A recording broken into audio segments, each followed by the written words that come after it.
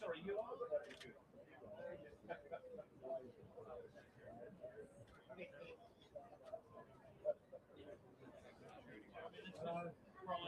Oh, sorry, folks, I thought you'd already had.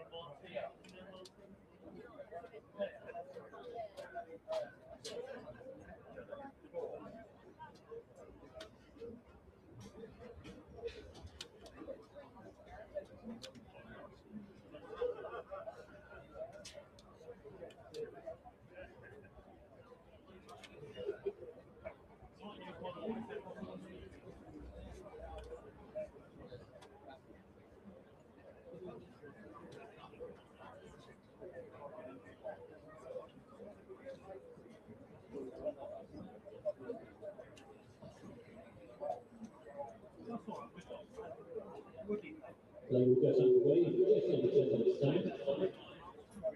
Your preference are made to the Steelbacks corner, the heavy restaurants, and the coffee van next to the rest of the sites.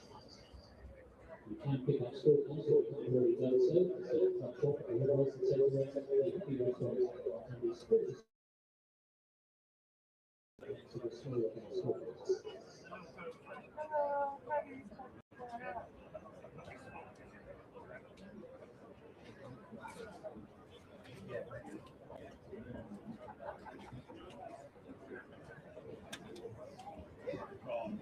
Yeah, Championship supporters are awarded the 17 bronze trophy won by her fans over the weekend. Will be on display after play today. Take some heavy suits and get your picture taken with the trophy.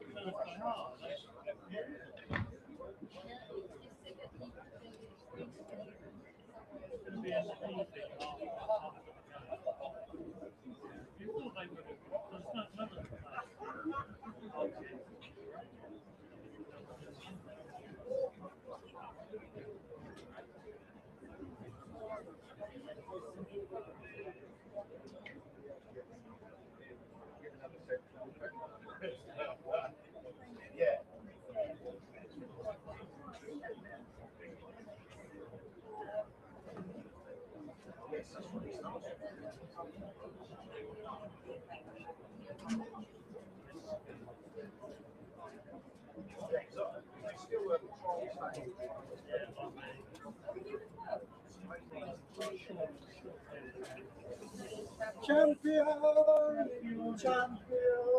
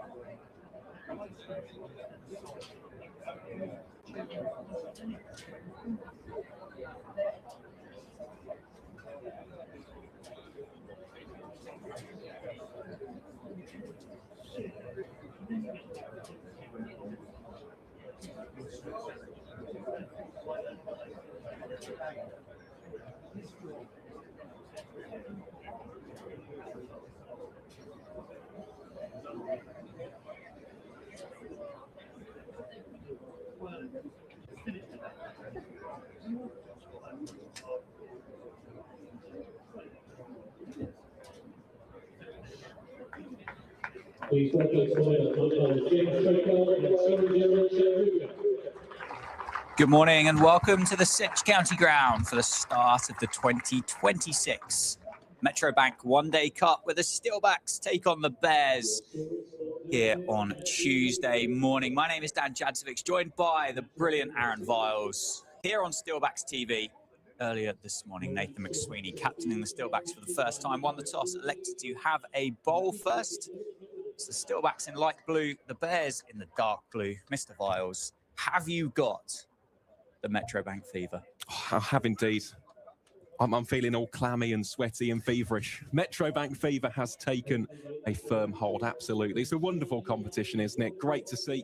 We've got a nice smattering of spectators around the Cinch County Ground, and for both of these teams as well, some real talented youngsters will be on display. So should be a great day's cricket here in Northampton, and of course, a great tournament on the whole as well. Yeah, absolutely right. Let's run you through that Steelbacks team to start with. Obviously, a very successful weekend for the Steelbacks, which I'm sure we'll talk more about as the broadcast goes on. But it's Ricardo Vasconcelos, Gus Miller, Luke Proctor, Nathan McSweeney, George Bartlett, Lewis McManus, Adi Sharma, Rob Keogh, Liam Guthrie, Rafi Weatherall, and the returning Yuzvendra Chahal, as Luke Proctor is going to get the day underway from the David Capel end. Vance Jani and Rob Yates opening the batting for the Bears. 2 slips in place for the Steelbacks.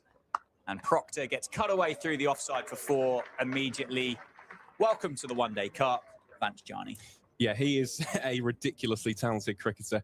Heading into not only this game, but this tournament, he comes in searingly hot form. So he was a major pillar behind the Bears' success on second 11 T20 finals day down at Wormsley. And in the build-up for this competition, the Bears played a 50-over friendly against Nottinghamshire at Lady Bay. Vance Jarney scored 217 not out, included 28 fours and 10 sixes. So, yeah, he's dangerous, to say the least. An immediate change in the field as Chahal goes from third man to deep backward point, and he gets crunched through the covers. Back-to-back boundaries for Vance Jarney. 8th for no loss the Bears, and Luke Proctor probably having flashbacks to bowling to Will Smead. Yeah, I mean, it's a terrific start for Vance Jarney. 2 deliveries faced. He's crunched both of them to the boundary in dismissive fashion. As for Proctor, just something to be aware of with Jarney. He's very, very strong on the offside. The other big key hitting area is mid-wicket, and there is a little bit of a gap between those 2 fielders. Northamptonshire have got a forward square and a slightly wideish mid-on, so that could also be a target area. It's that single down to Yuzvendra Chahal, 9 for Vance Jarney. Do you want to take us through the Bears team whilst Robbie Yates gets himself set up to face his first ball? Absolutely. So, as you can see, opening the batting are Rob Yates and Vance Jarney. Carded in at number 3 is the captain, Sam Hain. Carded in at number 4 is Alex Davis. Then there'll be George Garton, Kai Smith, Theo Wiley, the debutant from Staffordshire, Jake Garlick, Ethan Bamber, Taz Ali, and Oliver Hannon-Dolby. So that is your Bears 11 for today. So Robbie Yates on strike for the first time this morning. Proctor on the money. Very different looking 11s, isn't it, for the pair of counties out here today, which we've come accustomed to with the One Day Cup over the last couple of seasons. But you mentioned a few of those cricketers, and Garlick in particular, on debut with an opportunity to impress, but may not have been there, say 3 or 4 years ago.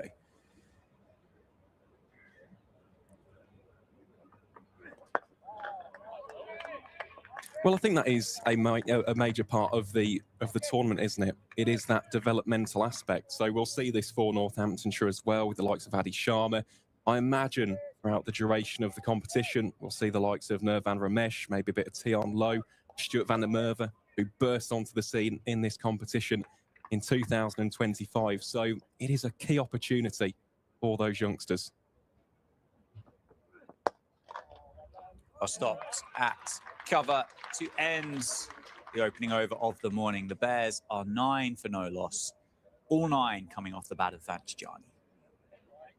Yeah, solid start that for Jarney. Also good to see Rob Yates out there in the middle alongside him. That left-hand, right-hand combination is something which the Bears do enjoy across formats. Of course, usually it's Alex Davis or Zen Malik, depending on whether it's red ball or the T20 format.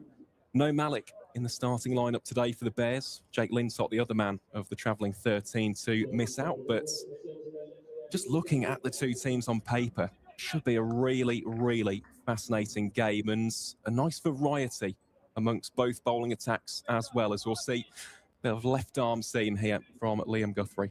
Yeah, variety for styles, and then also variety with regards to experience as well, isn't there? Huge differing levels of games that each individual cricketer has played. You're right, we've got the left arm Australian Liam Guthrie will be taking the new ball from the Lynn Wilson centre end, and Vance Jarney on strike. 9 for Jarney, and that is a stylish shot down the ground to Gus Miller. This is the same pitch that we would have played the last couple of Blast games on at the end of the group, and also that quarter-final here against Gloucestershire as well. So we know a little bit about it. We know it's not going to have a huge amount of pace in the surface. It has got that tinge of green to it, so maybe the ground staff have been able to get it to grow slightly more since we last used it. But I don't expect it to be lightning fast.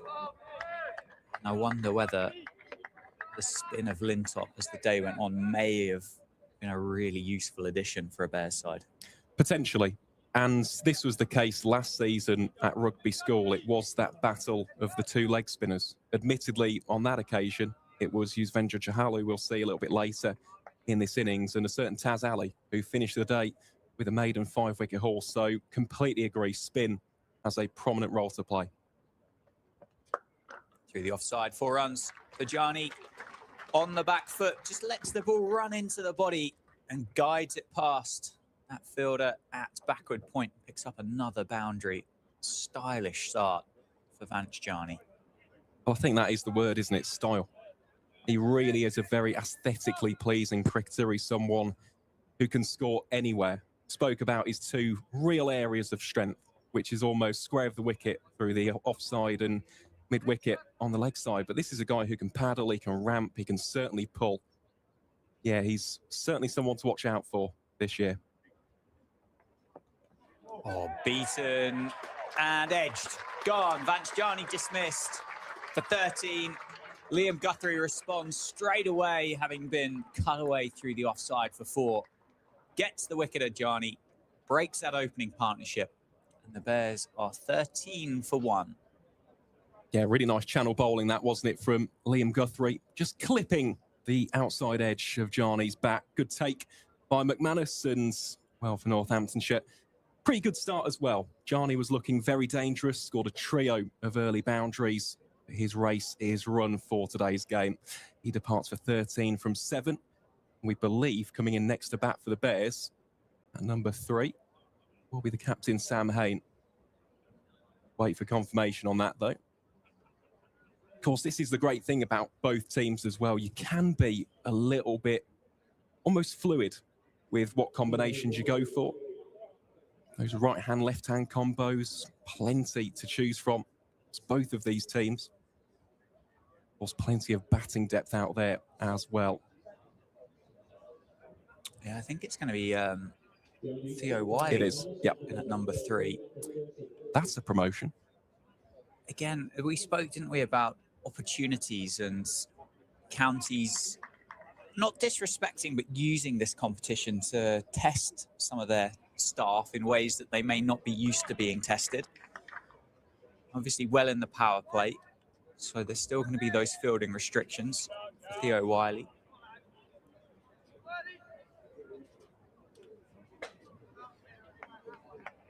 One slip in place for Liam Guthrie as George Bartlett finds himself at a short mid-wicket. So first ball here for Wiley.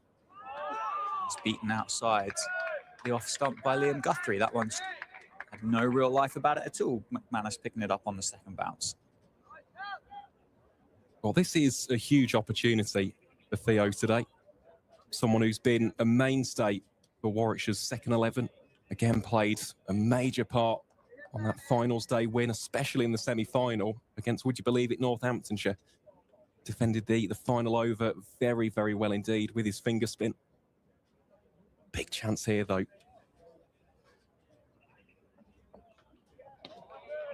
Into the over. Successful one for the Steelbacks. The Bears are 13 for 1. Yeah, strong start that, wasn't it, for Liam Guthrie? Just the one boundary and a big wicket. I will call it a big wicket of Vanch Jani. He is a man in ridiculous form at the moment. Northamptonshire, to see the back of him early is a massive, massive moment. One of those players who can just score a quick-fire 50, lay that foundation, lay a quick-fire platform for the visitors. So they will be delighted. And of course, for those of you tuning in, just looking on the YouTube, over 1,000 already watching this curtain raiser for the 2026 One Day Cup. Let us know where you're tuning in from. Cut away, down. Dropped it backward point. I think that's Rafi Weatherall in the ring in a position he may not find himself in too often. That has flown off the bat of Rob Yates. He does get himself off the mark in the end. But a drop catch, a big chance for the Steelbacks. Yates gets a life. Well, that is a chance. It's a definite chance, and one which Weatherall is usually a safe pair of hands, would be expected to take. But it's one of those. The catch has been put down. Just almost have to dust yourself off and get ready for this next ball.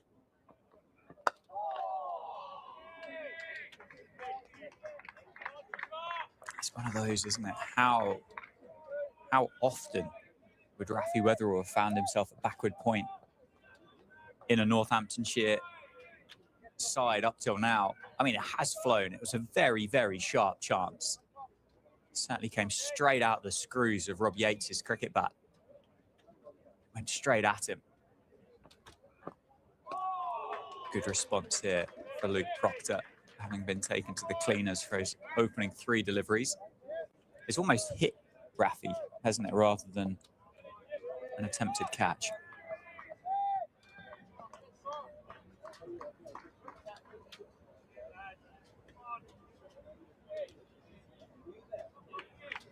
Two slips back in place now that the ball is in the hand of Luke Proctor.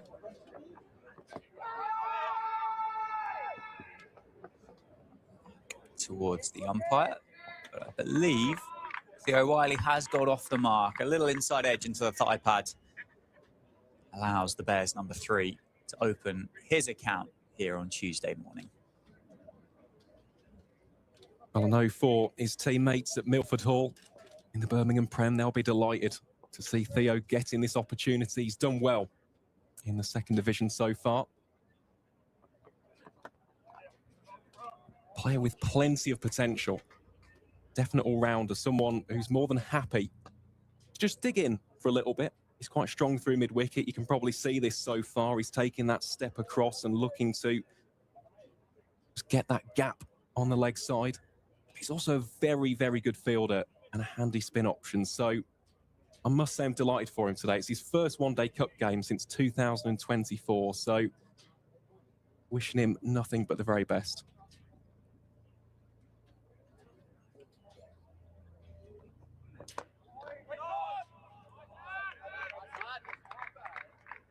Into the over. Another good one for the Steelbacks. 3 done. There's a 16 for 1. It's been a good riposte, really, hasn't it? From both Proctor himself and, of course, Liam Guthrie, after what was a decent first over as far as Vance Jarney and the Bears were concerned. Since then, they've just got the lines a lot better, especially against Wiley, just looking to bring those stumps into play. But this is the thing in one-day cricket.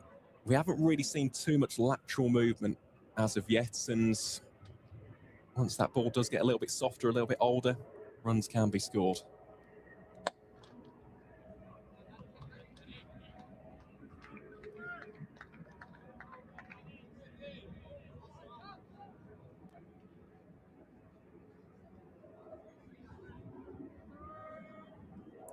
Plenty of other games going on in the One Day Cup today as well, which Aaron and I will keep you up to date with as the day goes on. Not a full fixture card, but still plenty of cricket to keep an eye on.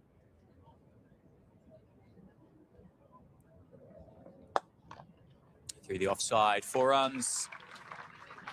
You can beat the infield here at the Cinch County grounds, and you can just see the colour of the outfield. You are getting value for your shots here today. Nothing is being stopped. If you can get it past that fielder, you've got 4 runs. It's lightning fast. Well, it certainly is, and I just go back to that quarter-final against Gloucestershire, and it was the second that you could see it went through the gap, it was gone. There was no point chasing after it. There were quite a few, let's just say, hopeless chases in the end. Guthrie just drags that length back in response. But it's almost like sheet ice, isn't it? Just glides off the surface.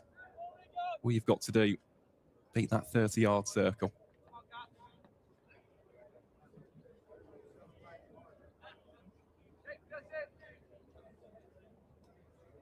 Yeah, we'll get some of those shout-outs as well at the end of the over, Dan. So, yeah, for those who haven't let us know, do just a shout. Where are you watching this game from? Please do. Fortune for the Bears. Inside edge. It's not going to go to the boundary.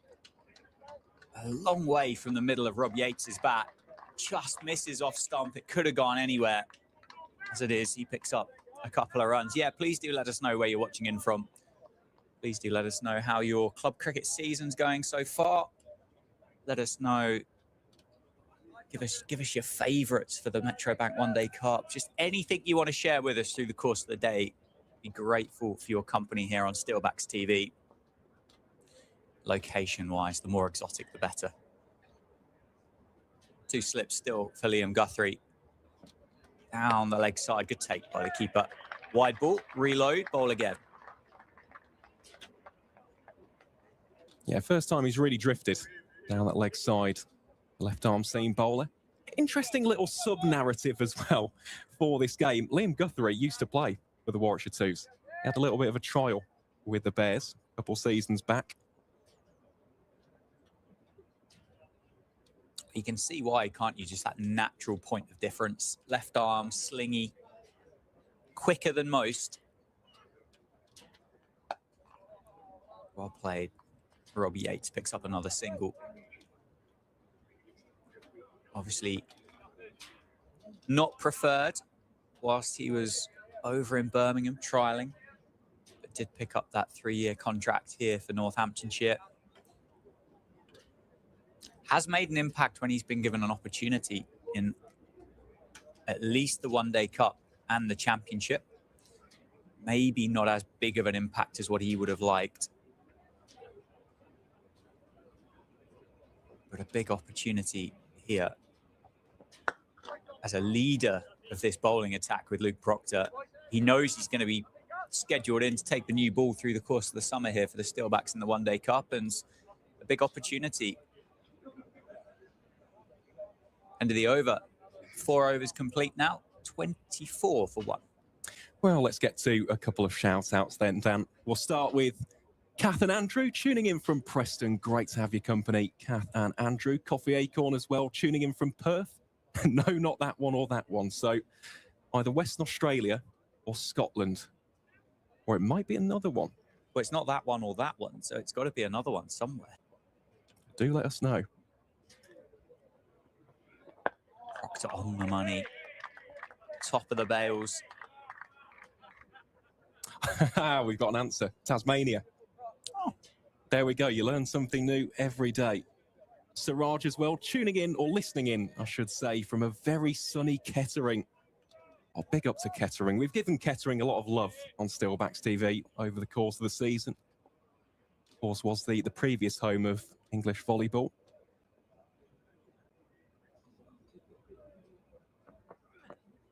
Some great delivery. Absolute beauty from Proctor, isn't it? Genuinely beats Rob Yates outside off stump. Any more? Indeed we do. Got a couple from Bengaluru, which of course is in India. A couple from Pakistan. NTFC legends as well from New Bradwell, which I believe is towards MK. Again, it is one of the areas of the country which I'm quite familiar with in and around Milton Keynes as a result of ice hockey, funnily enough. Cries of catch as Yates tries to work it through the leg side. At Rob Keogh, yeah, NTFC pre-season in the Football League starting, isn't it? Whilst there's been some tournament going on in the States, proper football in the lower leagues is getting well up to speed with pre-season friendlies. I think it all starts early next month. Quick single taken. Just position that well enough to take that easy single.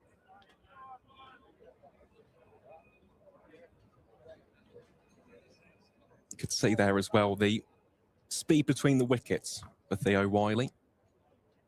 It's a very athletic youngster, just 20 years old, originally from Rugeley, which is Staffordshire way.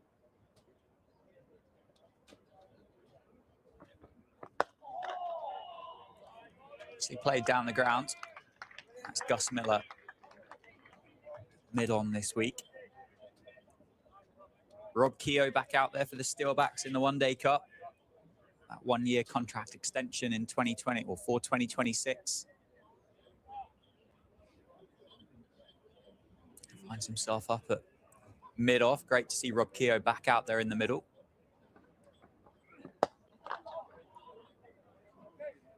And another good over for the Steelbacks. Just one conceded off the bowling of Luke Proctor, 25 for 1. It's a really solid start and completely echo that sentiment as well. Always a pleasure to see Rob Keogh out there in a Northamptonshire shirt. That man is an icon in these parts. Got Ryan, who is from Rugeley. Oh, shout out to you, Ryan. Great stuff. Yeah, home of Rugeley Trent Valley Railway Station. Means nothing to you, Dan? Very little. Does to us in the West Midlands. Nicely played, nicely guided into the leg side. That experience of Rob Yates, top of the order for the Bears. Handy option with the ball as well. He is, and in the field. He, in my opinion, is one of the safest pairs of hands in the entire country. You look at the county championship year in, year out, he's always towards the top. He catches flies in the slips. It is extraordinary just how good he is.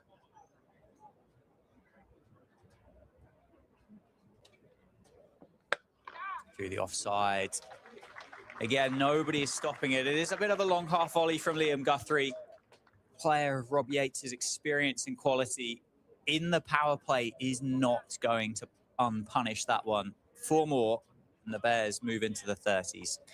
Yeah, that is quintessential Rob Yates. That was in a nice area for him just to open up the arms and drill it through the offside. But yeah, how many times have we seen that shot from Rob Yates over these past 6 to 7 years now? Made his debut back in 2019.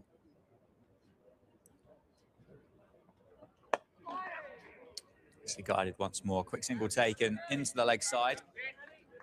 Good over this for the Bears. Yates just getting into his work. I think the surface so far would look as though it's got a little bit more pace about it than what we've seen in the last couple of blast games here.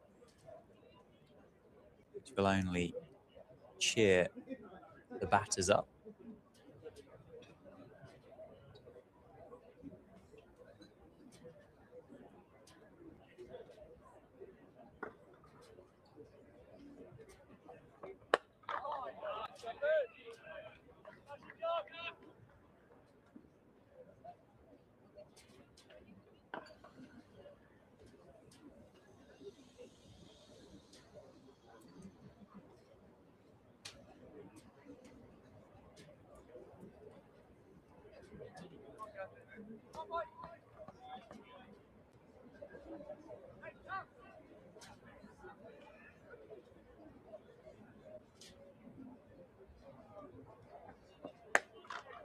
Oh, great stop. Great stop at backward point. Save 4 runs. Expertly picked up. Recognised by Lewis McManus. Absolutely superb bit of fielding. Certainly is. Adi Sharma there just flinging himself to the right-hand side, saving 4 runs. That is a great, great bit of work from the youngster.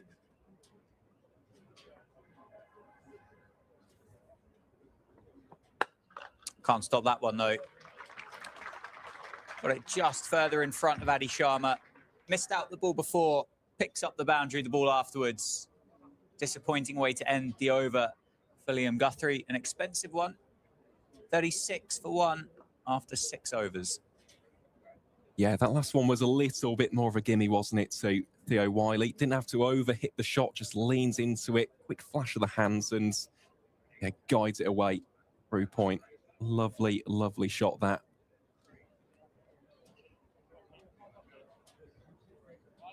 Got another couple of location shout-outs as well, Dan. Got Josh tuning in from Stourbridge, which is Worcestershire way.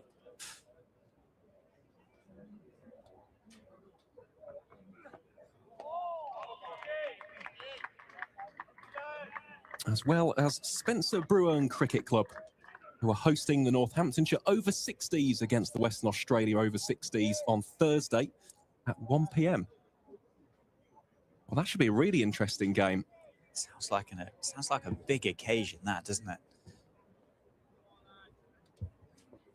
WA over 60s.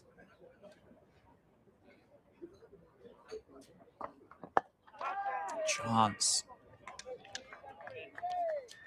Doesn't get anywhere near enough of it.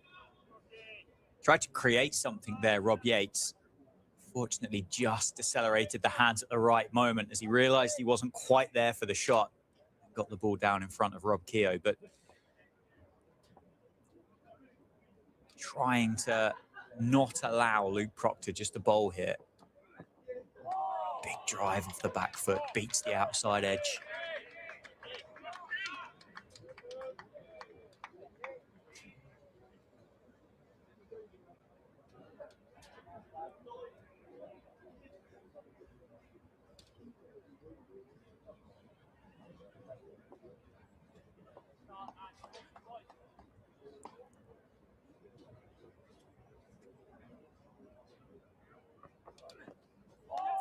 Again, big drive once more. Luke Proctor's on it today. Well, he is, and it's the 7th over now, Dan. So I think we should speak about the weekend, because Luke Proctor had quite the day, didn't he? Certainly did. Especially towards the death. Of course, Northamptonshire having quite the day as a club as well.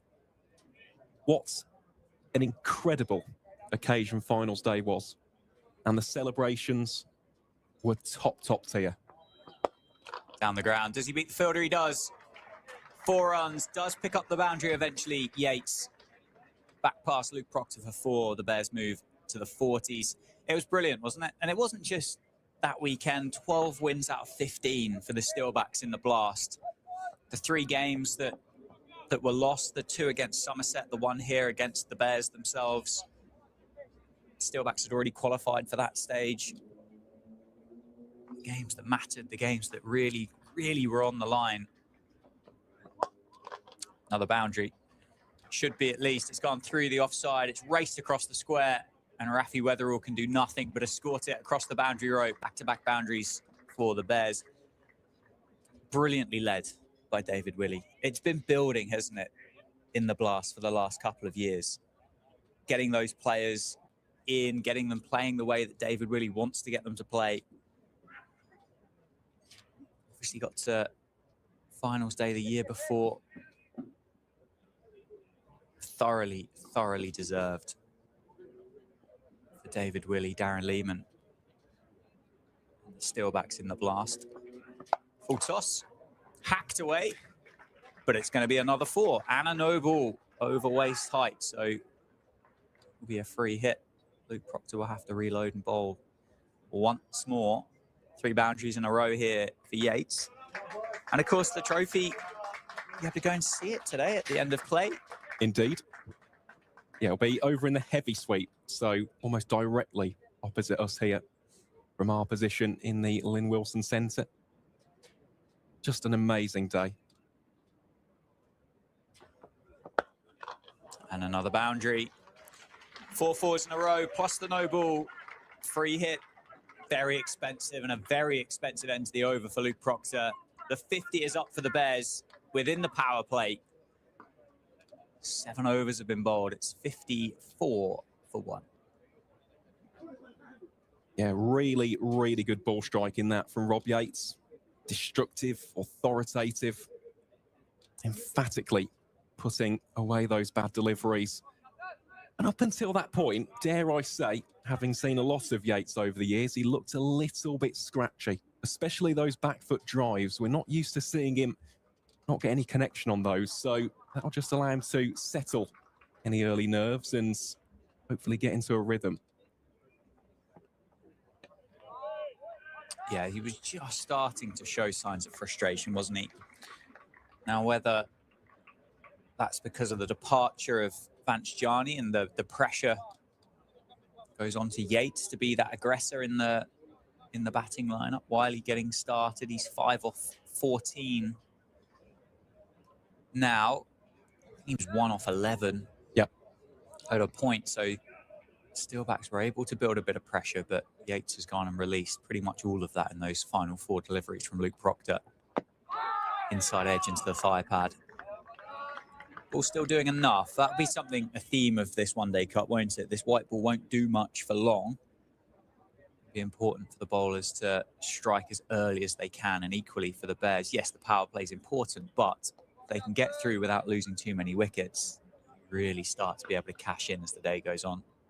Especially looking at who's next. We imagine it will be the captain, Sam Hain, coming in at number 4. Alex Davis, George Garton, who we believe will be operating as a specialist bat. Kai Smith as well, a couple years ago. Derby Day at Edgbaston, unbeaten, 130 not out against Worcestershire.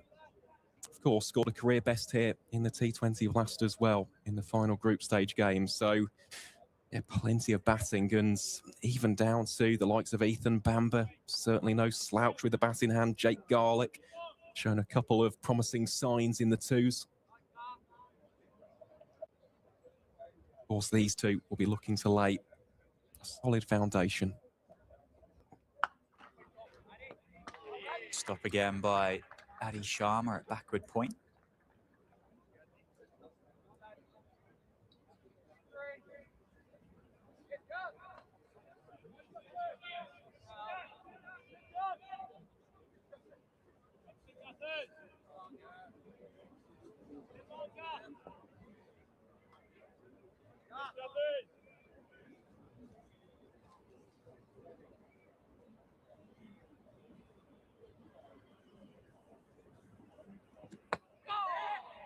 Very quick single take and good pick up by Rafi Weatherall.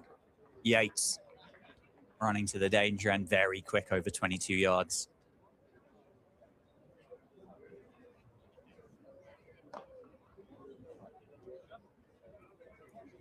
Just quietly, this has been a really tidy over so far, hasn't it, from Liam Guthrie? On that one, trying to almost angle it back into the leg stump of the right-hander. Just the solitary run conceded so far. Important that he finishes off. Nothing realistically more than a 2. As it is, it's going to be 4. Not a bad delivery from Guthrie, to be fair.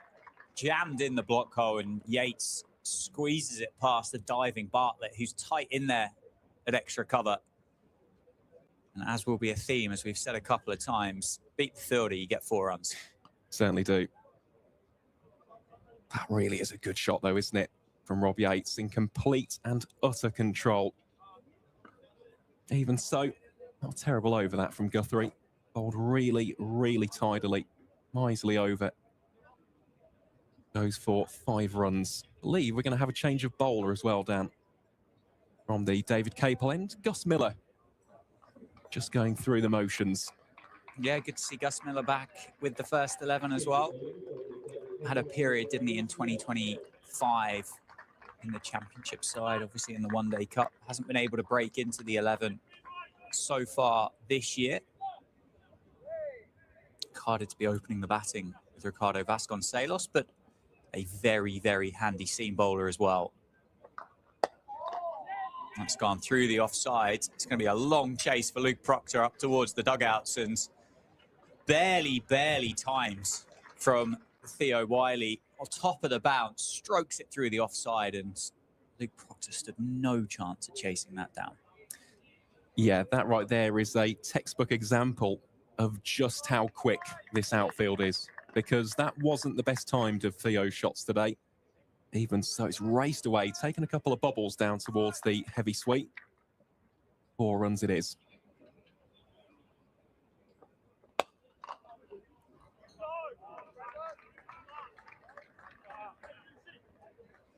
You just start to get the impression, don't you, that we're in for a very, very high-scoring affair between the Steelbacks and the Bears today. Well, last season, it was a high-scoring venue. We saw 3 centuries here last season. I'd argue the best of which was probably Charlie Tiers for Sussex. But in addition to that, you saw Ben Dawkins. He got his first professional ton at the Cinch County ground. Of course, that was for Kentons. A certain Imam Al-Haq as well. I mean, that was quite the signing for Yorkshire. I don't think he's returned this season. No, I don't believe so. He's certainly not playing today for Yorkshire up at Scarborough, as they're taking on Hampshire in their opening game of the Metro Bank One Day Cup.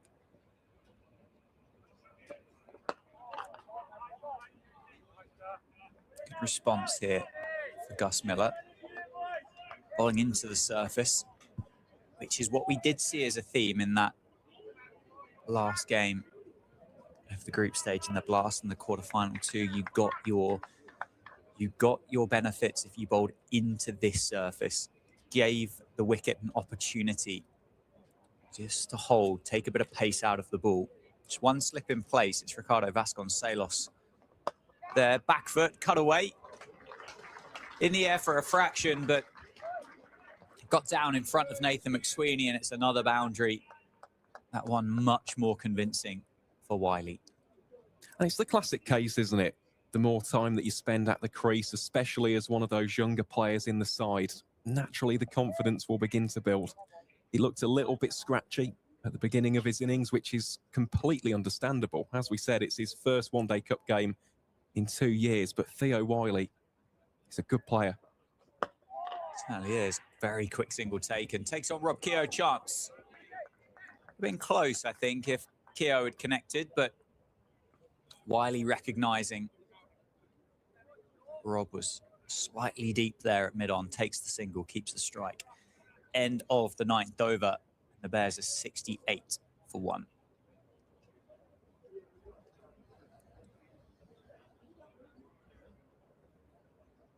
Give you a run around the grounds at the end of this power play here in the first innings at the Cinch County grounds. Get a double change, so Miller replaces Proctor from the David Capel end and Wetherall to replace Guthrie from the Lynn Wilson centre end here beneath us in the commentary box. The youngster just graduated from, I believe it's Exeter University, yes, it is, isn't it, for Rafi Wetherall? I think over the course of the weekend, graduated from university and was there at Edgbaston to be part of the trophy-winning celebrations with the Steelbacks on Saturday night. But he's got ball in hand in the One Day Cup. Respectfully defended for a single by Theo Wiley. Well, I'll tell you who else was there on Saturday. You may have seen his posts on social media, was Harry Conway. He was loving life at Edgbaston, watching his teammates, posting it all over Instagram, and there's a real tight-knit feel about this Steelbacks group. They all want the best for each other, and Saturday is one of those moments which, as a dressing room, it really puts them in a fantastic stead for the future, not only in T20 cricket, but cross formats as well. Good start from Rafi Wetherall. I agree. I think a lot of that credit, that change in ethos and attitude and mentality all coincides with the appointment of Darren Lehman, doesn't it? Change of belief, change of attitude. And yes, Harry Conway, not been part of the Blast squad, but will be part of the county, would have worked hard with the Steelbacks cricketers to prepare. Just loves his time here. Well, he does, and that's something which Lehman himself has done. He's not only bought into Northamptonshire County Cricket Club, he's bought into the county of Northamptonshire. He's completely invested in the likes of Northampton Saints, who had a fantastic time of it in the rugby. Same with the football as well, of course, the Shoe Army. Oh, a bit of movement from Rafi Wetherall. That was too tight. Rob Yates to cut away through the offside and just squeezes it into the body for a single. Yeah, and I think that's noticeable, the way that the three sports sides have started to really intertwine and work collectively to grow the town, I think is great. You see more collaboration between the cricket and the rugby and the football and the cricket.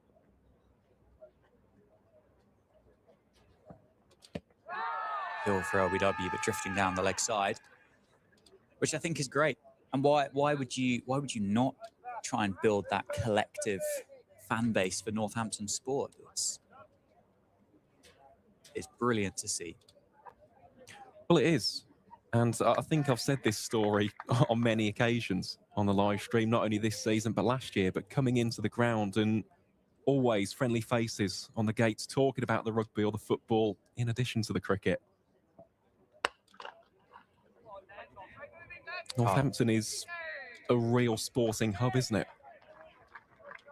Certainly is, isn't it? End of the over, end of the power play. Excellent start for Rafi Weatherall. 10 overs in then. The Bears going along at sevens. They're 70 for 1. Would you like to take us around those Metro Bank? Or would you like to? Hey, let's not fight over it, shall we? Well, I'll hand over the reins to the commentary to yourself, and we'll start at Scarborough then, with Hampshire travelling up north to take on Yorkshire. Yorkshire won the toss, elected to have a bowl first, and Hampshire are currently 39 for 1 in their power play. Ali Orr, 20 not out. Fletcher Middleton on 9. The wicket to fall is Nick Gubbins off the bowling of Ben Coed. Middlesex are hosting Essex at Radlett this week. Well, here is Miller then, bowling at first to Yates. Looks to dab that down to backward point for no run. Essex won the toss, elected to have a bowl first, and Middlesex have just lost their first wicket. They're 39 for 1 in the 9th over.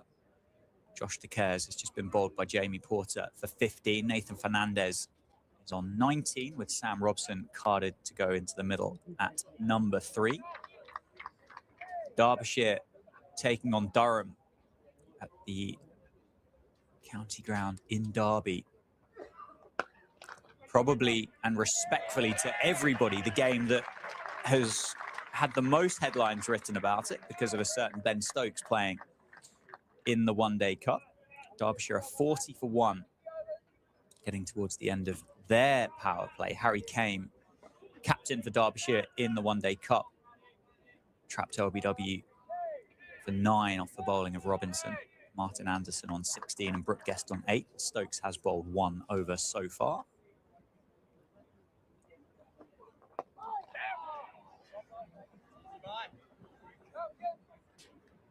Two more games as well. Somerset taking on the Not Outlaws in Stookholm.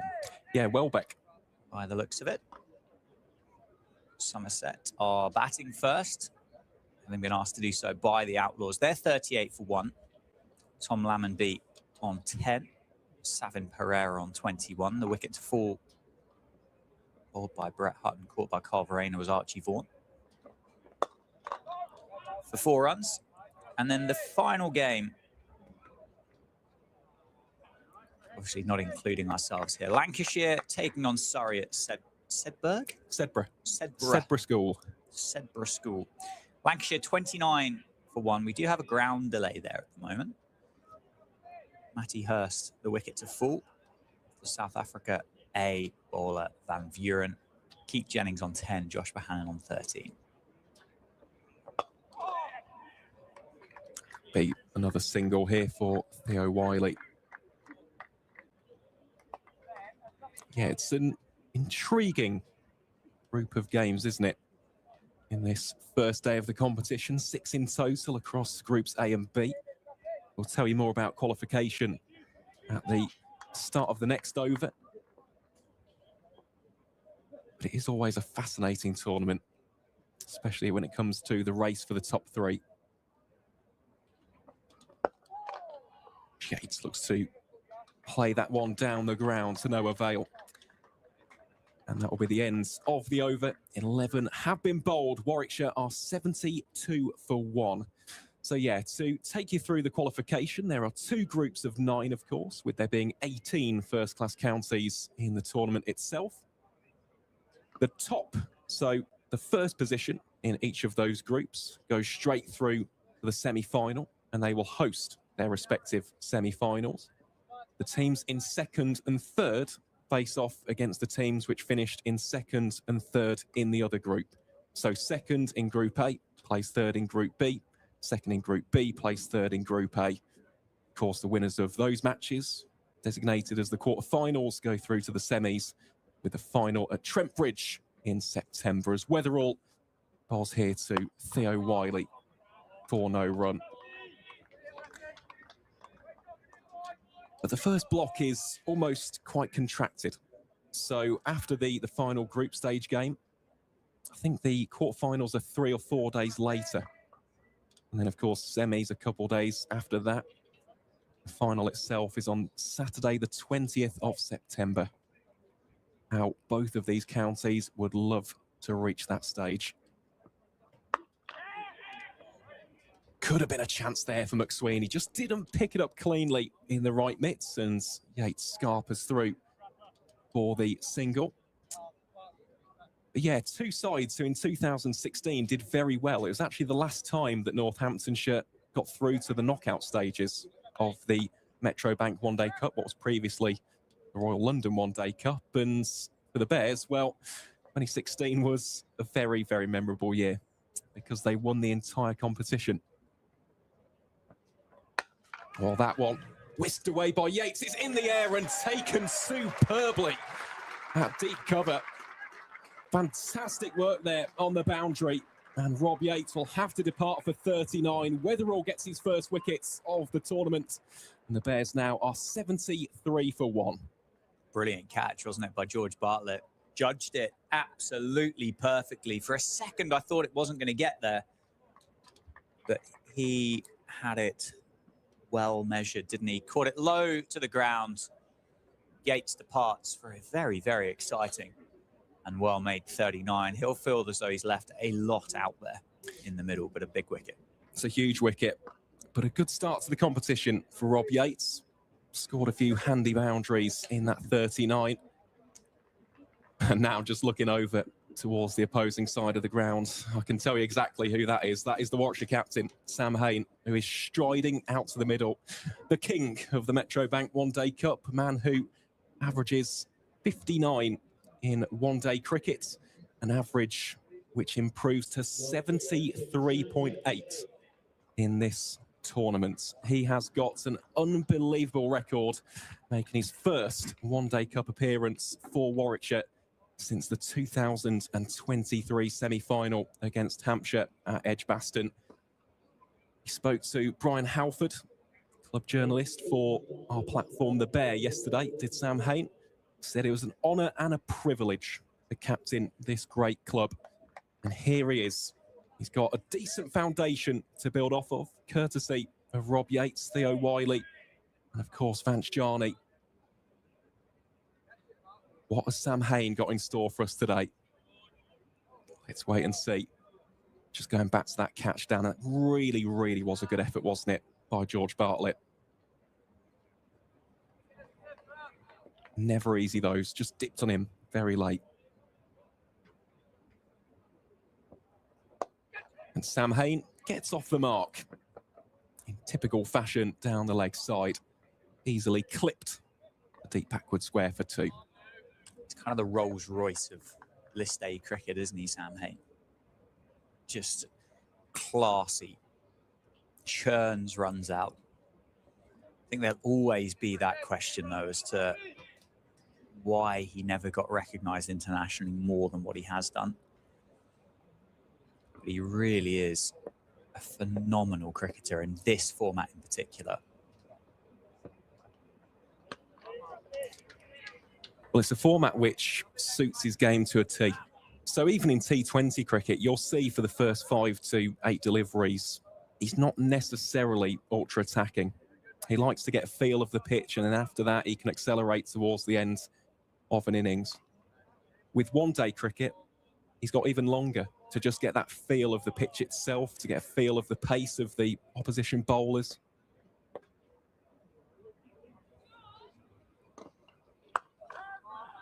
And he's just got so much time. He really has. That is what the best cricketers do. They make it look as though time almost stops for them. As we see the ends of a very good over from Rafi Weatherall. Warwickshire 75 for 2 after 12.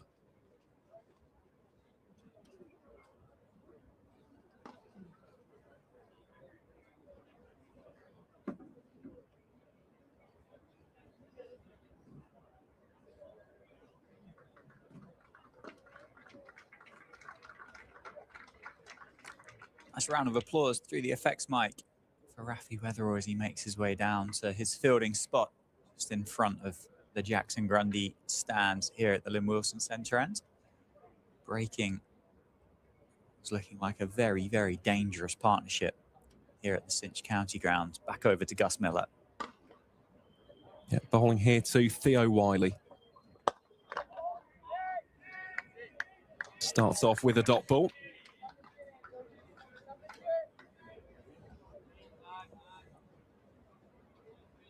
Has there been a great deal of lateral movement that you've been able to see through the live stream there? Not really. No.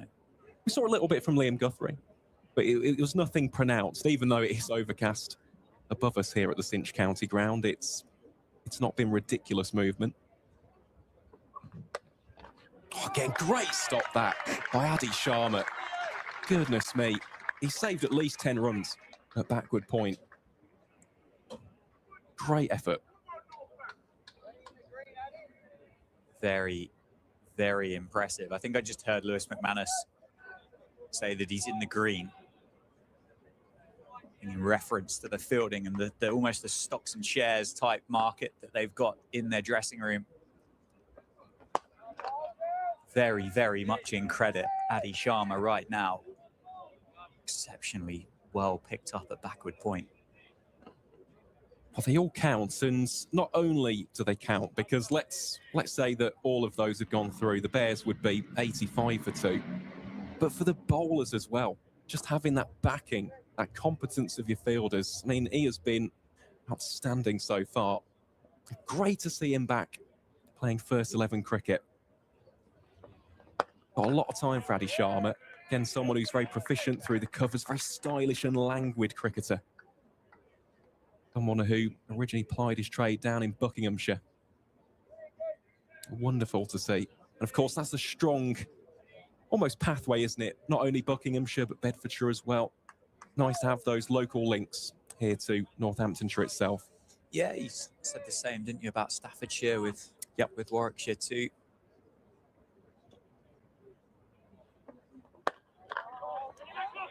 Good breeding ground for county cricketers, particularly with the way that standard of the NCCA cricket has improved and increased over the last couple of years too, then it becomes a really good place to go and kind of test your mettle. And for the counties, the professional counties, to have an eye on what these guys are doing.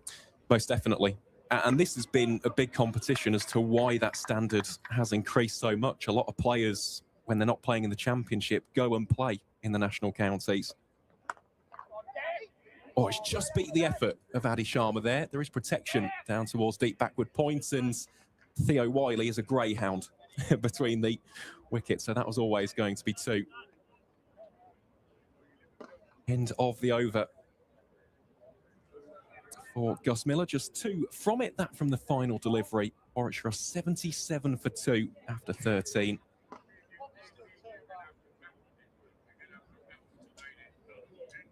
Of course, it would be amiss of me, given the fact that we are talking about the national counties. Theo Wiley, of course, has played for Shropshire.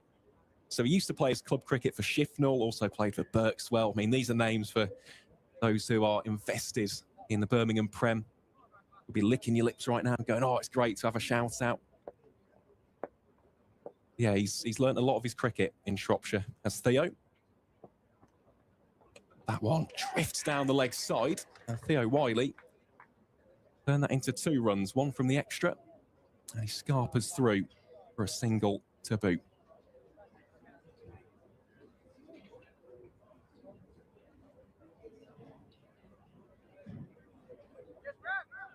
But it's really important that those pathways, the cricketing ecosystem in this country does have those intrinsic links. It's the same with the likes of Saka, the ACE programme as well. All about retaining that talent. The players who might not necessarily get those consistent first 11 opportunities, how can they continue to hone, develop, improve their skills? The NCCA has certainly done that very well in recent seasons. And another one as well, just involved with the national counties, are the challengers. And a number of the challengers now are playing first 11 county cricket. So it's great to see.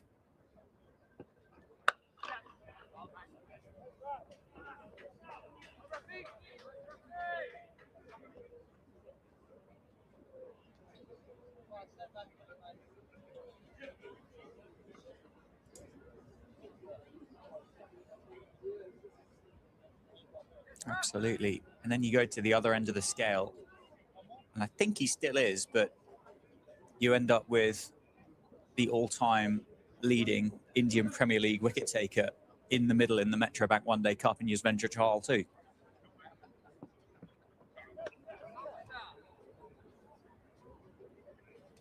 Quite a remarkable mishmash of players and achievements and stages of their careers.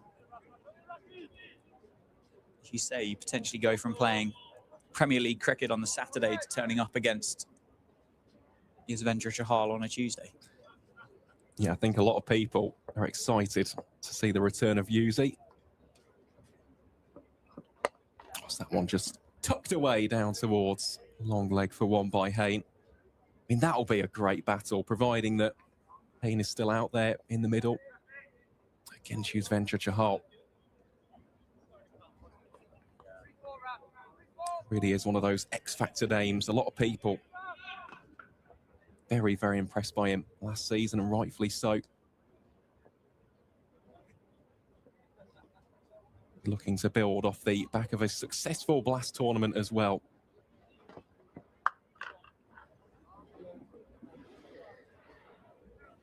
That'll be a single for Theo Wiley.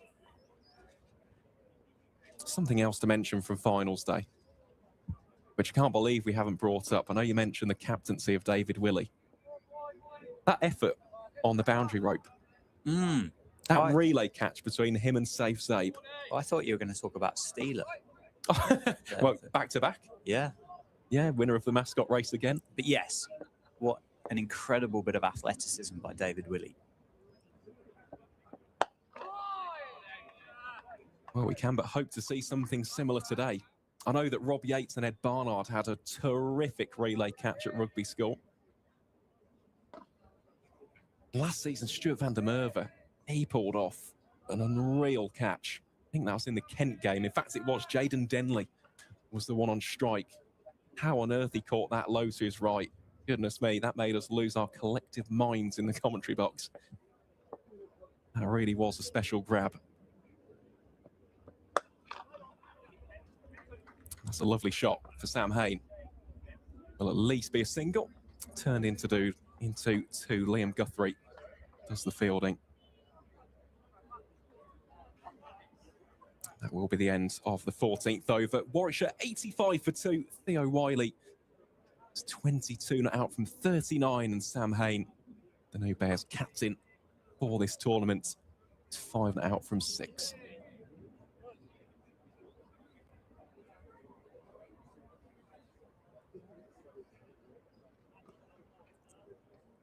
Of course, for those of you tuning in via YouTube as well, don't forget to subscribe to Steelbacks TV. Give the stream a like as well. Just looking at the subscriber numbers, we're approaching 100,000. We're on 96.8k. Oh, that one drilled just beyond the reach there of Gus Miller. Theo Wiley gets that boundary count up and running once more. Not the first time he's hit it to the fence today. Something tells me it won't be the last either. That's a 4th boundary for the 20-year-old. Yeah, what a shot down the ground. Gus Miller just kind of threw himself at it to try and stop it in an attempt to protect his figures. But the ball was past that 30-yard circle in a flash and crashes into that Metro Bank signage down the ground.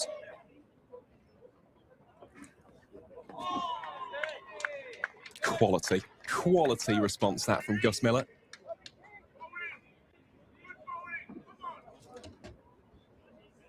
Of course, for those of you who have Instagram as well, the Steelbacks have gained a lot of followers on there this season. Plenty of content, plenty of behind-the-scenes stuff as well. So you do have Instagram, Northants CCC. Do give us a follow on there as well.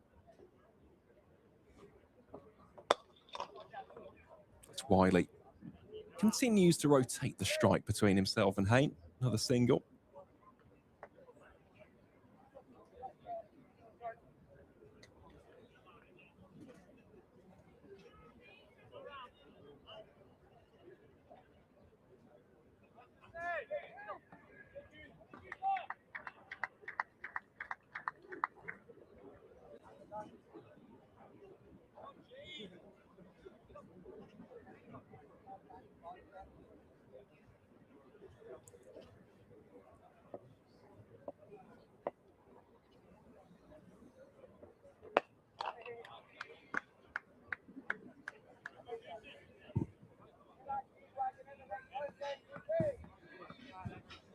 all the time in the world, isn't it, for Sam Hain?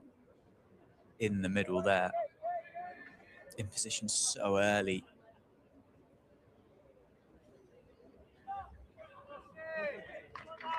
The role of a number 4 in 50 over cricket is something quite special to watch.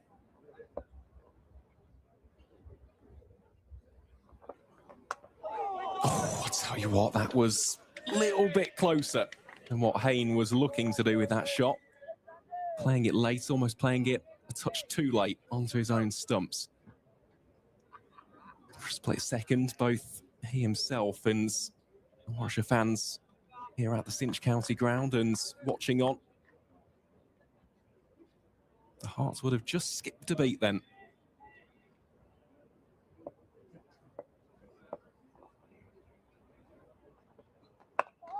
Plays that one a lot better. And that'll be a dot ball to finish over number 15. Warwickshire are 90 for 2. Wiley on 27, Hain on 5.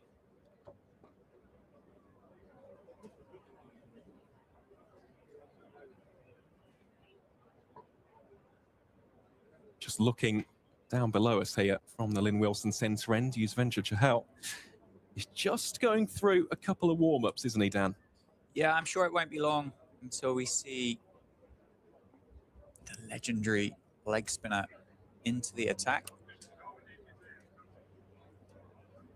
Obviously got Rob Keogh to provide a bit of finger spin as well.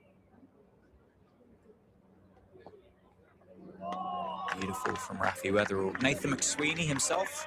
Golden arm. Could offer a little bit of bowling. George Bartlett, potentially. Options out there, for certain. Most definitely. Well, it goes back to what we were speaking about right at the start of the broadcast. It's variety. And that's the same for the Bears as well. A little bit later on. Of course, plenty of seam with the likes of Hannon Dorby, Bamber, Garlick. And spin with Wiley. Taz Ali, looking forward to watching him today. What's that one? Stumps off the pad. Down the leg side. Leg bye should be signalled here. Indeed it will be.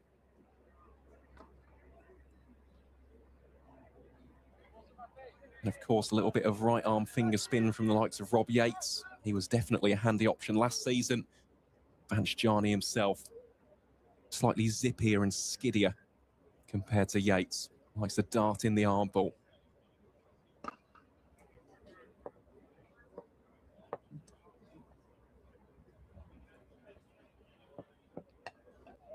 Hain plays that one with soft hands, runs it fine down towards deep third. A tidy bit of fielding down there. Limits it to just a single. And so far down, we've seen some really top work with the ground fielding from the Steelbacks. Been a high standard, hasn't it? Speed of the outfielders we've spoken about all the way through the morning in this opening hour. You have to be up to scratch because this feels like a 300 plus kind of day, doesn't it?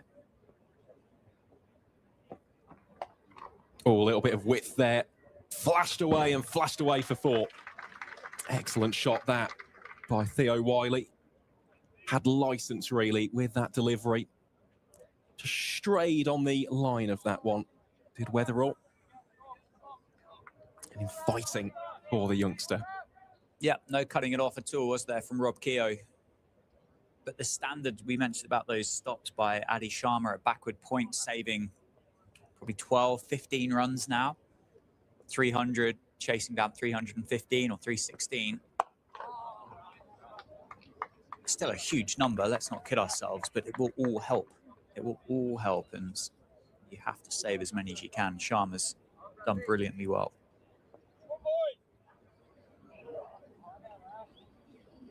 Well, he has, and so far the body language has been really good from Northamptonshire. Plenty of encouragement in the field, as you'd imagine, from the likes of Chahal himself, Vasconcelos, McManus.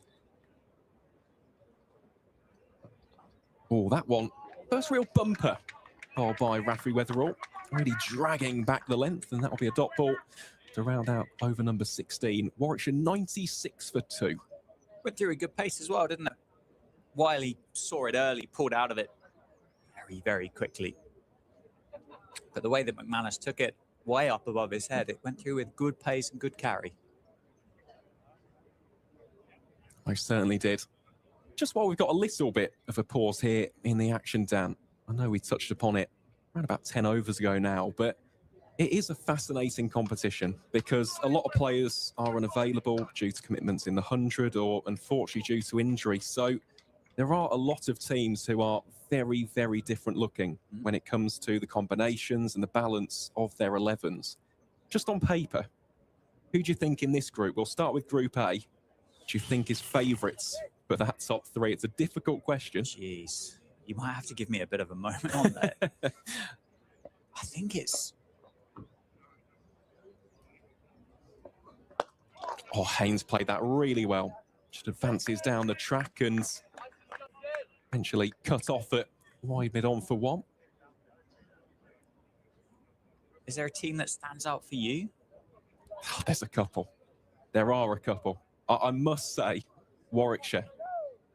I think Warwickshire should have a good competition.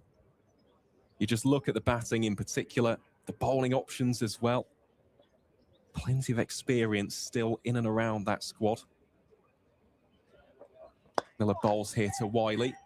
Can't quite beat the fielder at mid-off. There's a direct hit, little bit of an appeal.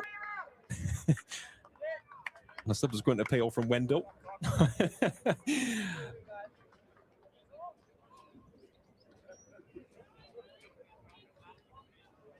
But yeah, I think Warwickshire look very, very strong on paper. I think Leicestershire always do. I know they're missing a couple of players due to their role in the 100, but having someone like Stephen Eskenazi for the One Day Cup, he is an absolute monster in this format.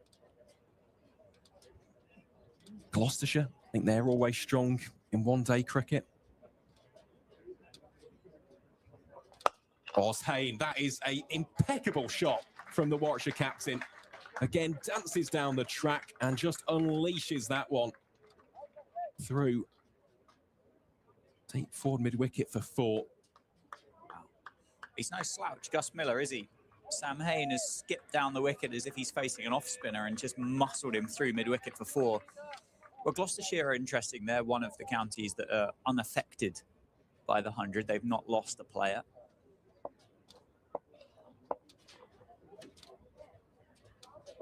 I think, and it's not to say that he would be the defining factor, but if Justin Broad was available here for the Steelbacks, that strongest 11 would be, I would say, up there with most. But the other exciting thing is, and we've mentioned about opportunity, is the fact that you do get to see these cricketers that aren't necessarily household names and forging their career paths.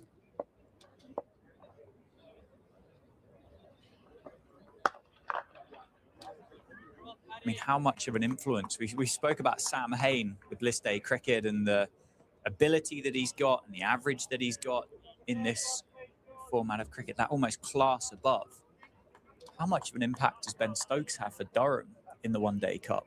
I mean, he could be the perfect number 4 or number 5 for Durham in this format. Nathan McSweeney would fit that blueprint too here for the Steelbacks.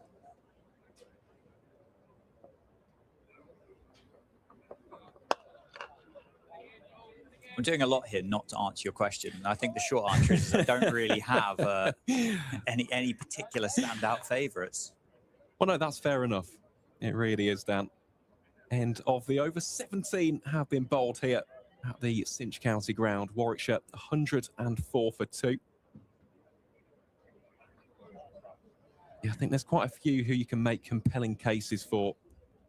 And yeah, Ben Stokes playing his first One Day Cup campaign since 2014, which for the superstitious amongst you could be a good omen for Durham, because the last time he played, they won the entire tournament. And speaking of marquee players, well, this will be an absolute pleasure, because coming on to bowl from the Lynn Wilson centre ends, it will be the Indian overseas superstar, Yuzvendra Chahal. Always a pleasure to have this man in Northampton. Dan, you mentioned those numbers in the IPL. Of course, for RCB, what a legend he was for the Royal Challengers, 139 wickets for the men in red, the defending champions of the tournament. Last season, though, didn't have the greatest of competitions for the Steelbacks, just the 6 wickets at 50.5. As we all know, he is a far, far better bowler than that and gives it real revs. That's what I always love about watching Yuzi. He gives it proper flight, dip and turn. So let's see how Theo Wiley will play this first one. Plays it pretty well. Gets off the mark straight away in the over. Another single to add to his tally.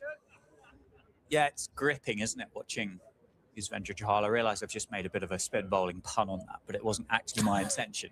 It genuinely is. You fixate towards watching a cricketer like Yuzvendra Chahal, and that's with no disrespect to anybody else playing in this competition. There is turnout there. It is gripping, Aaron Vars. It is. It certainly is. The battle that took place between Chahal and Taz Ali last season at Rugby, in my opinion, was one of the best battles of the season. On that occasion, Ali actually got the better of him.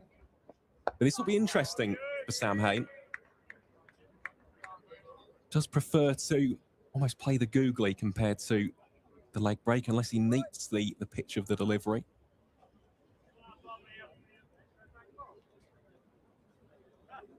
I think every single Northamptonshire fan excited to see what this man can do with the ball. Sam Hain plays that one proficiently through cover point for 1.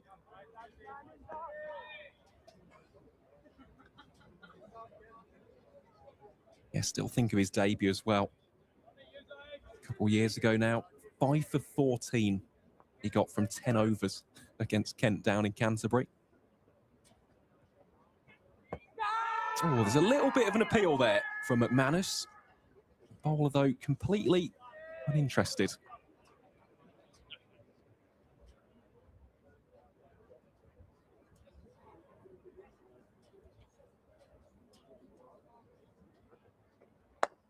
On very full. Just guided down towards. Long on for 1. End of Chahal's first over. Warwickshire 107 for 2 after 18.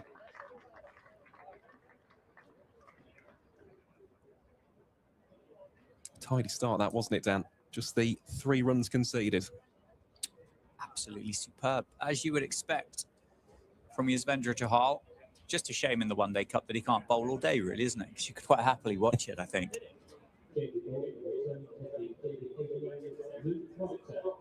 Proctor to return from the David Capel end as well, replacing Gus Miller. Bowled his 5 overs earlier on this morning. So 4 overs for Proctor so far. It'll be interesting here to see how McSweeney uses the experienced all-rounder. Well, here he is against Theo Wiley. Can just see in the body language of Wiley as well, looking a lot more comfortable at the crease as this innings has progressed, even with those 4 defences, the shots which aren't quite penetrating the gap as well. He's getting ready a lot quicker than he was before.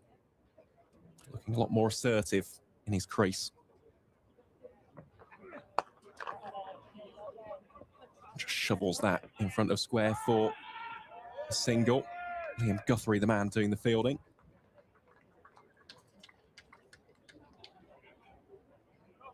I quite like this as a combination, actually, because Proctor, as a bowler, tends to be a little bit skiddier with that lower arm trajectory. And you've got spin from the other ends. Quite like it. It's a nice mix of differing styles that any opposition has to deal with.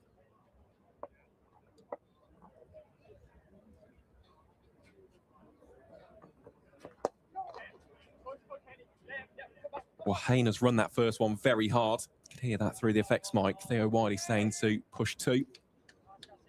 Indeed, it will be a double. 2 more to add to Warwickshire's tally. Comfortable too, wasn't it? Hain just split those 2 fielders on the leg side boundary perfectly. was always going to be able to come back for a second. Just raced along to 15. 15 off 18. No real effort either, is it? Oh, that one's short. Hammered away by Hayne. And it will go for 4. Splits the gap. Neither Guthrie nor Miller could get around in time. First real short ball we've seen banged in towards Sam Hayne's direction. And the skipper turns it away very comfortably for 4. Yep, good option. Again, a note to the outfield. It was bottom half of the bat, wasn't it? Towards the bottom edge for Sam Hayne. You could hear that through the effects mic, but a couple of bounces just skipped away. Those 2 fielders down there stood no chance. I think to bring Luke Proctor back here whilst Hayne is relatively early in his innings is a compliment to Sam Hayne, but also a bit of recognition from Nathan McSweeney and the Steelbacks to realise how important this wicket is. That's a huge wicket. He is the talisman, the captain, the number 4, and arguably the, at least in my opinion, could be the best batter in the entire competition, especially when it comes to his record. He's got the best batting average of any of the top 30 leading run scorers in the One Day Cup's history. Admittedly, that doesn't stretch back to other List A competitions in England and Wales. It goes back to the first installation of the tournament in 2014, but Sam Hayne didn't actually make his debut in the One Day Cup until 2016, so he missed the first 2 years, and yet he completely dominated it as that run between 2016 and 2019. The Bears, of course, saying goodbye to the legendary Jonathan Trott at the end of the 2018 season, and then the following year, Sam Hayne went and produced masterclass after masterclass. It's been quite the career for the 31-year-old so far. Here is Chahal again, bowling to the aforementioned Hayne. Just look at the amount of time he's got there to play that ball.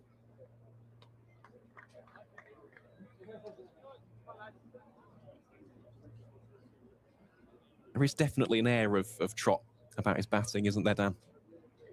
Yeah, I'd say so. Probably as much mentality as anything else. Nicely played. Half stopped at extra cover. They'll look for 2. They'll take on Liam Guthrie. Oh, direct hit could have been interesting. They do complete the second. Yeah, it's maybe not the greatest bit of English, but we almost describe a batter like Sam Hayne and others as, in this format, as almost like a run getter. It doesn't really matter the conditions. It doesn't really matter the scenario. It doesn't really matter the bowling. More often than not, puts themselves in a good position, but actually can just go out there, play off the front foot, off the back foot, and just get the runs.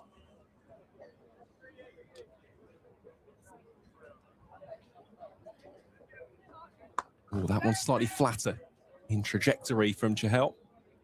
To be a single out towards Liam Guthrie on the offside. Yeah, an accumulator. Yeah. There's quite a few in the One Day Cup. I think of someone like Sam Northeast. He immediately springs to mind. Ben Slater at Nottinghamshire. His List A record is impeccable. But it's the same as what were the Fab Four in One Day international cricket. Most of them batting number 4 for their countries, and someone of the caliber of Sam Hayne, when that field spreads and those gaps become available, you're not going to use the word easy, but it becomes very comfortable just to knock the ball around, doesn't it, for a period? And that classic, that cliche, particularly when speaking about Joe Root in One Day international cricket, is where you look up and he's on 30. And they've got the ability to go at a runner ball at 30 without really hitting a boundary, without really going for anything crazy, because they're able to just find those gaps. And they're big gaps in List A cricket. They are, and a lot of players, especially in the modern game, because they are so fine-tuned in T20 mode, sometimes don't appreciate just how much time you've got in 50-over cricket. the fact is, I always like to break it down into the first 30 overs are accumulation. You've got to lay a foundation, a platform, set that almost basis for what should be a 20-over hit fest. That's how I prefer to break it down, and a lot of modern cricketers does make it a little bit easier to go into that breakdown. Short ball up into the air, cry of catch. It's going to land safe. Has it got enough to find the rope? No, it's really well chased down by Rob Keogh, I think it was, running back at mid-on. I was just about to say, to back up your point, that the Bears are in that position, 20 overs in, 120 runs on the board. Another 10 overs of accumulation, but that bit of a shorter ball from Luke Proctor. Sam Haynes seeing the script very differently.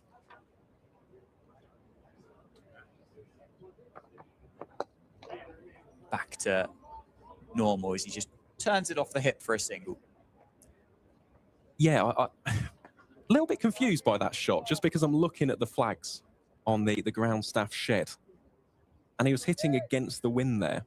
So he really would have had to have nailed that one, hammered it away.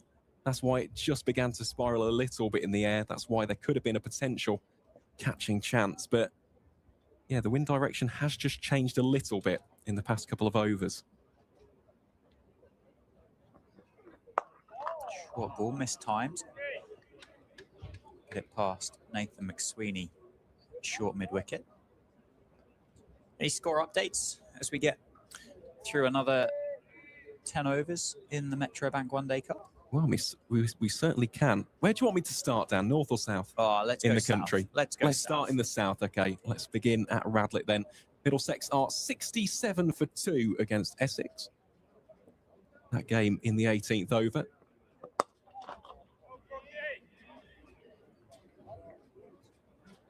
In fact, that is the only game south of us here in Northampton. So actually, it wasn't the worst idea to start in the south of the country. Yeah, we'll stay then in the East Midlands. Let's turn our attention to our Co-op County Ground in Derby, where the Falcons, Derbyshire Falcons, that is, are 85 for 1 against Durham.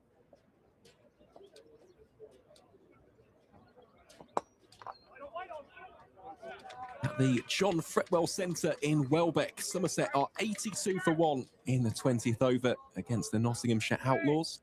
Up at Sedbergh School, Lancashire are 53 for 1 in the 18th over against the Brown Caps of Surrey. In the final game of this curtain raiser on a terrific Tuesday in the Metro Bank One Day Cup, Hampshire are 80 for 3 after 19 overs up in Scarborough. Little tickle down the leg side will just be one. Settling into the world of One Day Cup cricket very quickly. End of the 21st over. Warwickshire are 124 for 2. Wiley on 40 now. And Hayne 25 off 26.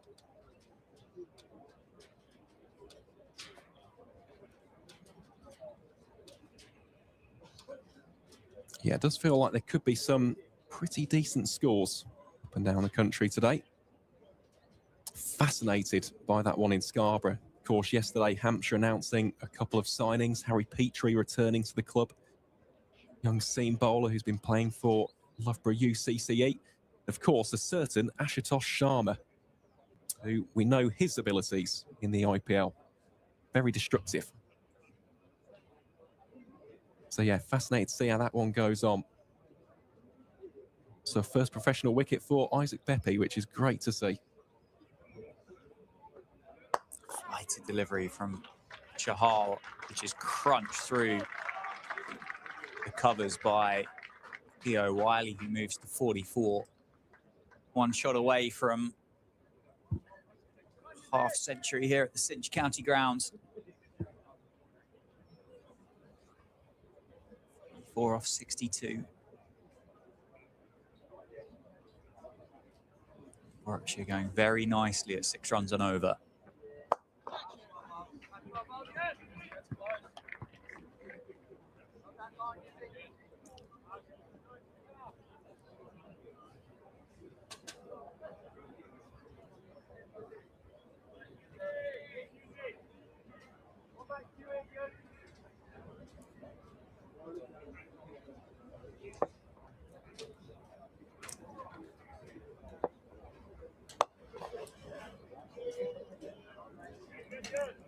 Nice number of supporters in today, Aaron, as well. Might be far away from summer holiday time. I don't know whether it is in Northamptonshire, but I think some starting to break up for their holidays. But excellent to see a nice number of supporters that have made their way into the grounds on Tuesday morning for this opening round of the Metro Bank One Day Cup.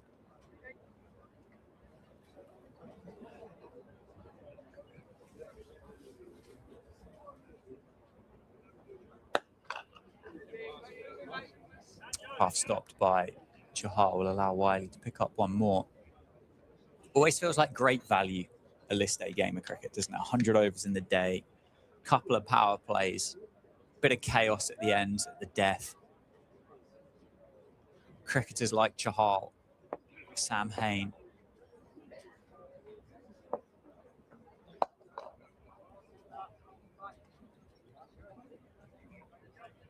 The pace of how the game happens is a nice way to spend a day, I've always found. Oh, it is. It's great. For me, growing up, of course, in and around county cricket, just going down to what was previously 40 over games, now 50 over games, just spending the day with your mates, just chatting all sorts of nonsense while watching some really good cricket. And of course, you get a result at the end of it as well. So that is the other positive about one-day cricket. Come the end of the game, you do know if there's either going to be a tie or a winner and a loser. But no, there's always been something very, very special about list day cricket. It's one of those, it's got a really nice feel, and especially outground cricket. I know that we've seen that a lot in recent seasons. Warwickshire, of course, playing at Rugby School. Northants in the past playing at places like Campbell Park and Luton. Other counties, already spoken about a couple of them. Yorkshire playing at Scarborough, Lancashire at Sedbergh. Sussex, who used to play places like Arundel and Horsham and Eastbourne. It's lovely. Liam Guthrie back into the attack, so just a couple of overs for Luke Proctor in the middle. I suspect Nathan McSweeney will save those final four for Luke Proctor at the death, as I would imagine we'll see a similar role here for Liam Guthrie too. A couple of overs, save four.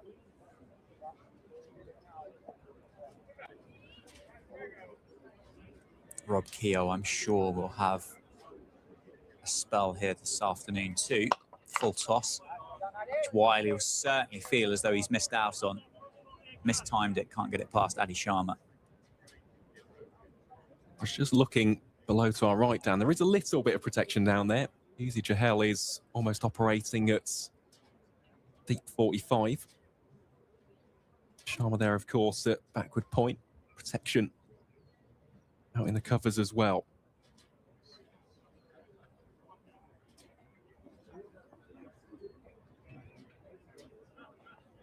Sure, ball pulled away. Plenty of time there for Wiley. Almost the timing of Hain, contagious there for Wiley. The speed at which he got into position to play that shot. Not only that, I imagine that in between deliveries, in between overs, Hain will just be talking to him, just saying, we've got time here, just play your natural game. Don't go out there and force something if you don't necessarily need to. The Bears have been going at a really good rate here regardless. If they get to about 180-ish, 200, come the 30 over mark, not the 50 over mark, of course, then they've got a very solid foundation for the likes of Alex Davis and George Garson, Kai Smith, etc., etc. So I imagine that's what the Bears skipper will just be saying to the 20-year-old. There's still time. Plenty of time. Plenty of time for a big score as well. Be a bit of a club cricket cliche, isn't it? But just don't give it away. Yep. It's one of those days. You can see the value that you'll get from your shots. Nicely played. There will be an example of it as it races through mid-wicket. McSweeney may have got a fingertip on that to take a bit of pace out of it.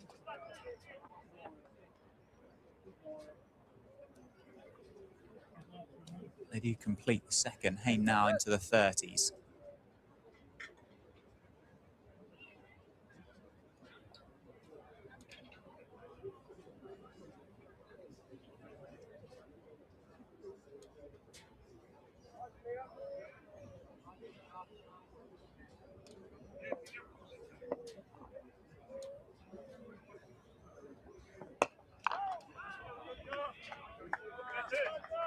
And a good end to the over for Liam Guthrie. 23 overs now bowled in the innings. The Bears are 136 for 2. We'll have a couple more overs in this first innings, and then we will get a break for drinks, as is customary for the halfway stage of the Metro Bank One Day Cup.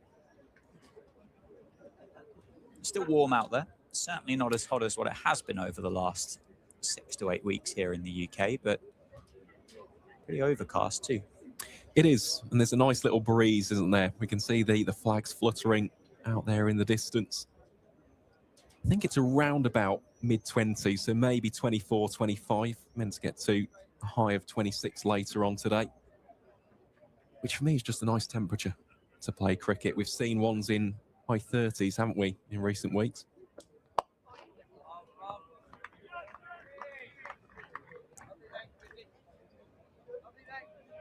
Yeah, which will go somewhat to explaining as to why the outfield looks quite like it does.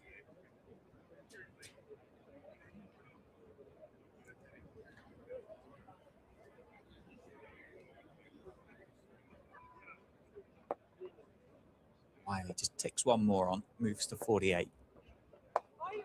Well bowled is Vendra Chahal, takes the pace out of it. You can see the dip on the ball from this distance, can't you?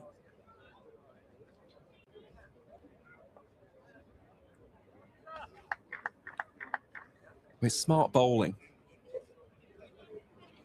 And from a Warwickshire perspective, you'd just be hoping that Taz Ali in the Bears dressing room is just seeing how Chahal is bowling here.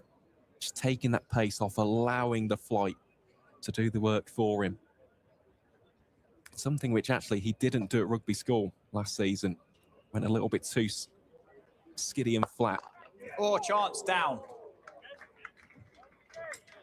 Powerfully struck. Back at Yuzvendra Chahal. Theo Wiley on 48 tries to be a bit expansive. I think he tries to take Chahal back over his head. Doesn't quite get there. Been a reaction catch for Chahal on the follow through, but he goes down. Wiley gets a life on 48. Moves immediately onto 49. Well, that is definitely a chance. 100%.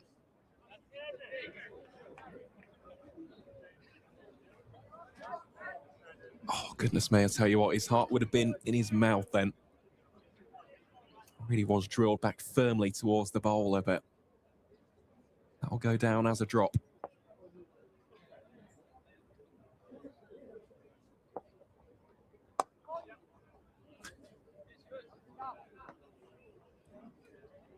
Sam Hain just making cricket look easy.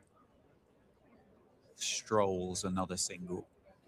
Wiley back on strike. 49 not out. Up against Yuzvendra Chahal. Got a life on 48. Can he convert this into a half century? He can indeed. Plays it down the ground nicely. It's a long on. Gets the 50. Excellent innings.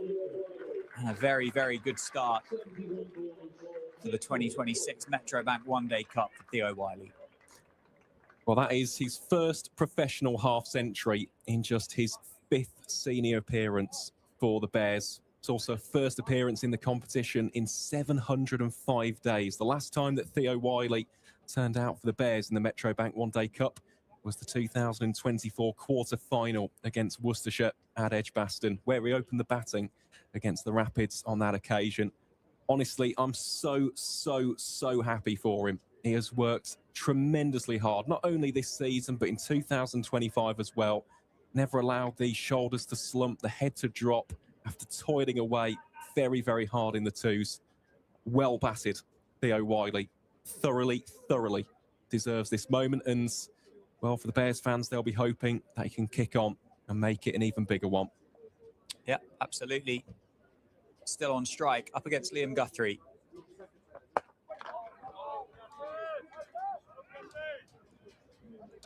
There'll be nobody better to bat with in the middle, will there, than Sam Hain.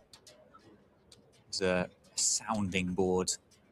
Somebody just to keep the temperament going at the exact pace that's needed at this stage of the game. 32 off 34 for Hayne, 50 off 72 for Theo Wiley.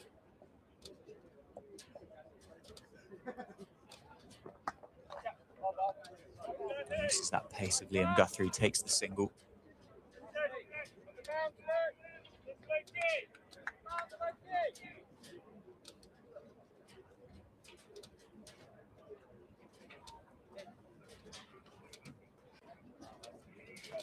Interesting as well, just looking at the wagon wheel for Theo Wiley. Just 9 of those runs have come on the leg side. So predominantly scoring through the covers, down the ground, and just those late cuts out towards the backward point. That's been the MO so far.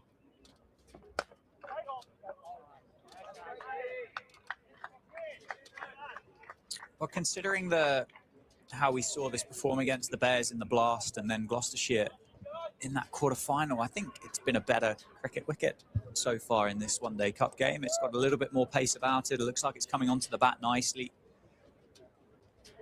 No huge amounts of lateral movement, as you obviously said, with that new ball, so it has allowed Wiley and others to be able to play down the ground in front of square.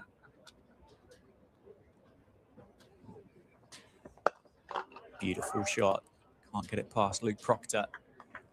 The other thing as well, I think, is testament to how well the Steelbacks have bowled. I know that might sound silly with the score cruising up towards 150, but to have not allowed those shots through the leg side, I think you have to give compliment on what is going to be a batting day here at the Cinch County Ground to those Steelbacks bowlers for bowling to their plans. Most definitely. The run rate is, what, 5.8 at the moment, so... Short ball pulled away. Does it find the rope? It does indeed. So if you were worried about Sam Hayne's strike rate dropping too far below 100, he catches up. Goes to 36 off 37. Yeah, that's not the delivery, really, to bowl to Sam Hayne. Just swivels on it, pulls it very, very fine. The fielder having to make up a lot of ground there. It's Gus Miller out towards the Jackson Grundy stand. But no, aside from that delivery, I would agree. The fact is, Northamptonshire have been pretty disciplined so far. Other than a couple of early no balls, it's been pretty tidy stuff. Good response from Liam Guthrie after a bit of a loosener. The ball before end of the 25th over here at the Cinch County Ground. The Bears are 146 for 2. Wiley's on 51, Hayne on 36. It will be time for a drink, Mr. Vars. Do you fancy taking a quick breather ourselves, and then we can go back around the grounds after the drinks break? Most definitely.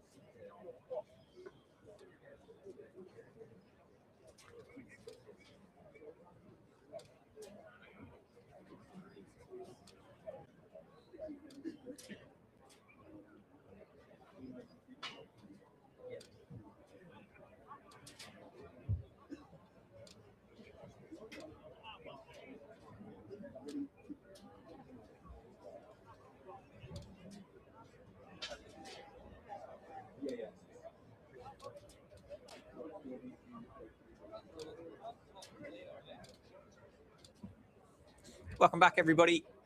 Players have had a drink, as have Aaron Viles and myself. Just about to get underway, and it's going to be the captain, Nathan McSweeney, to open the bowling from the Lynn Wilson Centre ends. Aaron, do you fancy just letting us and everybody else know what's going on around the other fixtures here in the One Day Cup? Oh, most definitely. We'll start then in Group A this time around, which of course is the home of these two counties, Warwickshire and Northamptonshire, for this year's campaign. We'll start in Welbeck, where Somerset are 104 for 1 at the drinks break. They are taking on Nottinghamshire in that game at the John Fretwell Centre. Up at Sedbergh School, Lancashire are 83 for 2 in the 23rd over against Surrey. They have just lost another wicket there, so can provide that extra detail following this first delivery from Nathan McSweeney. I think we are just about ready to get play back underway. We are indeed. McSweeney then, bit of finger spin. Hiding the ball up to the point of release. Yeah, Sun on the Rhine style, isn't it? Something which Asa Tribe does as well for Glamorgan. So yeah, that Lancashire wicket was Josh Bohannon. He's been dismissed by the left arm finger spin of Yusuf Majid for 40.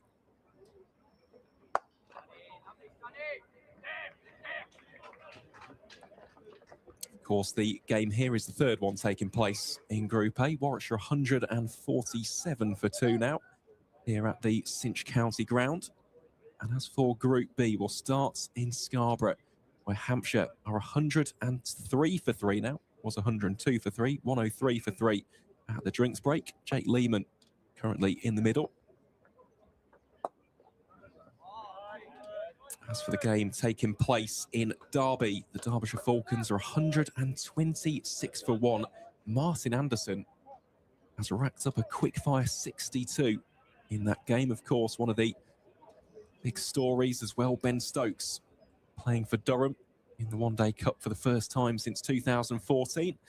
Finally down in Radlett, Middlesex, 109 for 2 in the 24th over against Essex. Comfortable start here. Second half of this first innings for Warwickshire. There will be a cut-off involved, worth keeping an eye on for the Steelbacks, which may be why we're getting a spell here for Nathan McSweeney, just to rattle through some overs. Full toss, stops by Gus Miller at extra cover, certainly saved a boundary, pounced on it cat-like. Short extra cover by Gus Miller.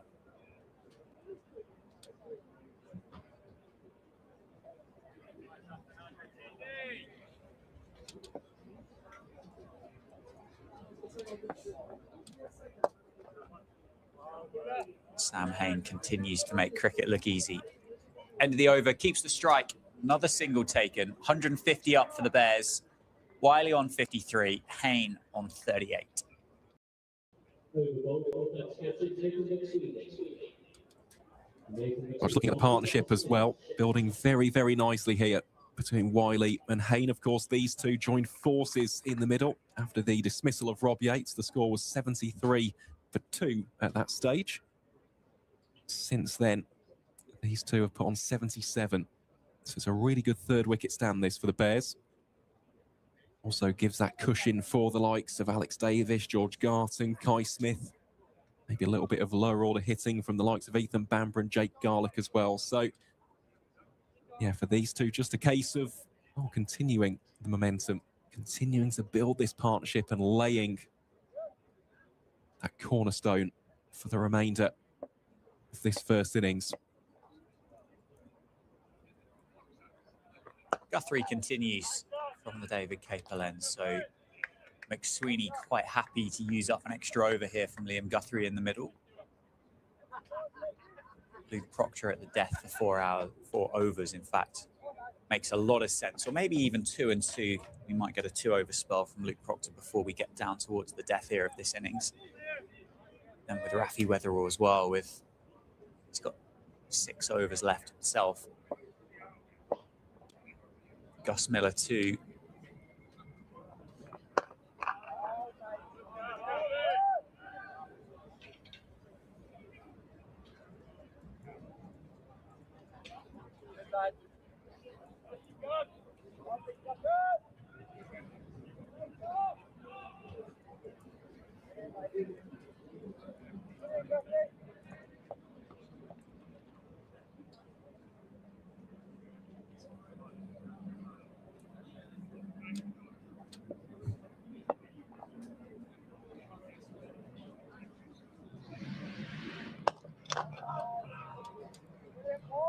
Start here. William Guthrie slowing Sam Hain down a fraction. So far during the course of this innings, though, you've known, haven't you? There's a boundary ball just around the corner from the Steelbacks. It did compliment how well they bowled, particularly with line. I think that's fair, but I have also been guilty of leaking a boundary at the end of what's been a good over. Short ball, which I wondered for a second there whether that just drifted down the leg side. It would be signal 1 for the over. So a good bumper for Guthrie.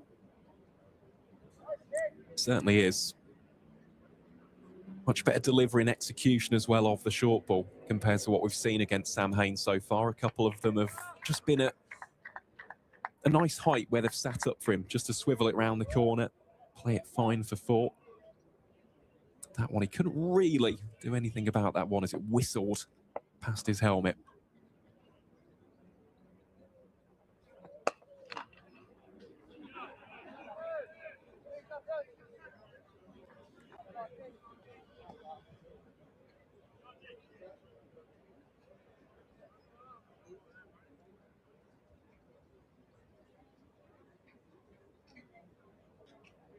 What do you think Warwickshire are going to have to be aiming for here in this first innings? Of course, they were asked to bat first by Nathan McSweeney, so they're the ones going to be kind of setting the running here, aren't they, at the Sitch County grounds in the Metro Bank One Day Cup. The leg side, Guthrie reloads. I mean, they're going to have to be north of 300, I think. Easily. How far north? I'll hand over to you. That is a great question. From this stage, they should be aiming minimum, I'd say, around 320, 325.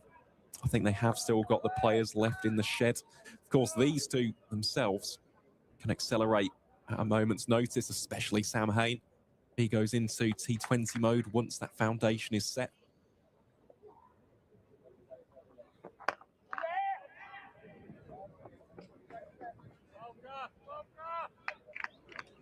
Yeah, I think for Northamptonshire, they'll be looking to almost restrict it to anything below that. If they can get it low 300s, I think they'll be absolutely delighted, especially given the amount of batting that the Steelbacks themselves possess, with an informed Ricardo Vasconcelos, Gus Miller, Luke Proctor, McSweeney, Bartlett, having McManus as well. Always a bonus to have someone of his calibre in that batting lineup. And really, the batting is very deep. You'd say they've got 9 guys who can bat. Adi Sharma, Rob Keogh, Liam Guthrie, we've seen him score a 50 in the championship earlier on this season. So, yeah, that would be my answer for the 2. Obviously, for those of a Warwickshire persuasion, anything above that, I think they'd be delighted. But they'll have to bat well. That's the key. Building partnerships and punishing any bad deliveries that come their way. McSweeney continues. Shorter ball. Pulled away and beats the diving Guthrie. It's backwards square leg. Case in point, punishing the poor delivery. It's a drag down from McSweeney. Put away for 4.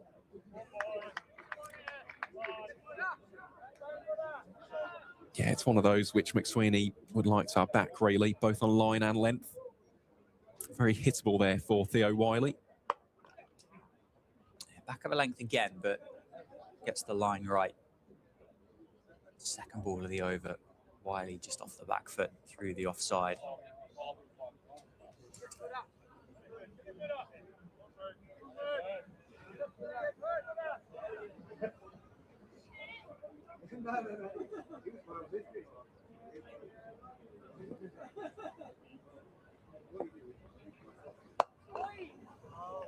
Nicely bowled.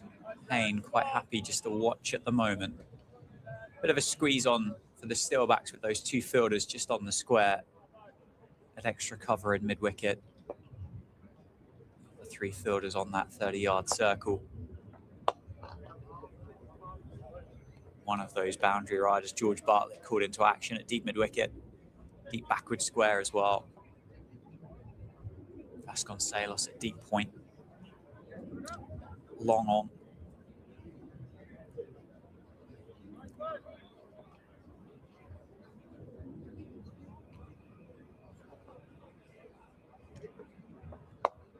Up-ish, but wide of Miller. They'll look for 2.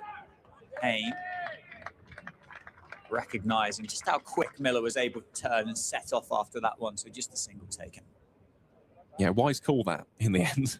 Gus Miller is known for his fielding, has a cannon-like arm, so that's one thing the Bears will be desperate to avoid, is any miscommunication or hesitation in the middle. They've done the hard work so far of building a decent partnership. Don't want to gift it away rather cheaply. They want to make Northamptonshire work for this. And of course, latch on to anything which can be sent to the boundary for 4 or 6.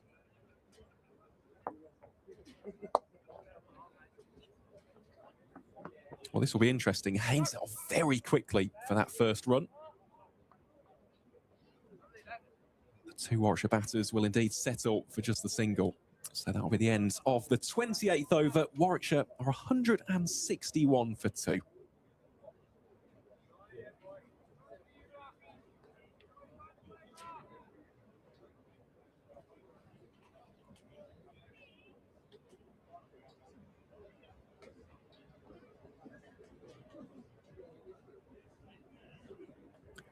Oh, there has been a wicket in Derby. Brooke Guest has gone for 48. Caught and bowled by George Drissel. He's taken a look as well. Ben Stokes is currently bowling his 7th over. None for 17 for Ben Stokes so far. Rafi Weatherall replacing Liam Guthrie from the David Capel end.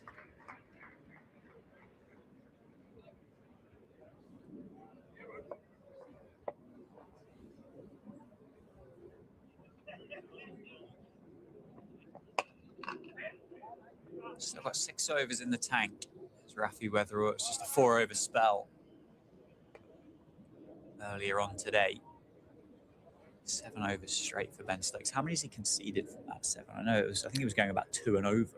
Yes, so he's conceded. Let's have a look now. It may have just updated. I think Anderson's just scored a single. So I think that'll go to 18. But it was 17 from his first 6. So not bad at all for Ben Stokes. Ruined the figures. Very miserly, going at less than 3 runs per over. Great stop again by Adi Sharma. He saves 1 more.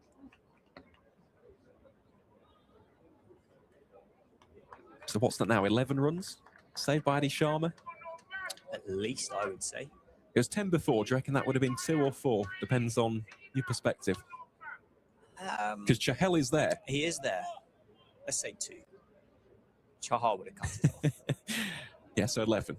Yep. On his plus minus in the fielding department, Adi Sharma is on plus 11. Still very much in the green. The leg side.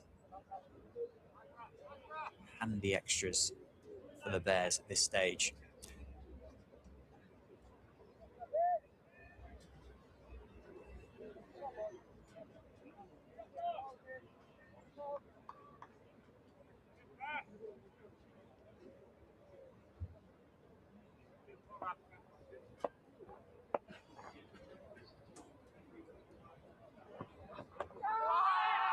Appeal for LBW, but Haynes hit it. Chance of the non-strikers ends.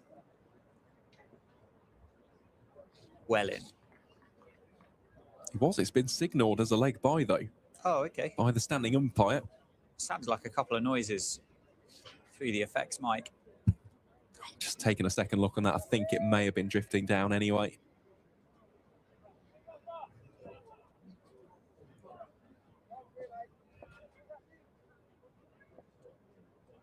Good areas, though, isn't it, by Rafi Weatherall?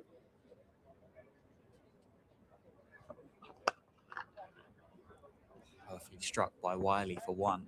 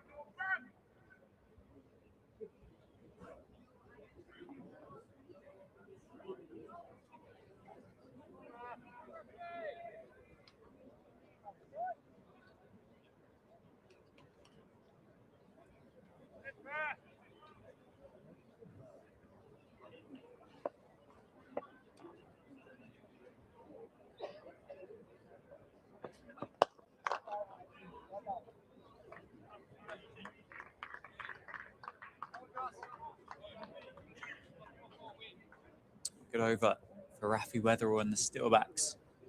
Certainly sinks drinks. Close, just been able to slow things down. The Bears are 166 for 2. Theo Wiley on 62. Sam Hain, 42 or 53. Partnership getting closer towards 100 for the pair of them. They came together when the score was 73 for 1.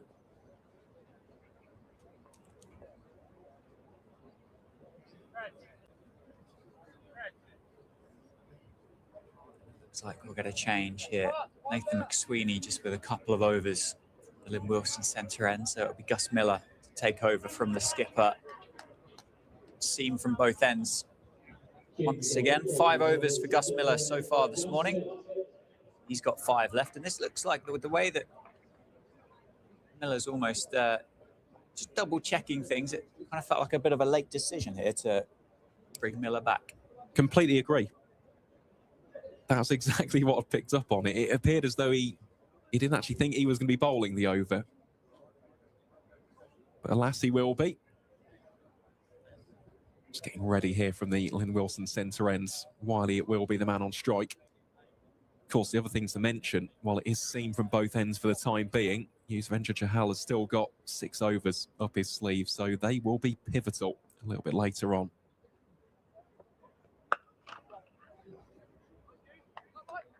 Yeah, 6 overs to go. I think they'll be desperately trying to break this partnership and use Chahal against a new batter, won't they? It's not exactly like chances are coming in a flurry here at the Sidge County ground today. Now, there have been a couple, haven't there? Rob Yates was earlier put down on 1.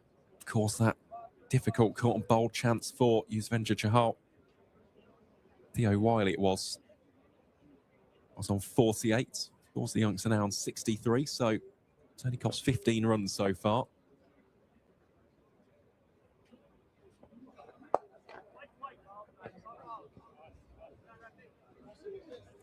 Fielded by Weatherall and Chahal. Had Rafi Weatherall not have attacked that, that would have been a very, very comfortable single for Sam Hain, but attacked it on the angle. It just caused Hain to second guess whether there was or wasn't a single, so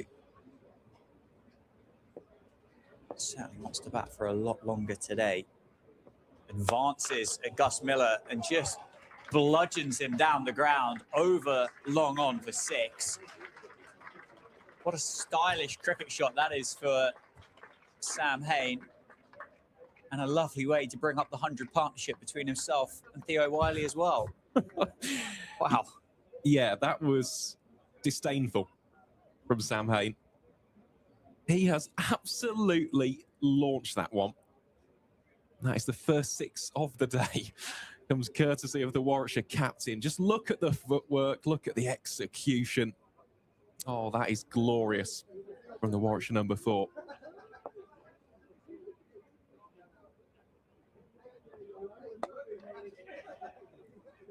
Immediately takes the single, gets down the non-striker's end.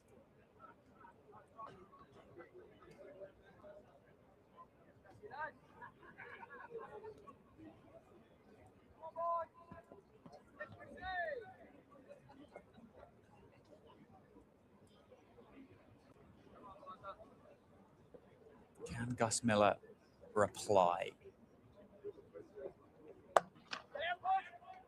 Cry of push.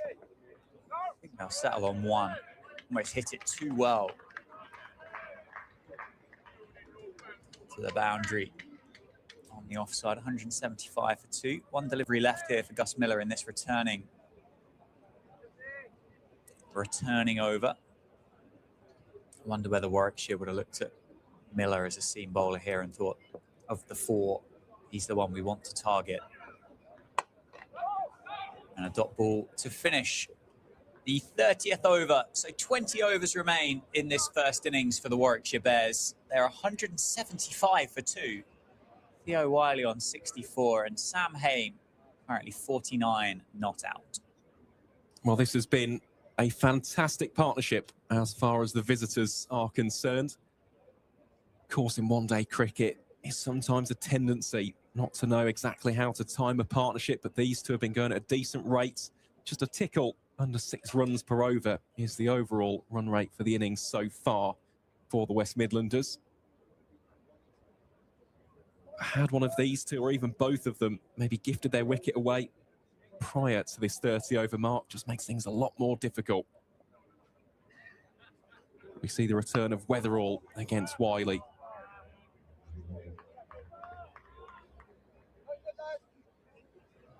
Promising signs for the Bears. But of course, you've got to capitalise on this now. It's all well and good laying that foundation, having that solid platform to build off of, but you've got to build off of it. It's no good if they finish poorly. Got an opportunity here to get a very, very big score on the board.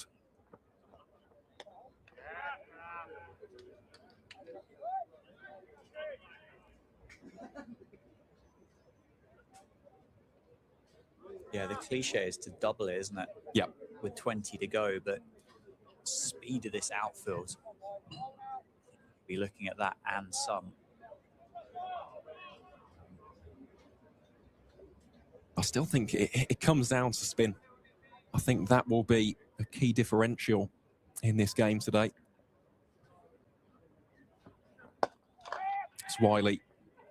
Sprints through down to the non-strikers, then good single taken by the 20-year-old. And I say that for both sides, not only for Northamptonshire here with the experience of Yuzvendra Chahal, but of course for Warwickshire as well. The likes of Taz Ali, Rob Yates, Vanch Jani. Feels like it does hold the key when it comes to reaching those proper upper tiers. Hain it is on strike then. One away from a deserved half-century. Won't get it on that delivery. Plays it back to the bowler for no run.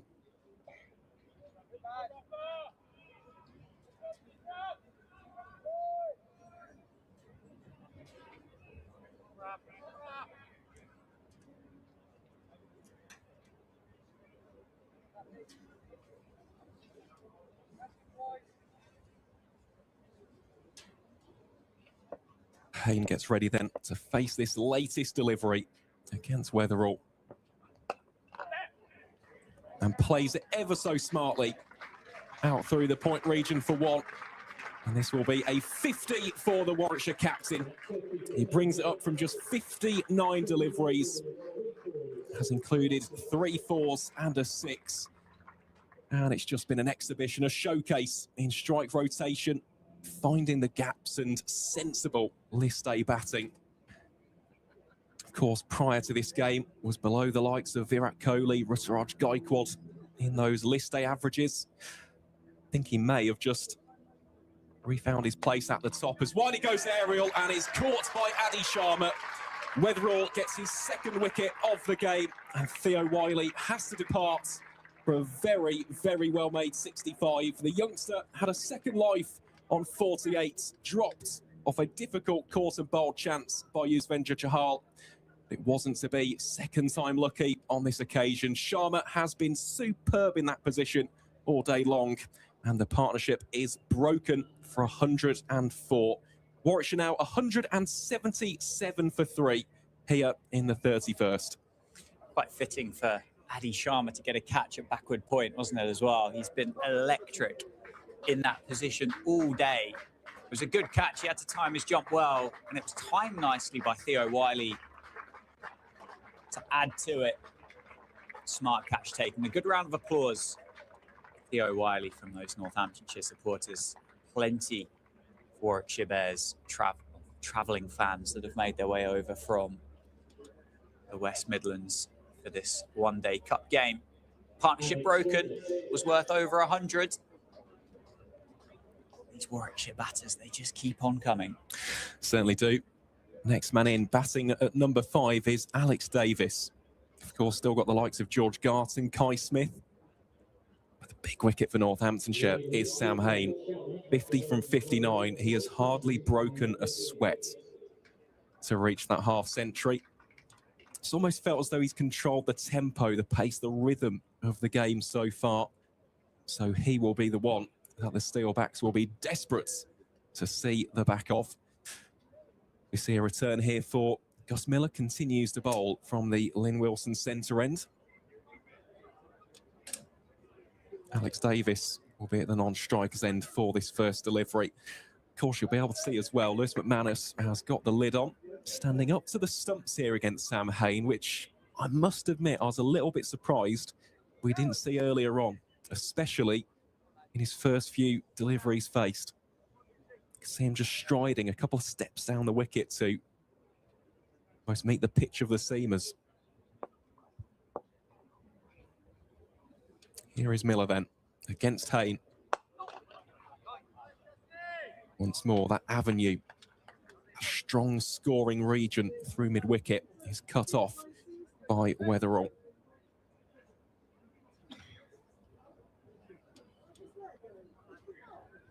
Just a word on Theo Wiley, though, Dan. That will give him a world of confidence, won't it? Just his 5th appearance, his first of the season for Warwickshire, and a well-made 65. Yeah, it was a really nice innings, wasn't it?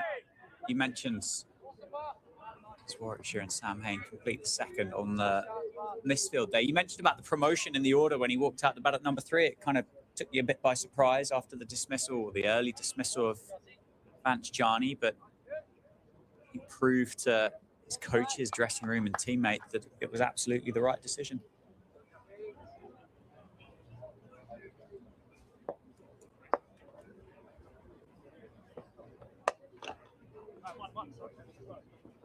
Sam Hain straight away just calling for one there. So Alex Davis preparing to face his first delivery of the tournament.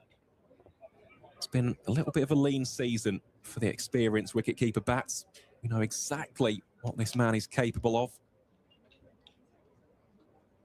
How it would do his confidence the world of good to have a strong one-day cup campaign, especially heading into the latter stages of the season.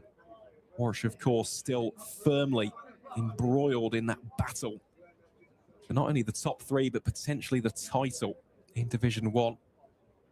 Currently sitting 3rd place behind the likes of Somerset and, of course, Nottinghamshire. Here he is then against Gus Miller. Starts off by playing that one defensively.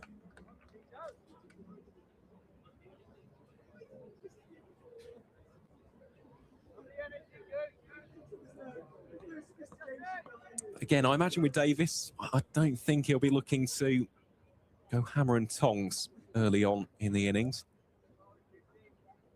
Maybe give it an over or two, just to get a feel for the nature of this surface. And even there you can see he's not looking to cross-bat it, just trying to guide it, run it off the surface of the bat itself.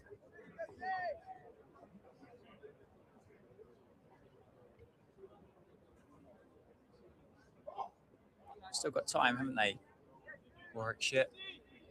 brilliant partnership worth over 100, but it came at such a quick rate.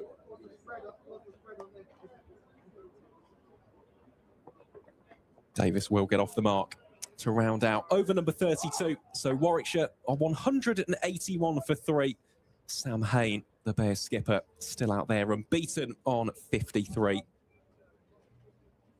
Massive thank you as well to all of you for tuning in to our coverage here on Steelbacks TV so far. If you haven't already, do give the stream a like. It does help out when it comes to those interactions and pushing it in the YouTube algorithm. If you haven't already, please do subscribe to Steelbacks TV as well. We're providing you free coverage of the entirety of our Metrobank One Day Cup campaign, as well as those remaining fixtures in the Rothesay County Championship. So, yeah, we're approaching 100,000 subscribers. Would be lovely for you to help us along the way. A pleasure, privilege to be here calling the game from an increasingly sunny Cinch County ground. So it will be Weatherall from the David Capel ends. This man, well, he has found his groove. Bowling up first here to Davis. And the former Lancashire man immediately calls for 2. There won't be 2 there, though. Another example there of the almost wolf-like fielding for Northamptonshire today. Patrolling in packs out on the boundary.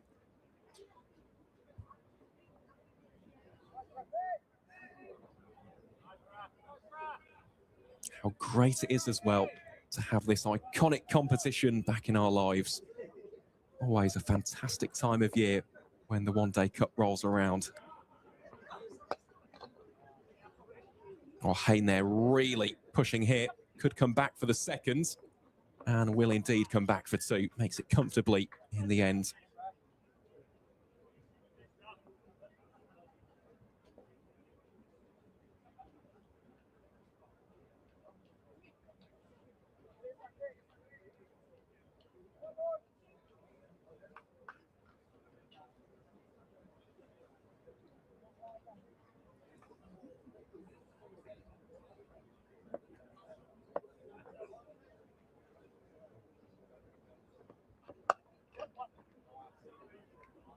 Another simple drop and run there on the offside for Hain. Just to go back to Dan's prior point a little bit earlier on in the broadcast, does feel as though he's almost set the pace of the innings as a whole so far. Really rotated the strike very well. Looks very calm and composed out in the middle.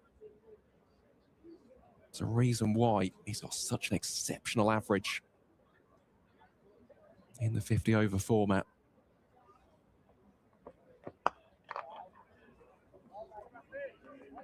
Really is, alongside some massive names, of course, the great Virat Kohli, Michael Bevan, Ruturaj Gaikwad, former Northamptonshire man in Prithvi Shaw. How enjoyable it was to have his services at the club a couple of seasons ago. But for Sam Hain, he is the king of this competition. What a coup it is for the Bears to have his services. Is that one very full, just about dug out by Davis.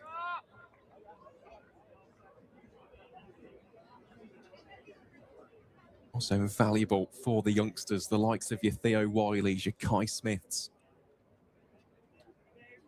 Vanchjani as well.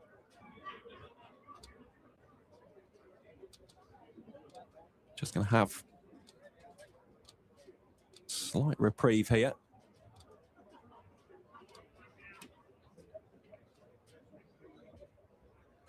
I think we may have a broken bat. Indeed we do, Alex Davis.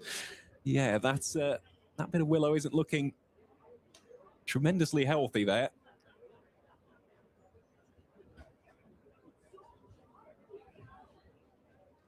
There we go. I'll have his choice of the 2 replacements.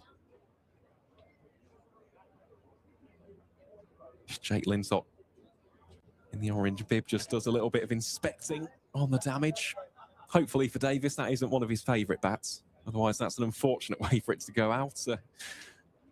Unless he can get that one repaired in a workshop.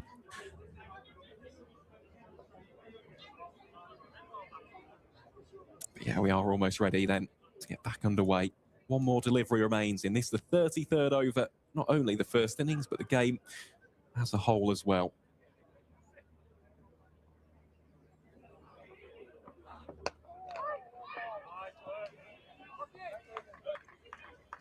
Solid end there from Rafi Weatherall. 33 overs have been bowled then. 17 remain here for Warwickshire in the first innings. The Bears 185 for 3. All building quite nicely, isn't it? I think the Bears will be very happy with the position that they find themselves in here. I don't think the Steelbacks are going to be hugely unhappy with the scoreboard either. 3 wickets down. Yes, some very experienced cricketers to go in this Bears lineup. Obviously, the 2 in the middle leading the way, but Steelbacks will be thinking if they can pick up another quickly here before they get into that final 10 overs, they'll be right in the game. Oh, there's a big appeal there for McManus. Slightly delayed reaction there from Miller, and Hayne will sprint back for the second. Good running between the 2 Warwickshire batters.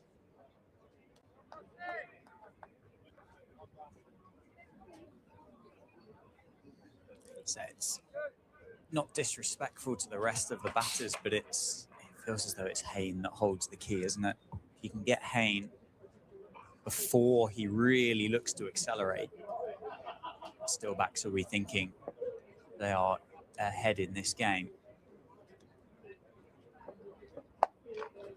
Miller there just dropping back the length ever so slightly.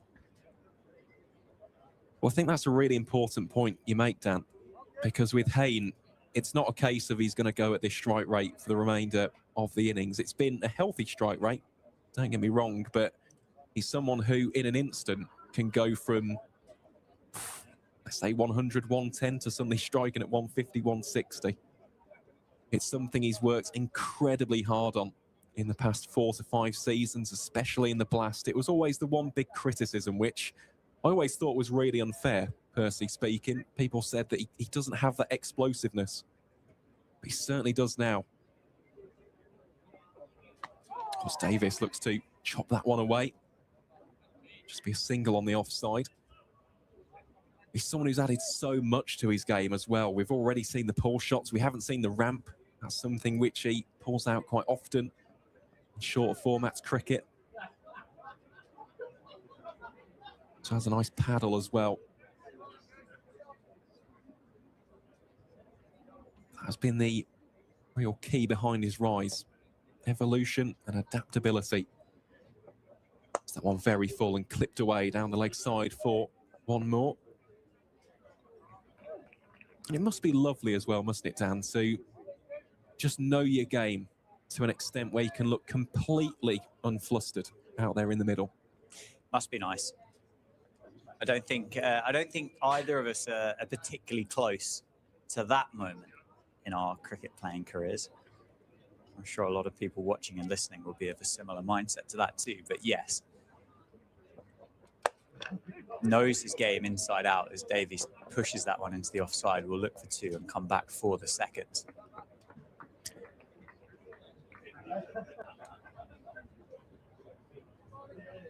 Yeah, they will just have to be careful with that though, because Davis is incredibly quick between the wickets. He had a partnership with Kai Smith at rugby school last season, which was ever so impressive, the way in which they were able to almost manipulate gaps for 2s and even a couple of 3s. But Hayne isn't as quick between the wickets,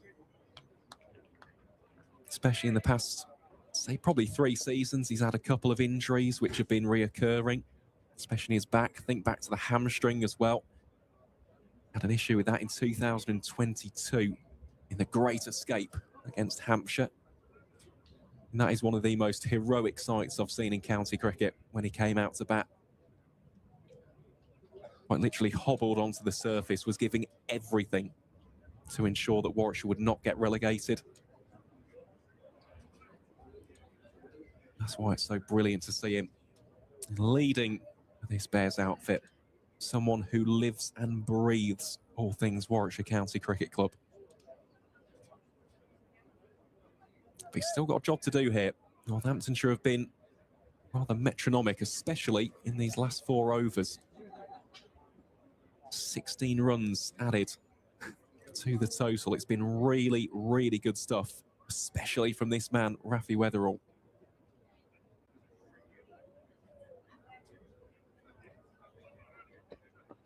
Davis just steps into that one. Didn't quite get all of that, but it will take a couple of bounces, 3, 4 away towards the advertising hoardings for 4. You can just see there, Alex Davis wanting to up the ante at this stage of the innings.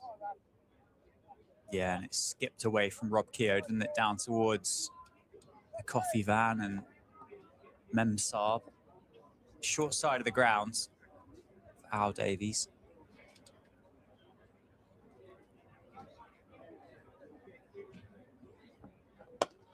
Oh, Davis again, that one delightfully played, just stroked through extra cover for 4. That's a shot of real class from the former Lancashire man. Oh, could watch shots like that all day long. Shot of the day, I'd say, from Al Davies. Top of the bounce, just leans on it, doesn't he? Splits those 2 fat fielders in the offside. They're quite close together, Luke Proctor. I think it's Liam Guthrie, but neither of them stood a chance of getting near it. Beautiful cricket shot. Oh, and he goes again. That one picked up beautifully by Alex Davis. That'll be 4. A couple more bounces, this time out through mid-wicket.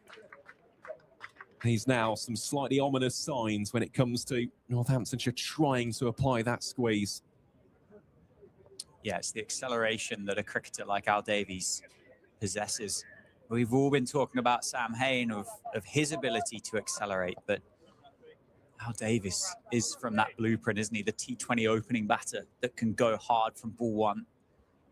George Garton, very, very clean ball striker, carded to come in next. Oh, and yet again, that one rifled away. There is protection out there in the form of George Bartlett.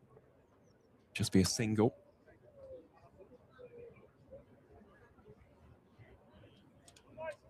See, that is what Davis is capable of. The key, though, is knowing when to go for those shots. That has been a slight issue for Alex in the past couple of seasons. He's done well just to disrupt Weatherall slightly. Up until that point, the bowler was in complete and utter control. It's Hain this time. He decides to advance, and that one has stung the fingers of McManus. Did look painful, that.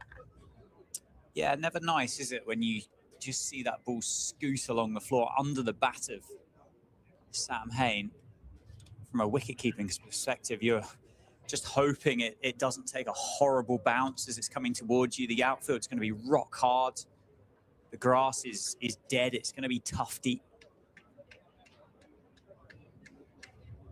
It's got Lewis McManus in a pretty uncomfortable spot, which he looks as though he's ready, or he will be okay to continue. Northants medical team and physio just checking to see whether Lewis McManus wants any treatment, but just taking the opportunity to compose himself, I think. It does, like when you see that from a keeping perspective, knowing that it's going to bounce maybe 2 or 3 times before it gets to you, it just does become a bit of a lottery in a case of, I really hope this just doesn't hit me in a really uncomfortable spot.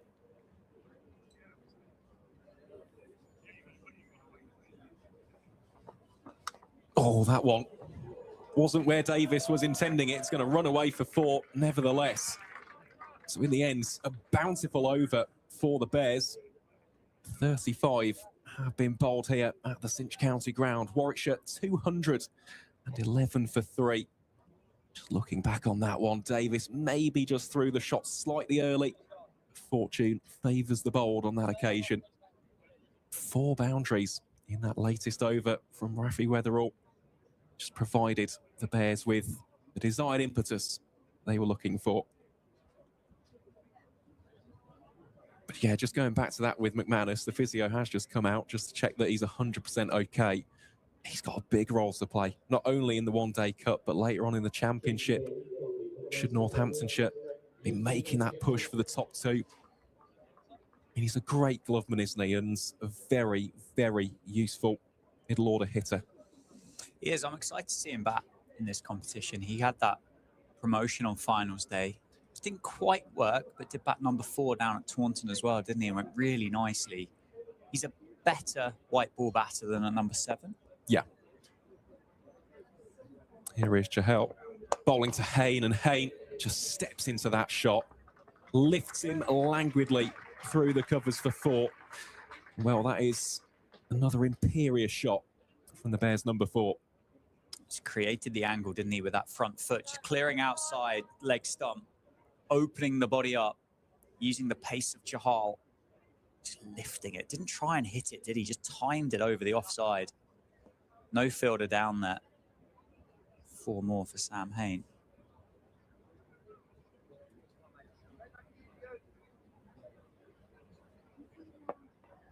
Well, no change in the field as of yet here for Chahal. Again, gives that a little bit more flight and driven crisply down to long off for 1.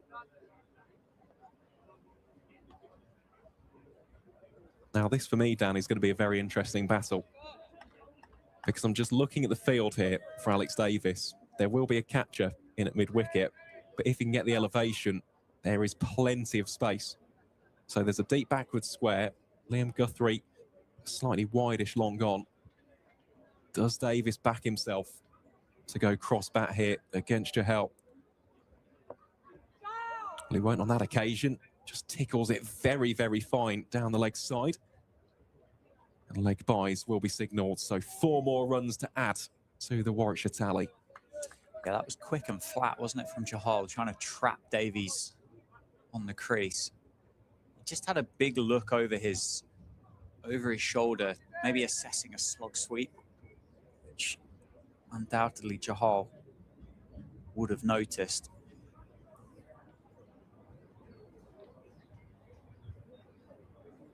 Well, that option is on as well, isn't it? Only one man inside the circle. Decides against it. Communicating all the way there with Sam Hayne. Just 1 more run to add.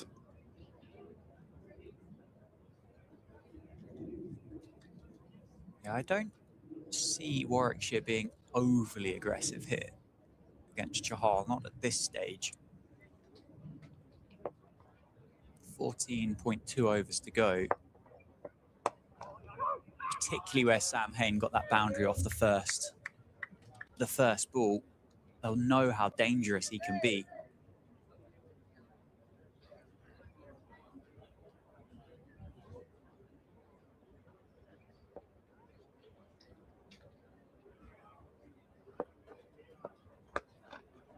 Plays that one well off the back foot, there's Hayne. This should be 2. Indeed it will be. Protection is out there on the boundary rope. 2 more for Warwickshire. End of the 36th over.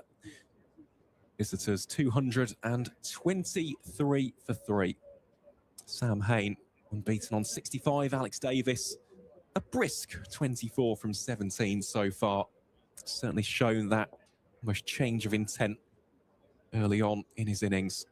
I think we're going to have a change of bowler as well. Rafi Weatherall will be replaced by Luke Proctor. Well, this will be an interesting battle as well. 2 former Lancashire teammates. Davis from Darwin, up towards Blackburn way. Proctor, of course, from Oldham. Here we go then.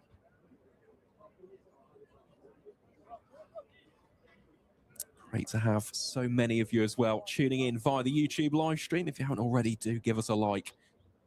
Just helps us boost the live streams in the algorithm. Allows us to reach even more people, which is what we want with the Metrobank One Day Cup.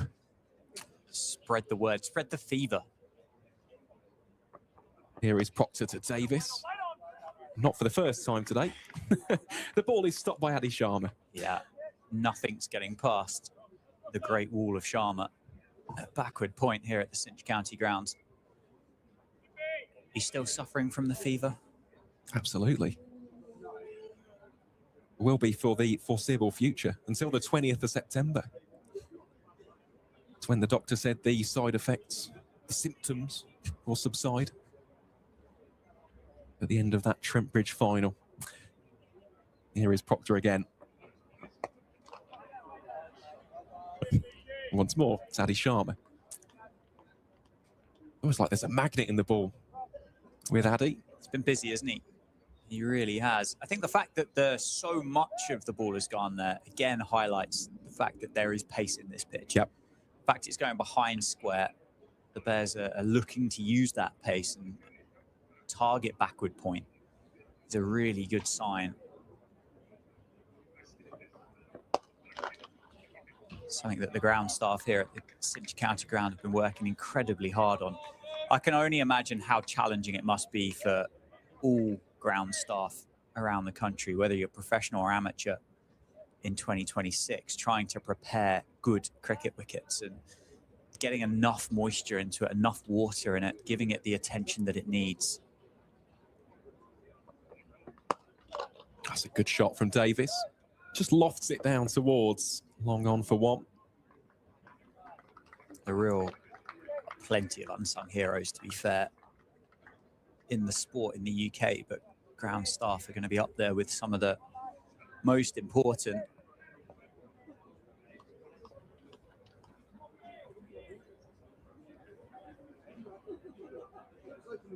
Well, they work tirelessly, don't they, Dan? Of course, without their efforts as well, we wouldn't have these quality surfaces to play on, so completely concur with that sentiment. It's Proctor bowls here to Hayne. I think he may have just split the gap there for two more. Indeed, he will. Gus Miller does the mopping up down towards deep backward square.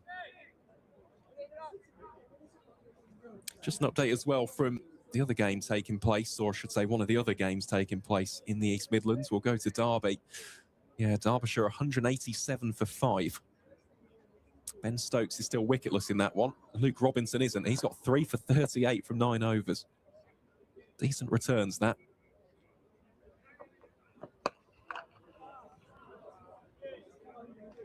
Yeah, they're all ticking along quite nicely, aren't they? The games all following a very similar blueprint, other than that one at the county ground in Derby, where the 5 wickets have fallen. Hampshire are 207 for 3 at Scarborough against Yorkshire. Jake Lehman, 72. Tom Prest racing along, 72 off 65.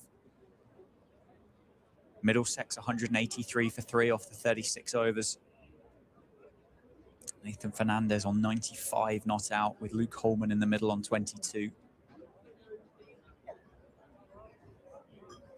Somerset, 197 for 3 off 40. Tom Lammonby, 92. Connell on 16. After Savin Pereira scored 58 for Somerset. And then Lancashire, 168 for 3 with 13 overs to go. Jennings making 64. Marcus Harris on 49.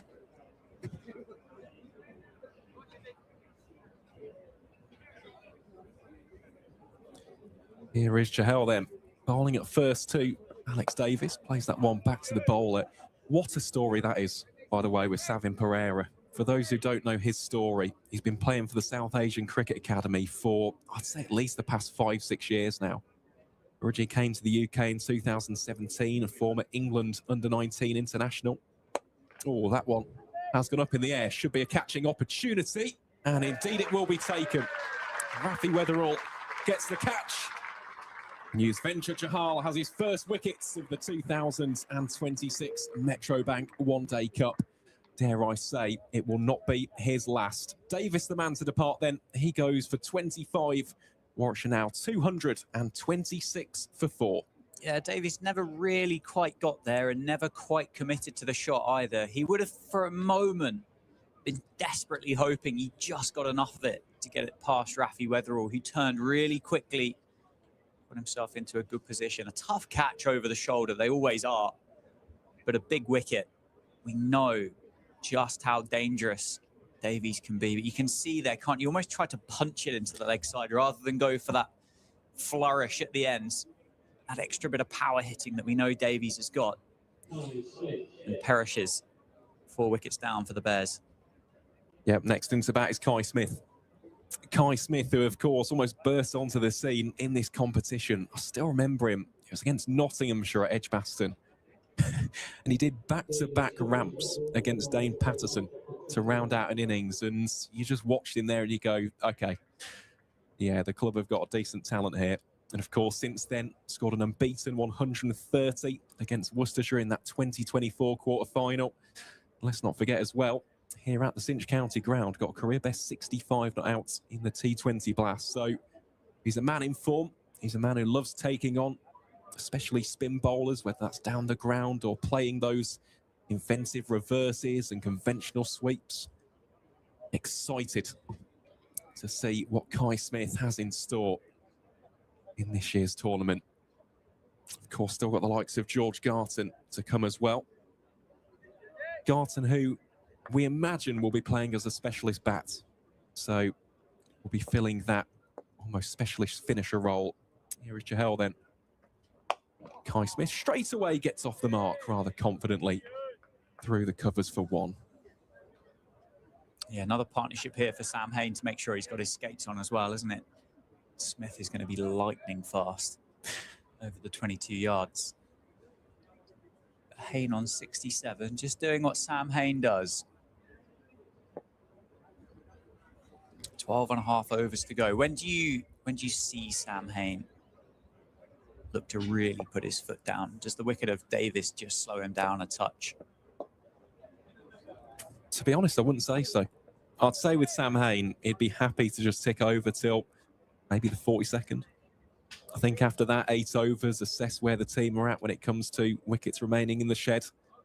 Can I afford to give myself that additional license, be a little bit more creative? But of course, that does depend on how these partnerships go. And there is the attempted sweep from Kai Smith.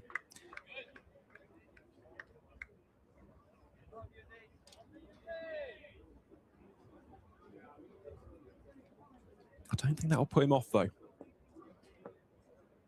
Even though he's missed that latest one. Always backs himself, does Kai Smith, as that one comes off the under edge.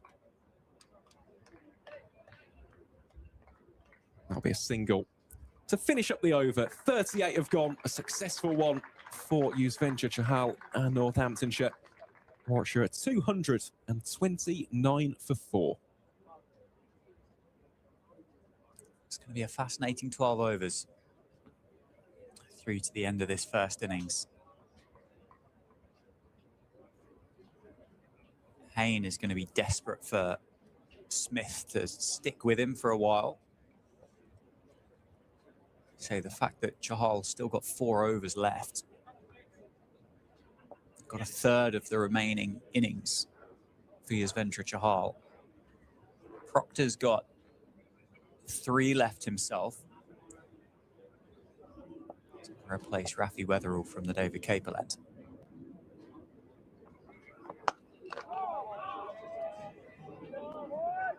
I must say, I've really liked the field placement from McSweeney today, especially to Hain, just almost plugging those gaps, especially through mid-wicket, and just bringing mid on a little bit wider.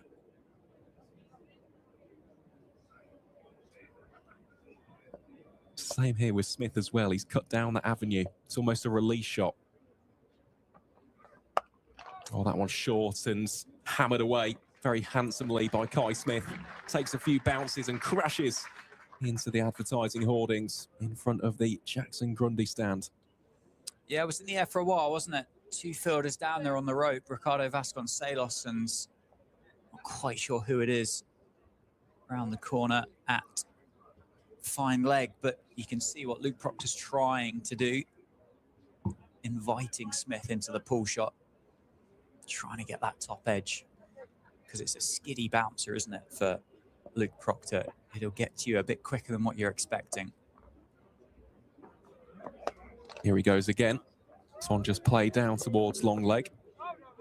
Gus Miller, the man in that position there, whisks it back in.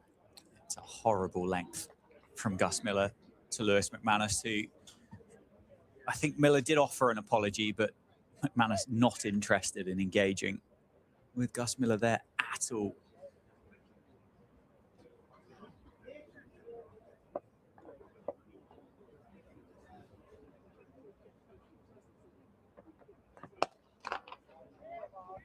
Another simple single down the ground there for Sam Hain. Trundles down. He moves on to 69 from 76. Hasn't really offered up any opportunities either. Certainly not that I can think of off the top of my head.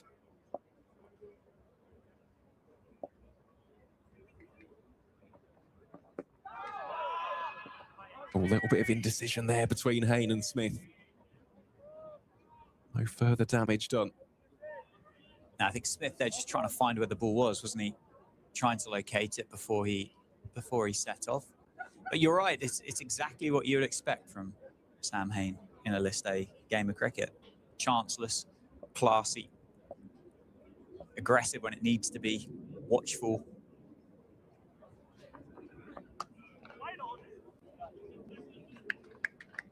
Well, I was just about to say that's gone straight to Adi Sharma, but Rob Keogh is at backward point. So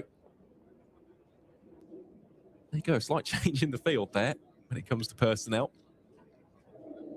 Yeah, I think Adi Sharma's been rewarded with his efforts at backward point for a spot down on the boundary as we get deep into the innings.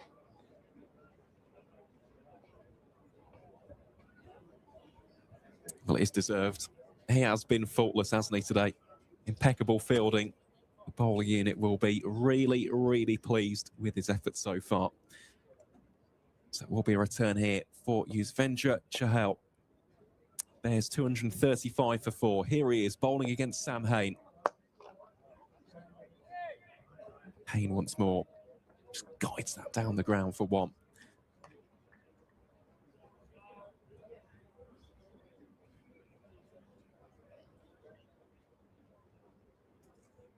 Well, there have been a few more wickets around the various grounds. We can run you through those at the end of this over.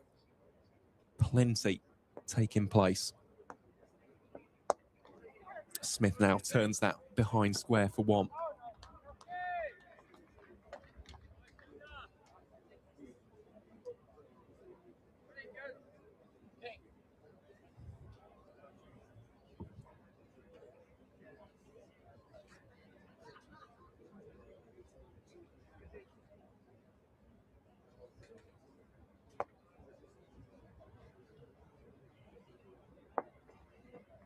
Plenty of flight there from Chahal.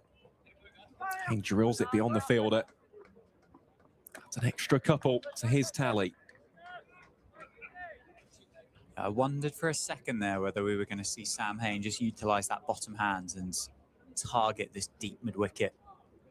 Boundary's a huge gap, isn't there? If you can get it past or over Rafi Weatherall, you've got yourself a guaranteed boundary, but you are hitting against the spin. Chahal, which will be fraught with danger.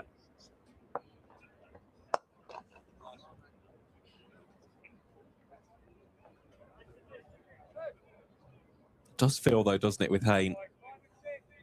There's going to be a moment where the switch is flicked on. It's building.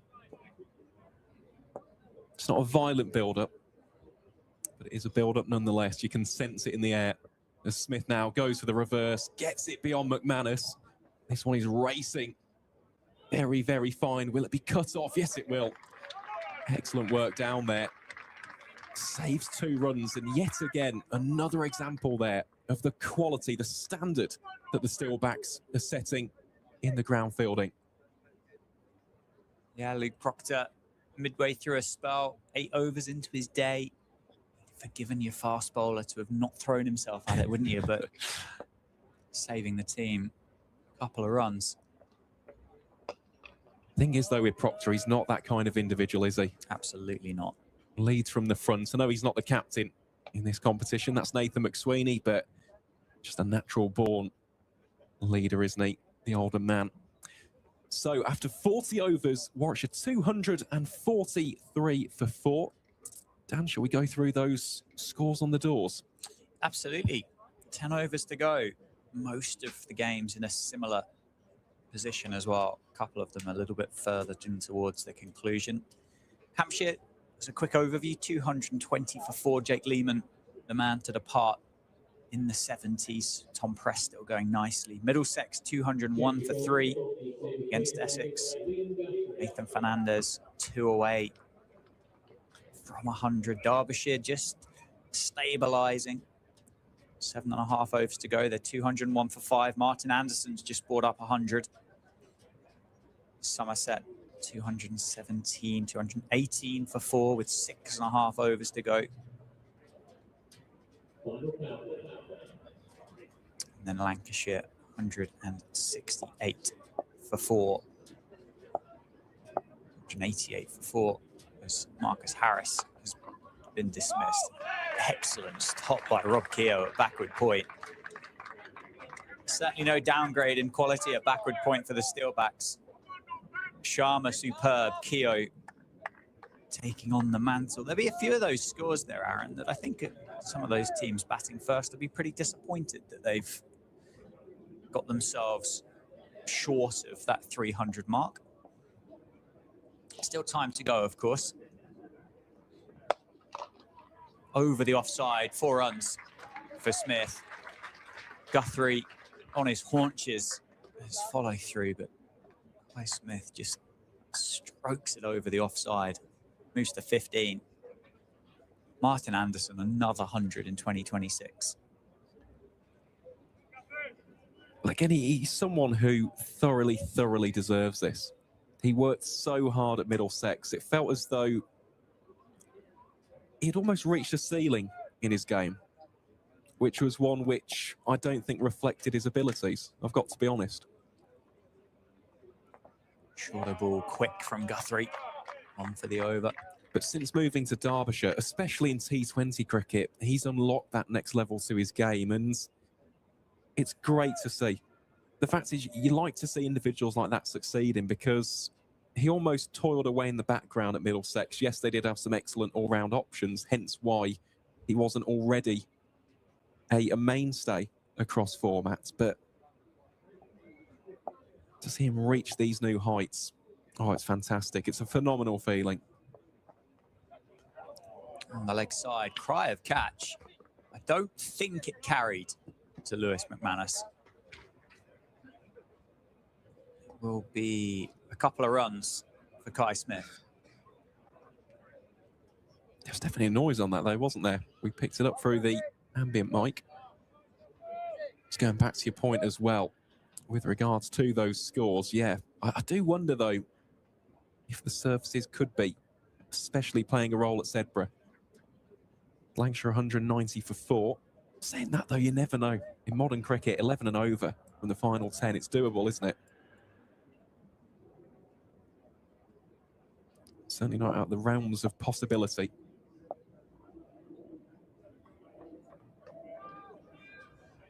The leg side once more. Smith sprinting back for the seconds. Lightning fast. He's turned and come back for 2. Just as Miller's picking the ball up.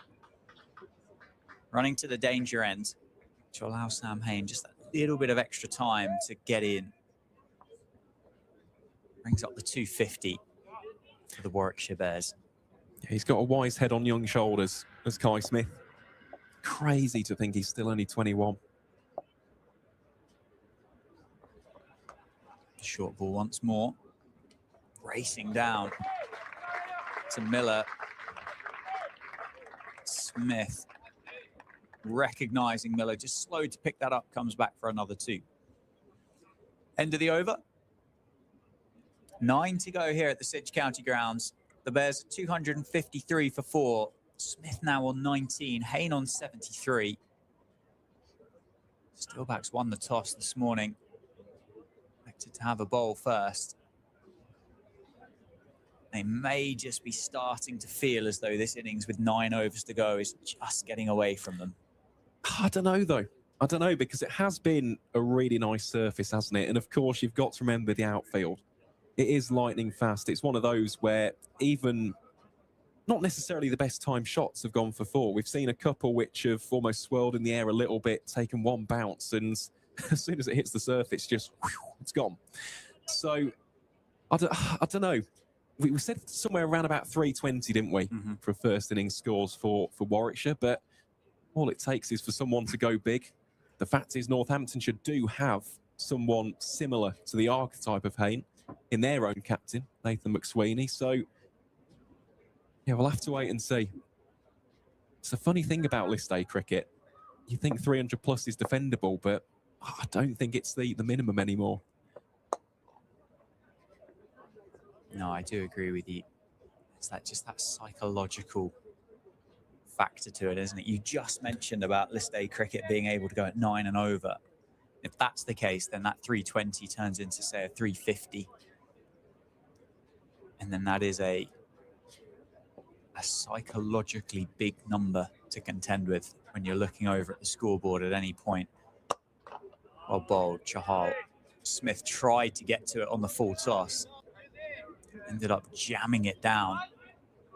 Takes the single.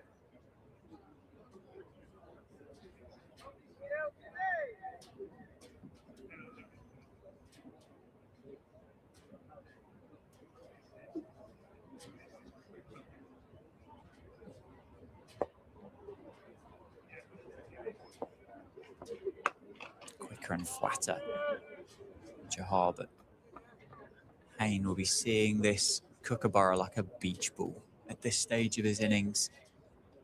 Faced 81 deliveries, scored 75. Barely taken a risk. There was that one kind of back of a length pull shot, wasn't there, early in the innings?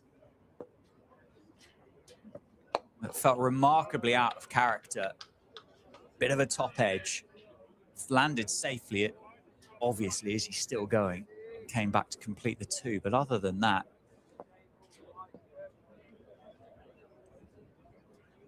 it's been the perfect list A innings so far.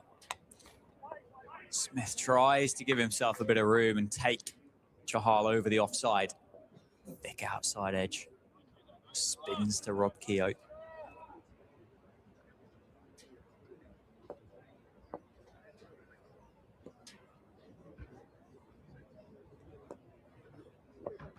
That is a full toss into the leg side. Doesn't carry. Rafi Weatherall picks it up on the bounce. Surprised that you've not seen a spell from Rob Keogh in this innings as we complete another Chahal over. A little bit, I must say.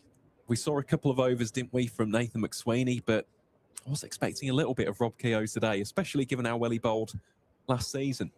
And again, had a decent second 11 T20 finals day, just someone who can offer you a nice bit of control, almost hold an end up and generate some mistakes from the opposition. So, yeah, I do hope we get to see him as the competition evolves over the next few weeks. He's certainly a good option for McSweeney to have.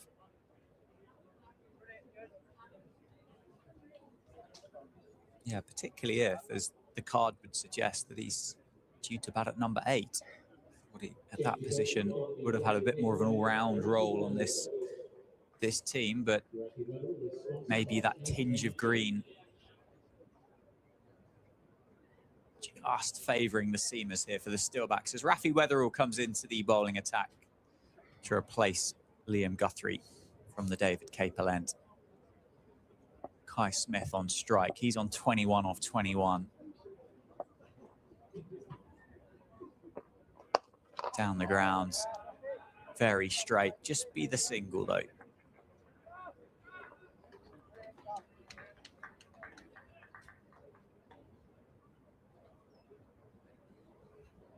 I do wonder when Hayne's going to pull the trigger here, though. Because the good thing about Smith, necessarily, there isn't so much pressure on him. He can just nudge and nurdle. If it's there to be hit, of course, he can go after it and get a 4 or 6, but he can just accumulate, maybe for the next couple of overs, if he needs to. Smith has every shot in the book, so yeah, I'm intrigued to see how these two actually combine for the next few deliveries. Hayne continues to knock it around. No rush yet for Sam Hayne. Certainly Al Davies and Kai Smith have come out to the middle and been busier, haven't they? They've wanted to just accelerate here for the Bears. Sam Hain, obviously skipper of this 11, will be part of those plans and those conversations. Quite happy for the pair of them to do some of the heavy lifting at the back end of the innings as Smith goes for the reverse sweep or ramp full toss. Weatherall, I think, spotted it, couldn't adjust in the end. And Kai Smith just helps it on its way for 4. Well, I said he has every single shot in the book. That right there is an example of one of those shots. I don't know how he does it so consistently. I must admit, as I said, when I first saw him in that game against Nottinghamshire, that would have been about 3 years ago now. I was thinking, how are you on debut for this club? Ramping and scooping an international quality bowler and doing it so effortlessly, but it's just part of his game. It's something that he's doing back in the UAE. For those who don't know, Kai Smith was born in Dubai, worked very closely with the Bears legend in Dougie Brown. Mid-wicket, half stopped by Nathan McSweeney. Did take the pace out of it, so won't go to the boundary. Couple more added. But that is his natural game. And even though to some people it looks a little bit unorthodox, for Kai Smith, it's just day-to-day batting. It's what he does. It's what he did as a kid. What he'll continue to do, especially in limited overs cricket. Admittedly, you don't want to see those shots in the county championship, but it's great that he's got them in the locker. Just adds that seed of doubt into the minds of the opposition. Goes again. And can't do anything but hit it straight to the gloves of Lewis McManus, and that is given out by the umpire. So Kai Smith departs for an enterprising 28 of 25. Good catch by the keeper. Rafi Weatherall gets another wicket, and another partnership is broken. Score 265 for 6 now, the Bears. He's bowled really well today, hasn't he, Rafi Weatherall? I know, admittedly, he's touching around about 6 runs per over, but those have been from really good shots. It hasn't been from loose or erratic deliveries. He's got 3 big wickets so far, and he's almost been that consistent partnership breaker. So, again, we speak about some of the players who have big opportunities in this tournament. Weatherall almost has that in him, doesn't he? Has that ability to be an X factor for Northamptonshire throughout the group stage and possibly beyond. So, yeah, this has been really, really good work so far. And coming into bat next for Warwickshire will be George Garton. So there will be a left-hand, right-hand combination for the home side to deal with here.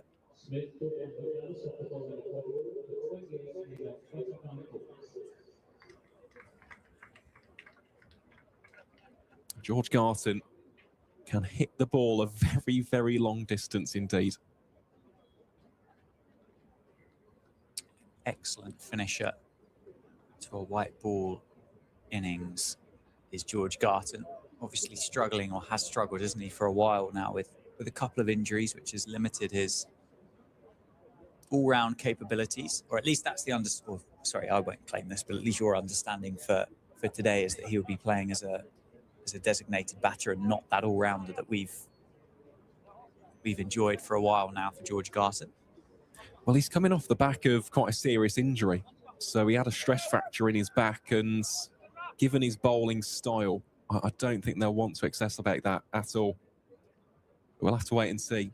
For the twos, though, he has been that specialist bat and gun fielder.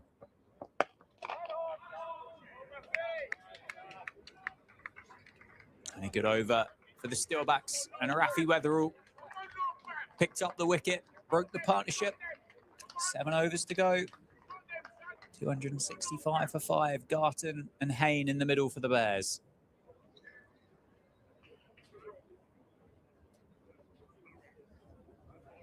Well, just an update from Radlett. Nathan Fernandez has brought up a century for Middlesex in that game against Essex. He's another player with a really fascinating story. So he grew up in Goa in India, and he actually started out as a competitive swimmer and made the transition to cricket. Of course, did both side by side, something which Keith Dudgeon did as well, the Kent seamer. He did that, of course, in South Africa. and a few years ago made the move to the UK. Really has been a revelation in the One Day Cup for Middlesex. Not only a very handy top order batter, but good finger spinner as well. 2 overs to go for Chahal. Sam Hain tries to get that gap in the leg side. Garson responds, comes back for 2.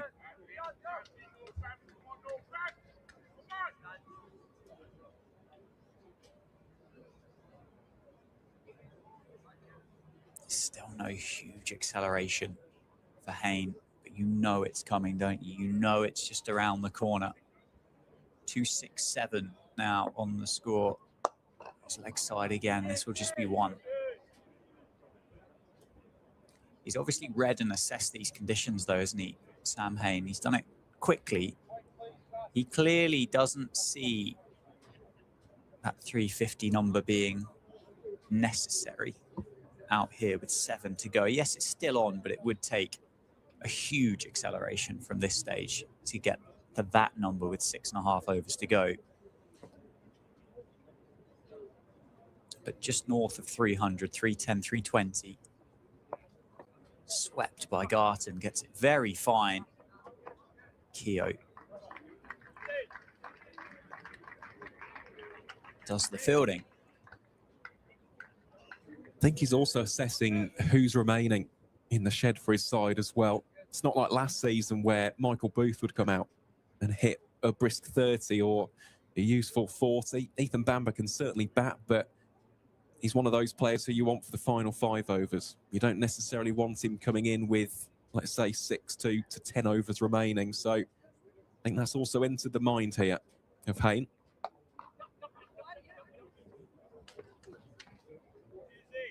I think that wicket of Kai Smith for Northamptonshire came at a very, very good time, because I do think that was the tactic.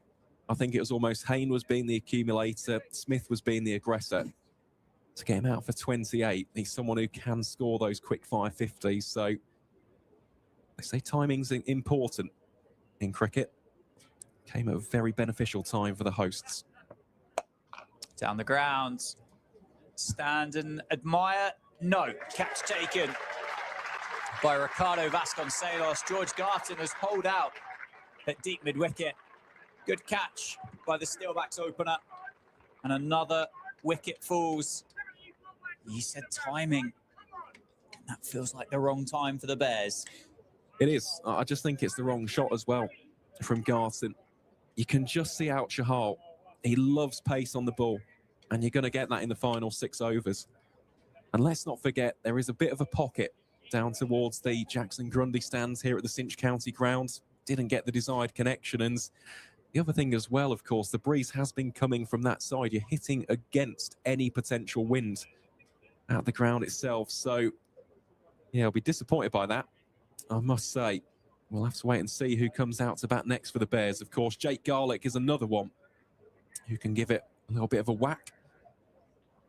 She'll find out very soon.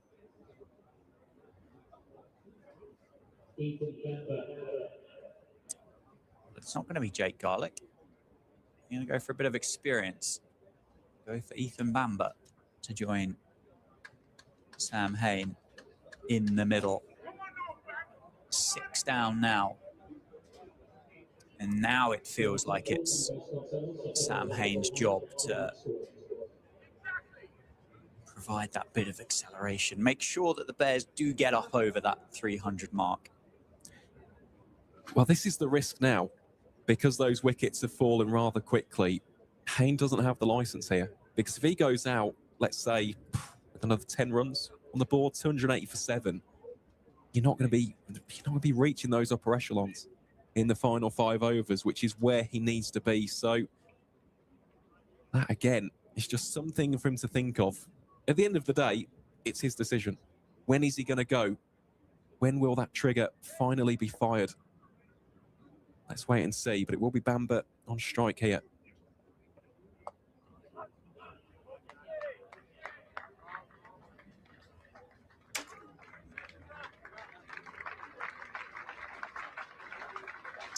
A very good over for the Steelbacks. 6 overs to go now. 270 for 6. Luke Proctor's got 2 left. Liam Guthrie's got 2.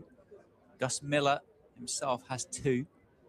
This will be Rafi Weatherall's 10th and final over from the David Capel end. Svendra Chahal has 1 more himself. Nathan McSweeney. Those 2 overs of Nathan McSweeney have just bought him that little bit of an insurance policy, haven't they, later on in this innings.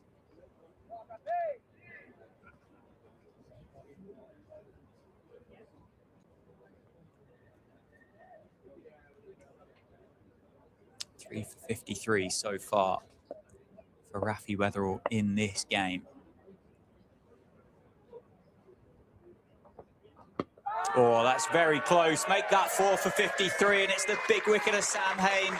He's just said he hasn't got the license to go big. He wasn't trying to. Rafi Weatherall has beaten the inside edge, and Sam Hain, the captain, departs for a really well-made 80. But it does feel as though he's left a few out there. 270 for 7. Big wicket with 6 overs to go. Well, it's a huge wicket. First and foremost, well batted. Sam Hain was a very well-made 80, and he'll get a nice round of applause as he departs the field of play. But I said it back in the 30th over. It's not necessarily about the foundation itself. You've got to finish well, and the Bears are not finishing well here at all. They're 175 for 2 at the end of the 30th over. Since then, well, they've not even added 100.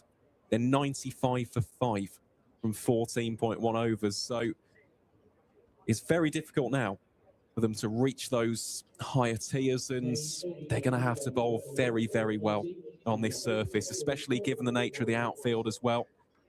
Of course, the hope will be the likes of Bamber, Ali, Garlick, OHD can pick about a little bit, but you're not going to be getting a flurry of boundaries from the Yorkshiremen.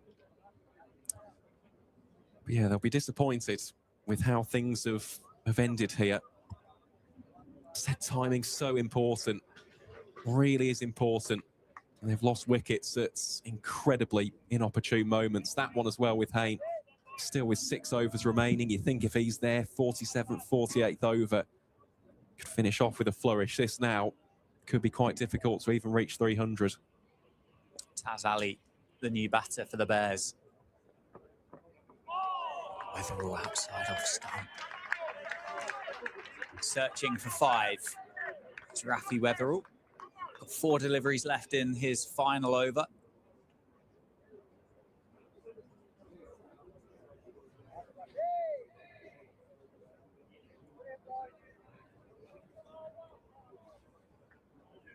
A bit of a squeeze on here for the Steelbacks too. 5 inside the circle.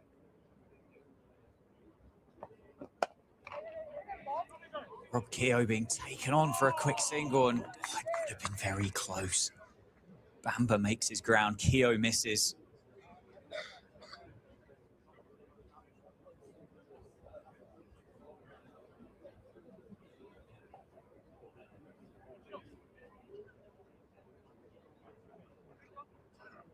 The Bears at this stage will be taking anything they can get, won't they? As you say, 300 at this stage feels a way off.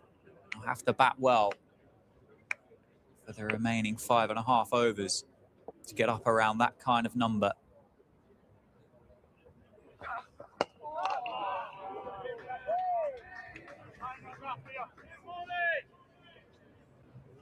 Bamber and Ali in the middle, Garlick carded at number 10, and Oliver Hannon-Dalby to round out the 11 for the Warwickshire Bears in the One Day Cup.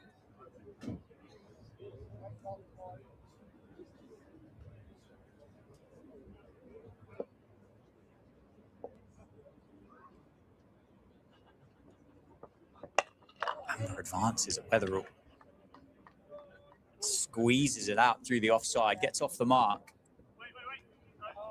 Weatherall for a second there would have thought that he might have just snuck that under the bat of Bamber.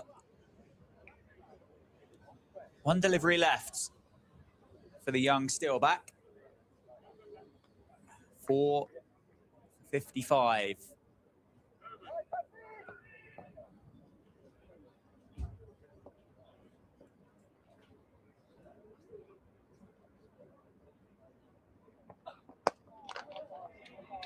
And a single taken to end what's been a brilliant spell from Rafi Weatherall here at the Cinch County Ground on the opening day of the Metrobank One Day Cup.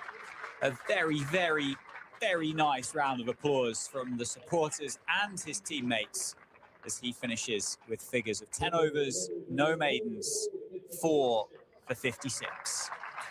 Let's face it, Dan, not only is it 4 for 56, but you look at the wickets. He broke that second wicket stand, didn't he, between Yates and Wiley on 50. Then he broke the next one by getting Theo Wiley out with a score on 177 for 3. After that, of course, got the key wicket of Kai Smith, who is a dangerous finisher and, well, got the jewel in the crown as well. Getting Sam Hain trapped LBW for 80. So, unfortunately, not quite career best figures for Rafi Weatherall. Got 4 for 50 in the past, but 4 for 56. Exceptional bowling. Chahal to finish off, starting his 10th and final over, and really takes all the pace out of that.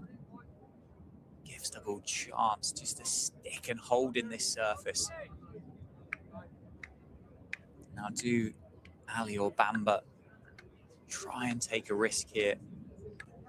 So they try and just bat out the 50 overs, see off Chahal, and then attack the final 4. Spinner to spinner, you just know that Ali's going to want to try and impose himself against Chahal. You just know that's how cricket works. Spinners just want one up on their counterparts. Respectfully takes the one down the ground. Yeah, can confirm that is the case. 100%.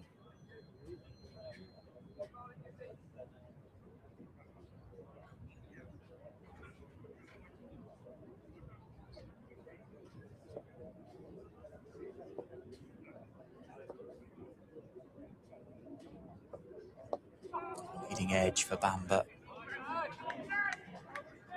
Chahal weaving some magic. He's got 2 wickets in the day at the minute. Got that of Davies and of Garton.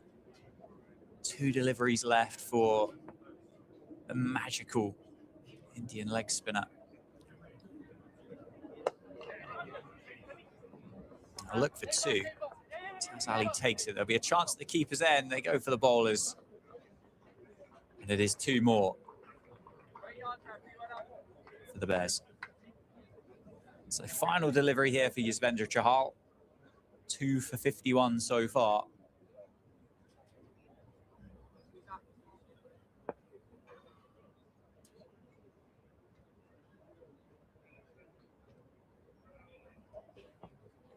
Swept by Bamba for a single to round out Chahal's returning spell to the Northamptonshire Steelbacks for the 2026 Metrobank One Day Cup.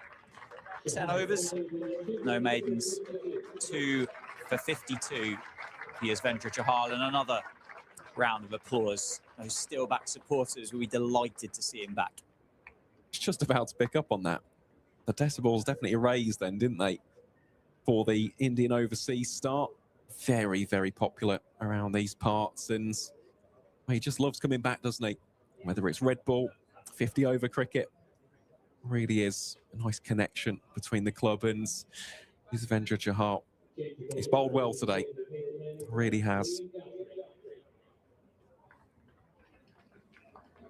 Liam Guthrie then returning at the David Capel end. He's got 2 overs left, 1 for 48 from those 8 overs so far. He did get that first wicket, caught by Lewis McManus. Vanch Jani for 13. Luke Proctor's got 2 left, as has Gus Miller. Bamba advances, runs at Guthrie, trying to take him over the offside.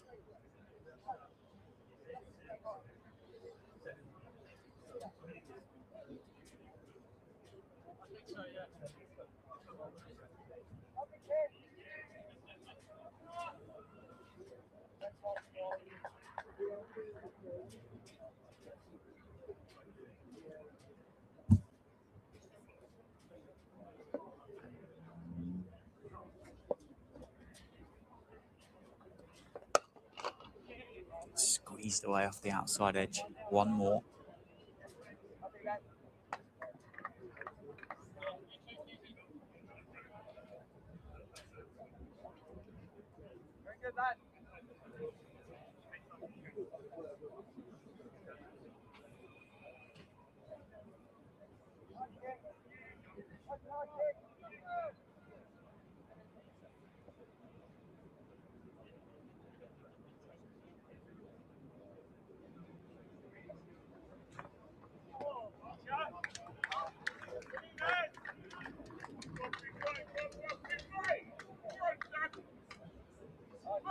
Important ends here for Liam Guthrie, isn't it? 2 overs to go, or 1.4, 1.3 now.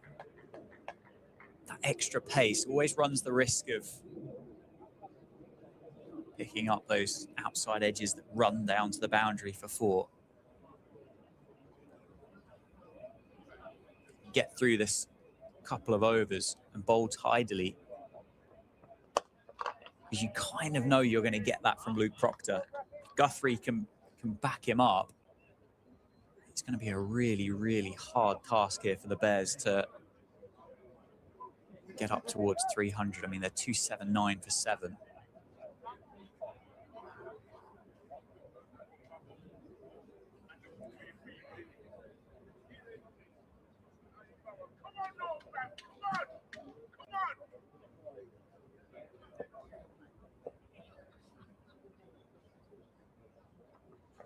Short ball gloved away by Bamber.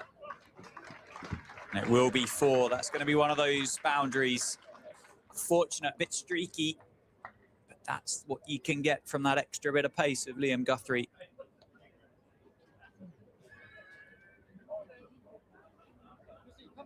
It was almost on cue, wasn't it? That is the danger with that extra degree of pace, especially from a gunslinger like Liam Guthrie. It's one of those where even if it's a little bit of glove, a little bit of bat, can whistle away, can't it? That's the danger. All out on the leg side now. Bamber runs at Guthrie again. Mistimes it for a single.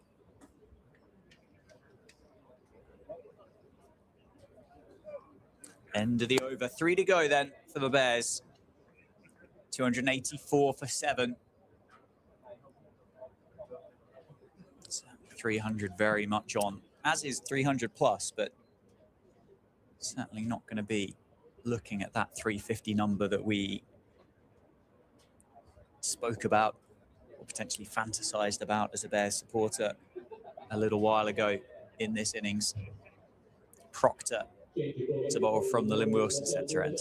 It's one of those where it does feel like 300 is a really important milestone now. I think Northamptonshire will be delighted anyway. When you've got a team 175 for 2 heading into the final 20, you probably were looking at least 320 plus with some decent finishing, if not 340, 350 on a good day or a bad day, depending on your perspective. Could be a bad day from the bowlers. But to wrestle back so much control here, if they can get these final 3 wickets cheaply, they will be over the moon.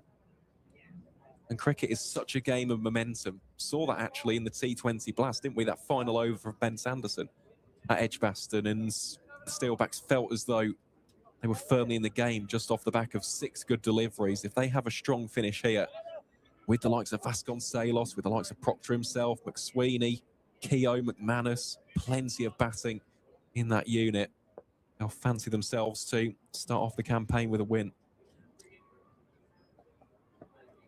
Oh, creativity from Bamber.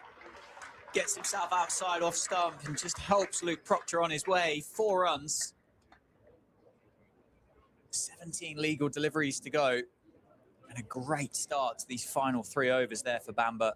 Not the greatest delivery. Proctor's going to bowl all day. Right up. Is it going to land safe? Is Miller going to get there? He does. Takes the catch. Bamber departs. Boundary and out. 288 for 8. Proctor strikes back immediately. Yeah, another timely wicket that for Northamptonshire. First of the game for Luke Proctor. Gus Miller's done really well, actually, to make up so much ground and take a simple catch in the end. It's one of those where the eyes would have lit up there for Bamber. Does like to play the pull shot. Just cloths it in the end, really. Good take from the young all-rounder. So imagine coming into bat next on his Bears debut will be Jake Garlick, the 21-year-old from Staffordshire. Probably argue, hoping to make a really big impact with the ball a little bit later on, but a couple of boundaries here could be crucial for his side, especially when it comes to any momentum.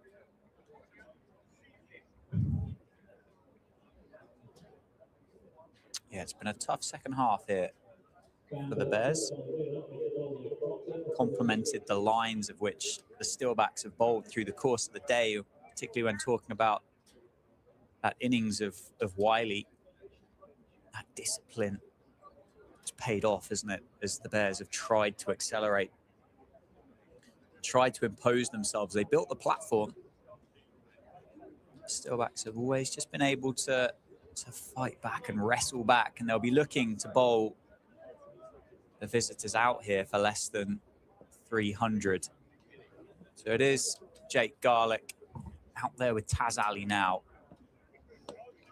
Tries to open up the offside. I suspect Luke Proctor will probably read that body language slightly differently to trying to open up the offside. Yeah, you can see what he's trying to do. Just almost backed up a little bit too much, actually. Fell away from the ball, if anything. Yeah, I wonder whether this one might be a touch shorter and into the body of Garlick. It's not, it's fuller. Gets off the mark. Single down the grounds. How many times, though, do we see that and say that as well, especially when it comes to England? Bowling at tail enders. Just aim for the stumps, bring them into play. Make your number 10s, make your number 11s actually play the ball. Don't allow them to just throw the kitchen sink at the short ball and hope that they get an edge.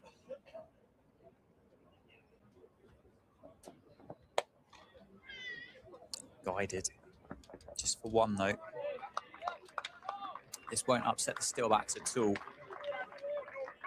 Boundaries are the real penalising bits here. For the Steelbacks, they won't mind about singles being taken.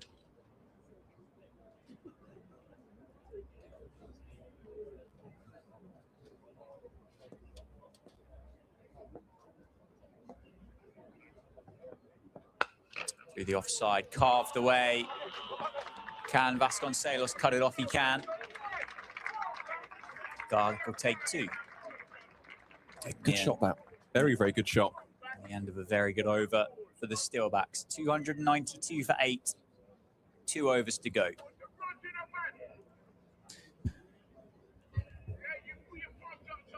Well, it is almost the race to 300, isn't it really now? Taz Ali's another one. I have seen him not only in second 11 cricket, but in other formats, just getting some valuable boundaries towards the latter stages. It does feel like just for the Bears and their confidence, they just need to get 300 as a bare minimum. Of course, cricket's a fickle game. You never know in that second innings. Anything over 300 would be difficult to chase unless someone goes big and there's some decent partnerships. But what could have been? Yeah, Guthrie to round out from the David Capel ends. 9 overs, 1 for 55. The left arm Aussie.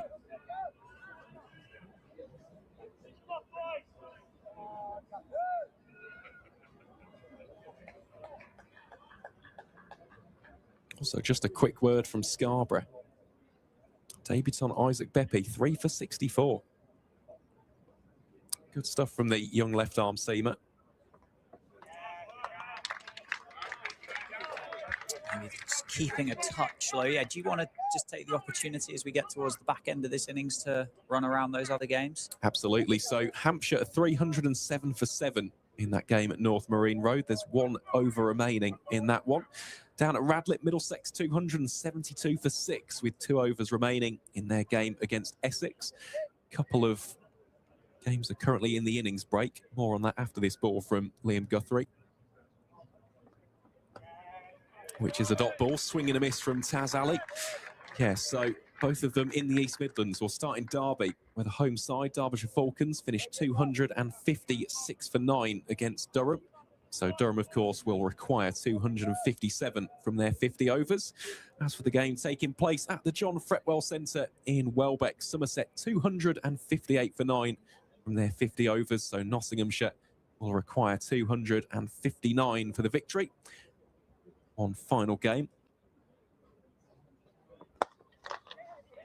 Oh, quick single taking chance at the keeper's end.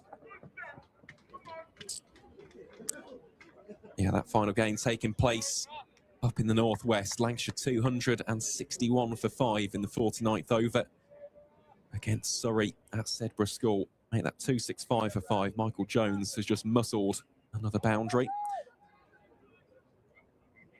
Of course, all of our attention here at the Cinch County ground.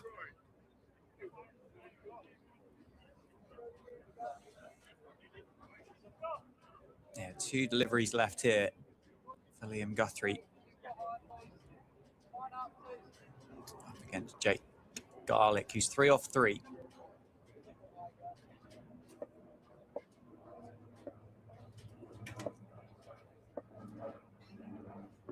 Full and straight is enough. Straight through the Bears, number 10. Garlick departs for 3.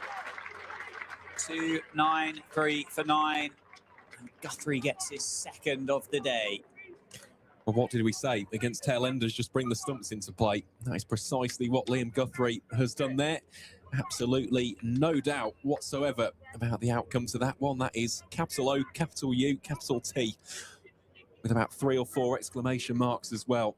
Stump has gone flying, the timber rearranged. Well, the Bears now 293 for 9 with only Oliver Hannon-Dolby, the left-hander, to come out to bat. Good delivery that against the number 10. Garlick, as you can see, trying to make a little bit of space, trying to carve it away on the offside. But yeah, Liam Guthrie, bang on the money there. Nice delivery coming around the wicket.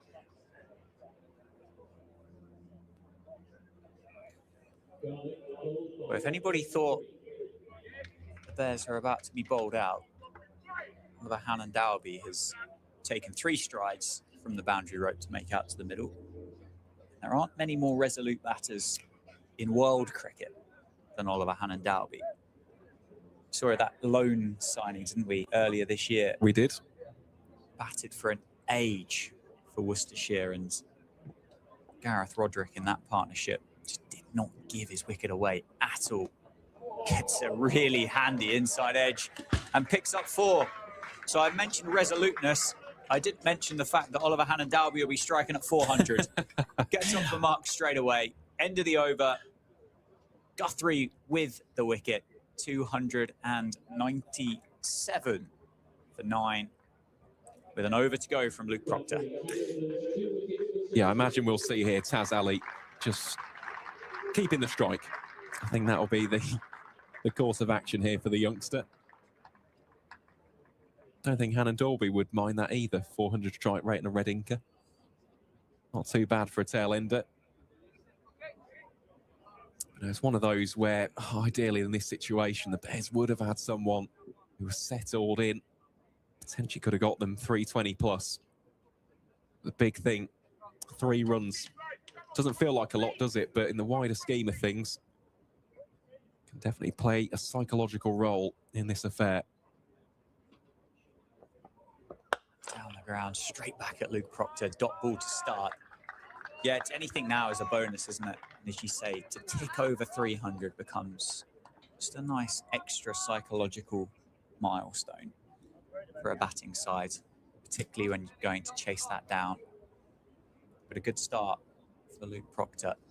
Dot ball, 5 to go.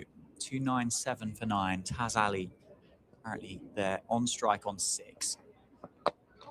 It's the inside edge and doesn't keep the strike unless he comes back. They will do on the misfield.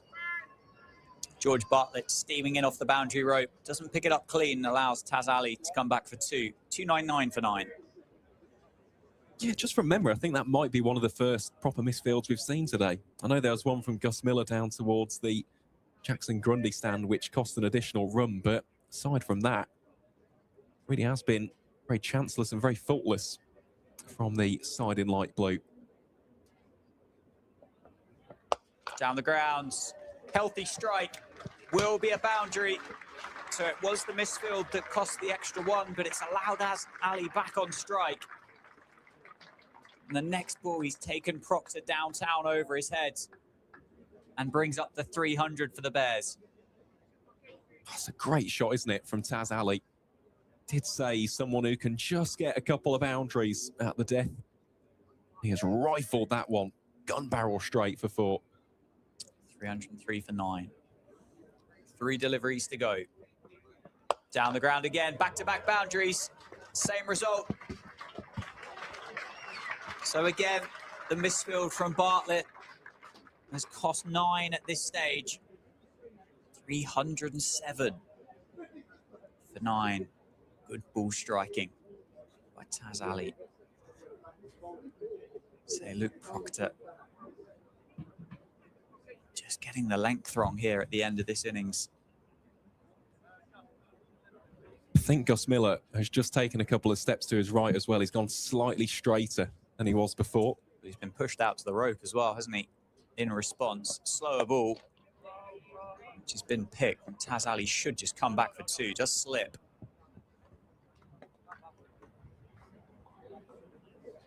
So it'll be over to Hannon Dalby. Well, this would be interesting.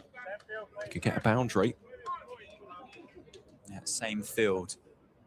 What's the call from Nathan McSweeney through the effects mic? 308 for 9. 1 delivery to go. Can he keep striking at 400? Can he up it? That would be some finish, wouldn't it? Oliver Hannon Dalby, 10 from 2. Well, I think the Bears, starting this final over, I think they'll be very happy with where they find themselves now. Over 300, which for a second felt a way off. 7 down for 270. Proctor to round the innings out then. Outside edge. 4 more for Hannon Dalby. He showed us the inside edge for his first delivery. Showed us the outside edge for the seconds. Finishes on 8. Maintains that strike rate of 400s. And the Bears finish on 312 for 9 at the end of their 50 overs, which will set the Steelbacks a target of 313 to win this opening round of the Metro Bank One Day Cup. Well, that final over has been huge as far as the Bears are concerned. 15 from it. Some very, very useful lower order runs from not only Taz Ali, but of course, Oliver Hannon Dalby there. So, yeah, we'll take a break here on Steelbacks TV. When we return from the innings break itself, we'll have the run chase, which will see the Northamptonshire Steelbacks chasing 313 runs for the victory. We'll be back in around about 25 minutes' time as the Steelbacks get that chase underway, and we'll see you in a bit.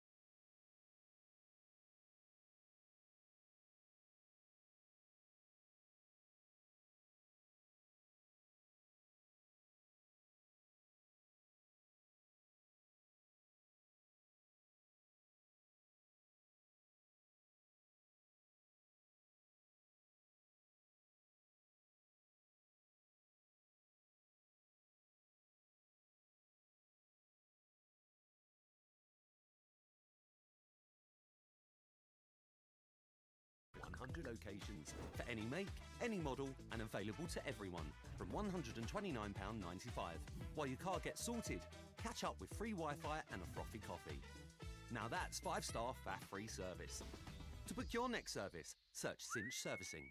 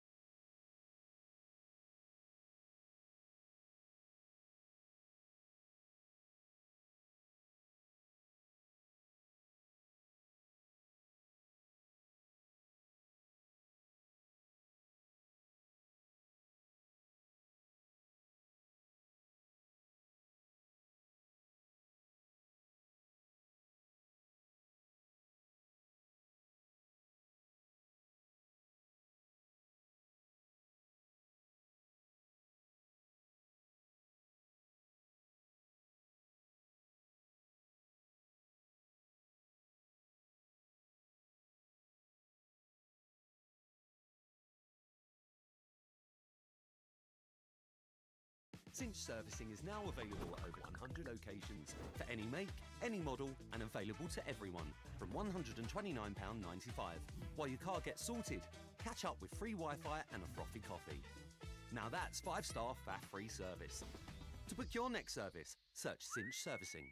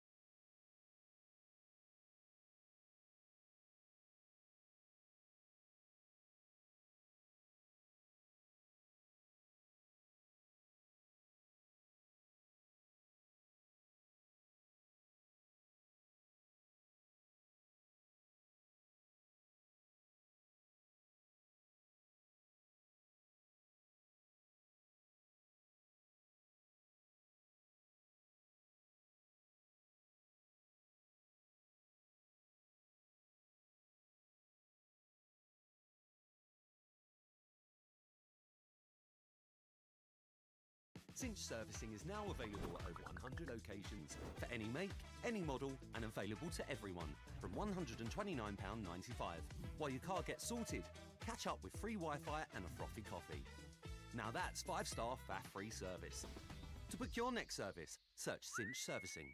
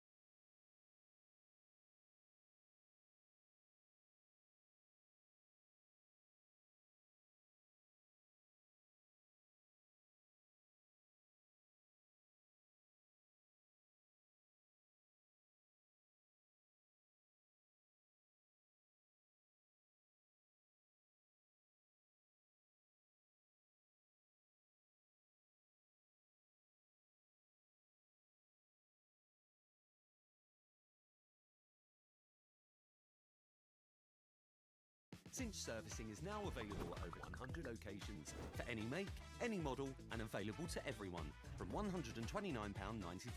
While your car gets sorted, catch up with free Wi-Fi and a frothy coffee. Now that's 5-star faff-free service. To book your next service, search Cinch Servicing.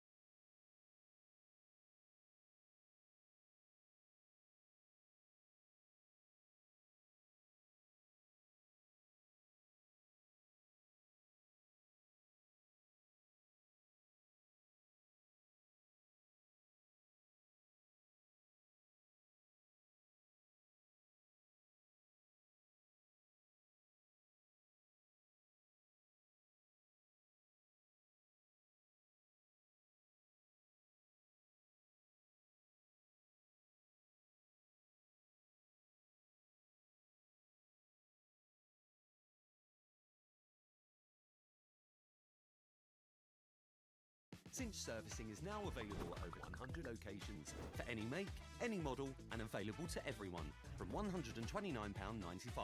While your car gets sorted, catch up with free Wi-Fi and a frothy coffee. Now that's 5-star faff-free service. To book your next service, search Cinch Servicing.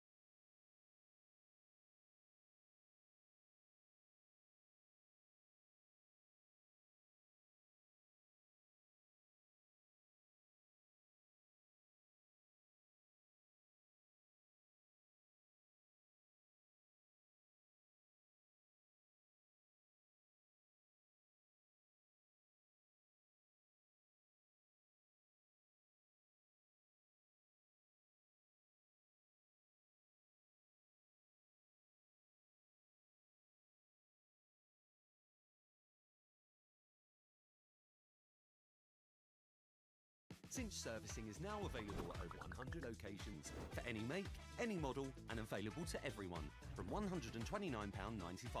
While your car gets sorted, catch up with free Wi-Fi and a frothy coffee. Now that's 5-star faff-free service. To book your next service, search Cinch Servicing.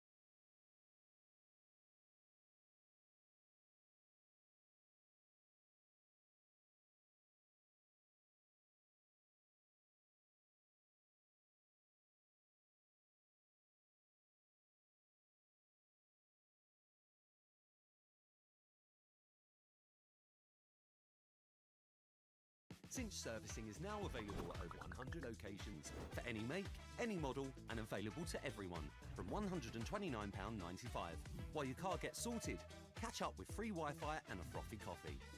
Now that's 5-star faff-free service. To book your next service, search Cinch Servicing.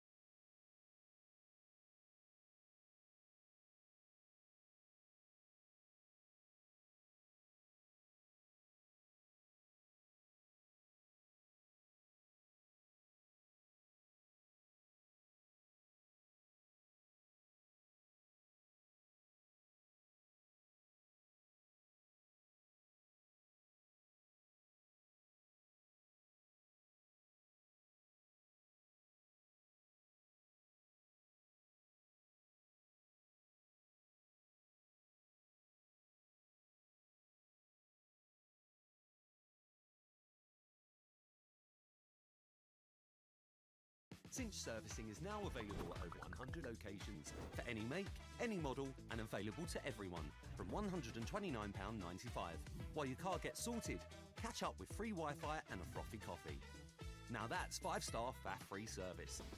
To book your next service, search Cinch Servicing.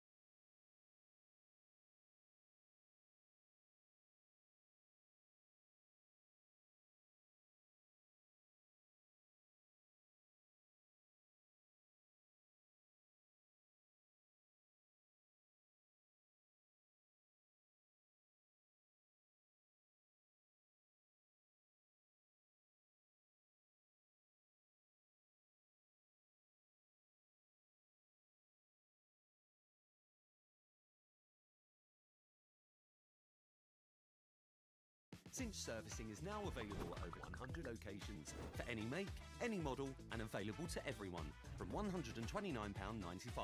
While your car gets sorted, catch up with free Wi-Fi and a frothy coffee. Now that's 5-star faff-free service. To book your next service, search Cinch Servicing.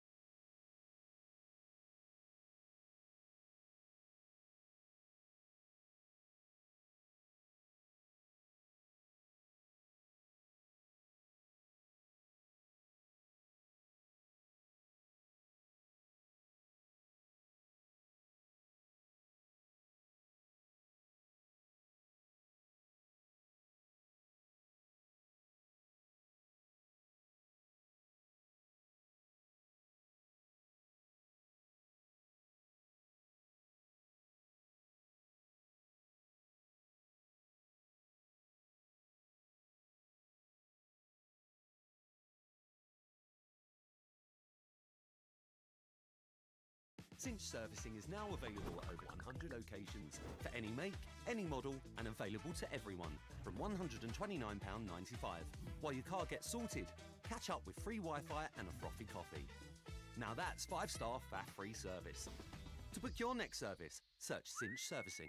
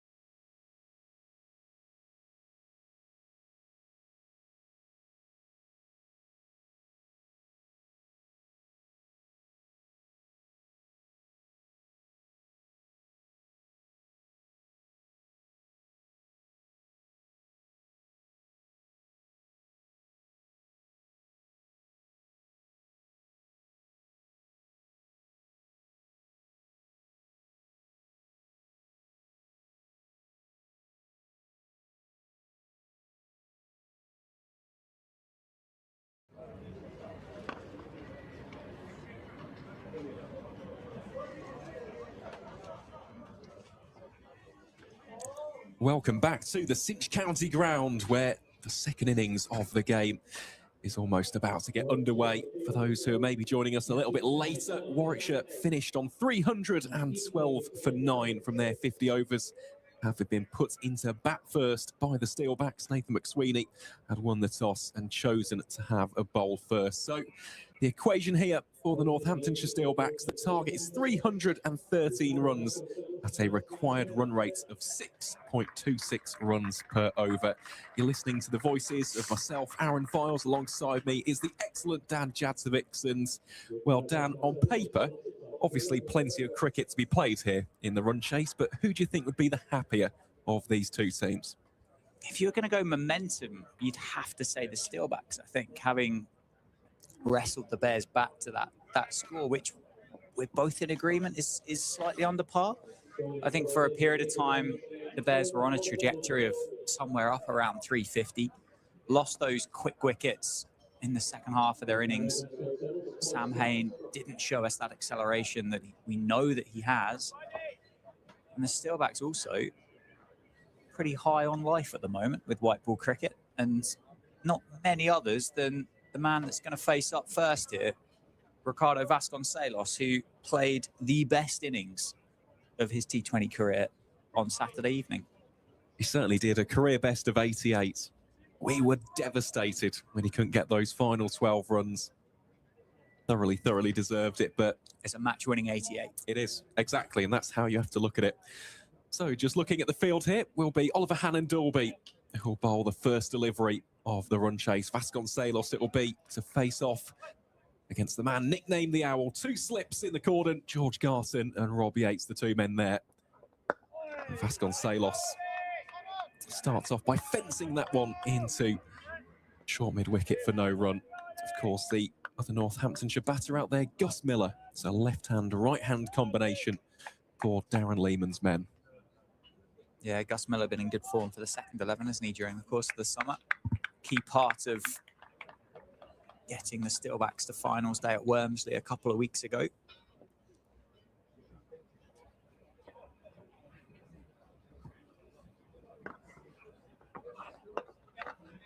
And this will be the first run of the reply. Comes courtesy of the informed Vasconcelos, brings Miller straight onto strike.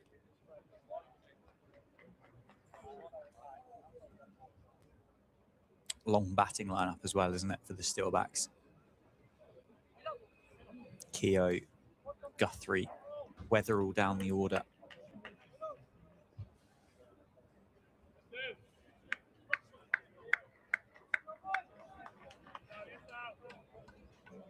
Well, it's quite an attacking field, this, isn't it, for Hannon-Dalby? Still 2 slips there. Taz Ali down at deep backward point. Theo Wiley also lurking in the circle. Right on cue, Taz Ali will be the man to do the fielding down at deep third.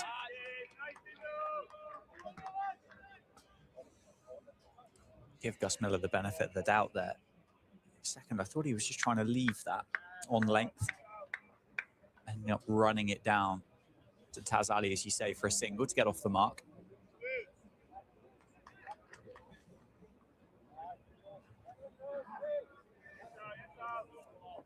Sun continues to beam down on us here at the Cinch County ground. Hannon-Dalby again. Vasconcelos leaves that one well alone.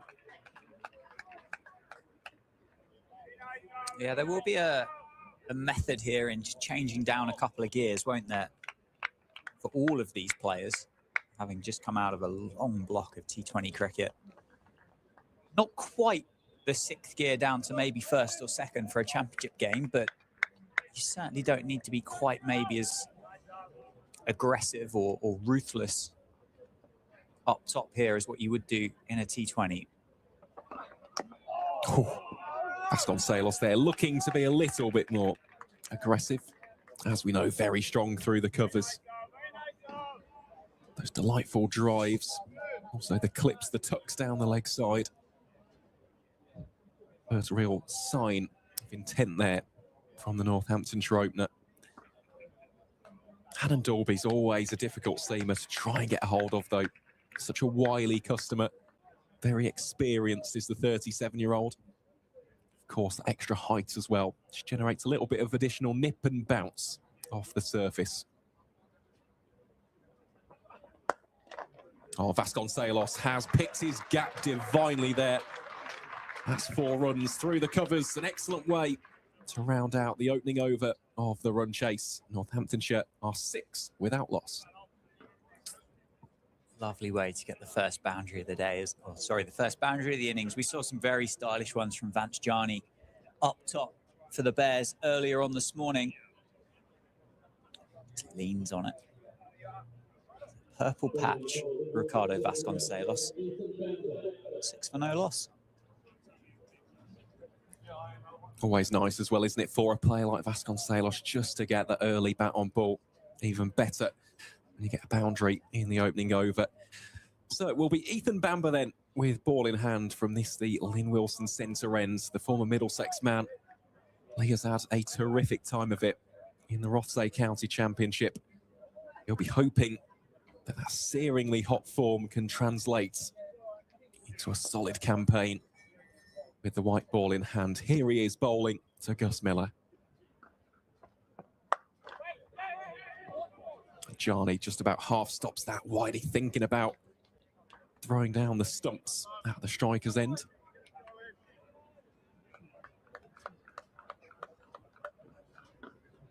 Really has been a great signing as Ethan Bamber. Only with the bat, of course, we've seen those useful runs. I think back to that enormous boundary against Durham early on last season, that heroic stand with Vishwa Fernando. Of course, with the ball as well, someone who continues to adapt and elevate their game.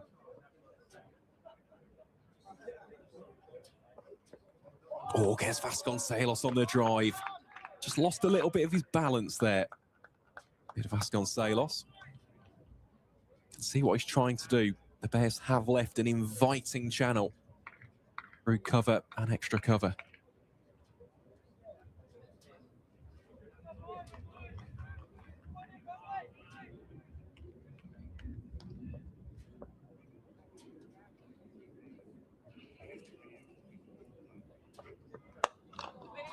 Sam Hain will cut that one off.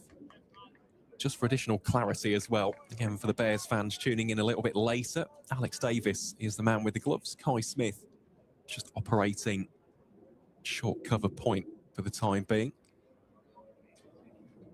Taking a good few steps away from that 30-yard circle. See the type of captain that Sam Hain is trying to be early doors and going for the proactive option.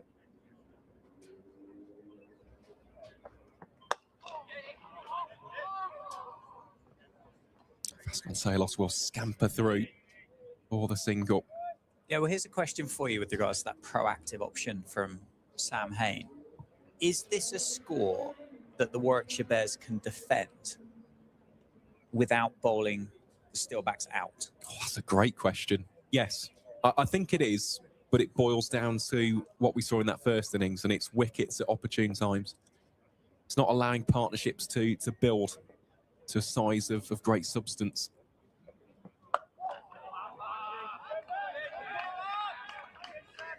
Of course, that can change. That is malleable over the duration of a run chase. If you get to the 30-over mark and Northamptonshire, let's say 200 for 3, then it is a case of, well, you've got no choice but to take those wickets. But at this stage, regular wickets, good times, I think you can restrict a team if they're chasing anything over 300. Oh, a little bit of an appeal there from the slips cordon. Bamber showing off some fancy footwork as well, but to no avail. Tidy start that from the 27-year-old. And after 2 overs, Northamptonshire are 8 without loss. Brilliant start for Ethan Bamber. What a signing he's been as well over the last couple of seasons for Warwickshire across the formats. Great bit of business. Gus Miller maybe getting a bit fortunate. I felt like he hit it. I feel as though the excitement for Warwickshire was whether the ball was just going to roll back onto the stumps. Here's Hannon Dolby then. Oh, and yet again, Vasconcelos, you can see what he's trying to do. It hasn't quite got the execution as of yet. And this will light up the eyes, not only of Oliver Hannon-Dolby, but of course, George Garton and Rob Yates in the slips cordon as well.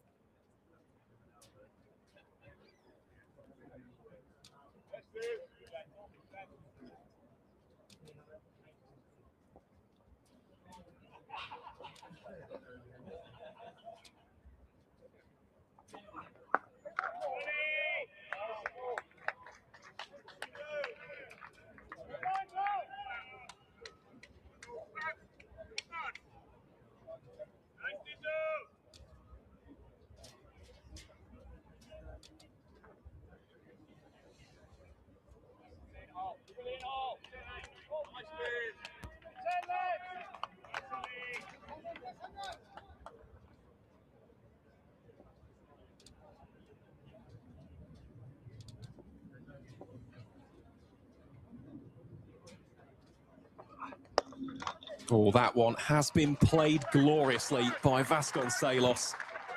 Brilliant balance, expert execution. Rifles it away for 4. Lovely shot from the Northants opener. He's just checked it, didn't he? Mid-off and mid-on are very wide here for the Bears. And he beat that fielder at mid-on a long way inside. Just checked his shot, held the pose, got the middle of the bat on it.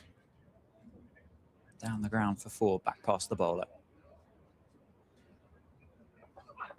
Oh, great response that from Hannon-Dolby. Yeah, in hindsight, rifle probably wasn't the right word, just looking back on the replay of that shot from Vasconcelos. Just lofted. Didn't really have to put too much additional mustard or power on that particular shot.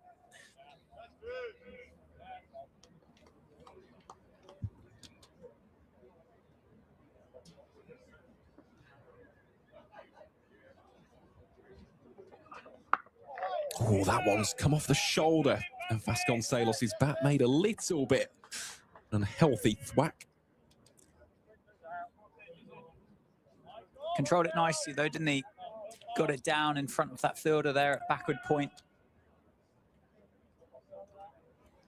Other thing as well, you got to think with Ricardo Vasconcelos is maybe hasn't misbehaved quite as much as what we maybe thought it might do, just because of the size of Ricardo Vasconcelos. Not the tallest, is he?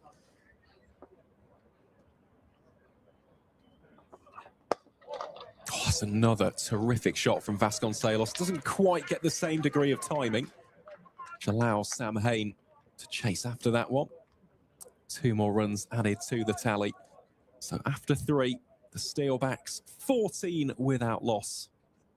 The required number of runs now ticks below 300.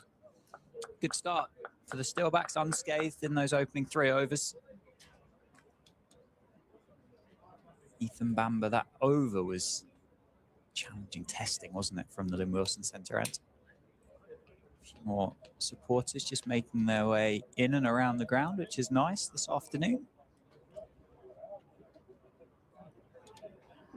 Plenty of cricket to be played, and to chase down 312, unless it is catastrophically bad for the Steelbacks, we know we're going to be in for the full afternoon of cricket, aren't we? We're going the distance here at the Cinch County Ground.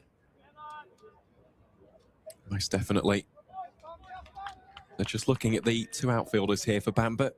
Deep third and long leg. Here he is bowling to Gus Miller. Single taken by the right-hander. Of course, we'll also keep you updated with those scores on the doors. 6 matches taking place across Group A and Group B. This, of course, taking place in Group A. What a group it is. Should be a really, really tasty battle for the top 3.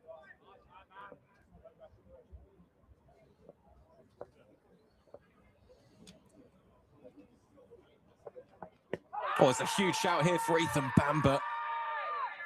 Turned down straight away by the standing umpire.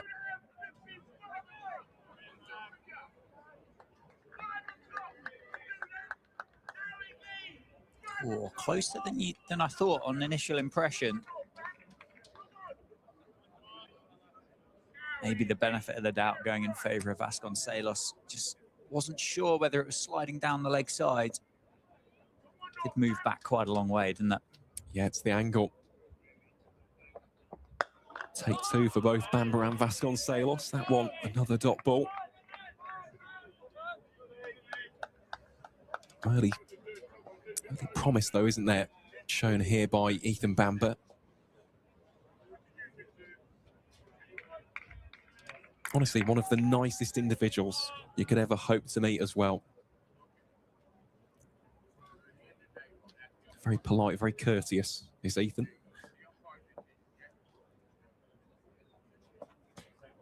Oh, again, that's another good delivery. Nice bit of additional lift on that latest ball. Yeah, I just wonder whether it offered to shape away from Vasconcelos as well. So far, everything's come back into the left-hander. Just off the seam, I think, for Ethan Bamber. You were watching closely in that first innings. You mentioned there wasn't a great deal of lateral movement through the air. It's this new Kookaburra with that slightly prouder seam.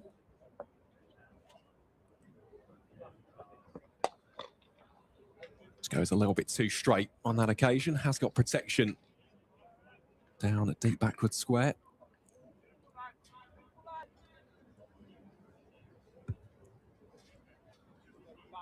Yeah, it's definitely not been pronounced so far today, even though just looking at the overheads, decent amount of cloud cover above our heads here at the Cinch County ground. The sun just peering through now and again, sporadically. Nice temperature, pleasant breeze as well. Oh, that's a huge shout here for Bamber. It's more than a shout. That's the first wicket to fall. Gus Miller trapped LBW for 3. We said how impressive this opening spell has been from Ethan Bamber, and he gets his just reward. Miller goes for 3.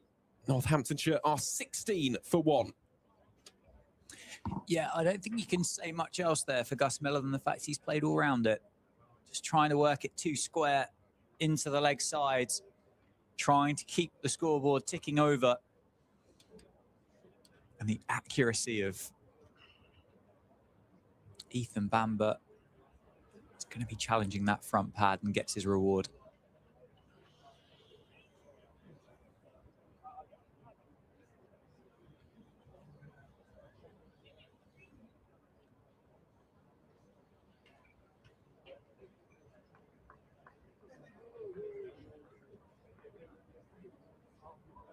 So as Miller departs the field of play, waiting to see who's coming in at number 3 here for Northamptonshire. It will be the experienced Rob Keogh.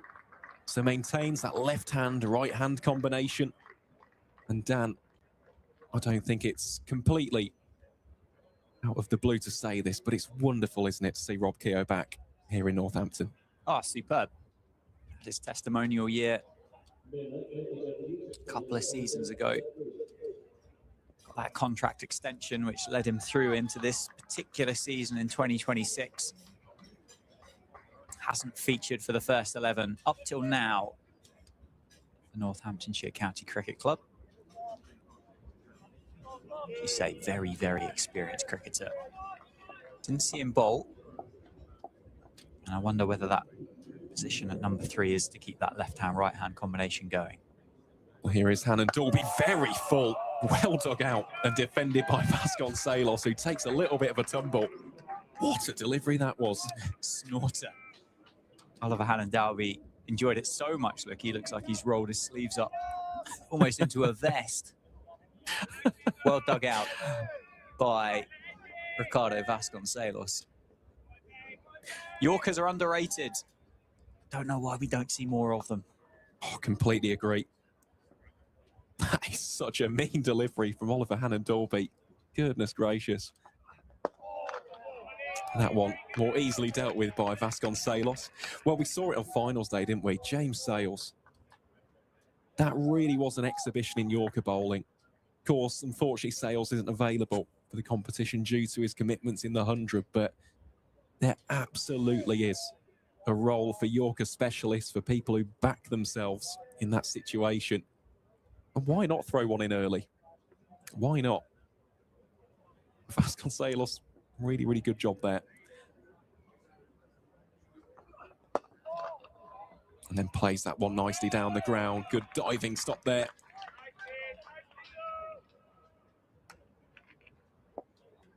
Prevents the run from being scored.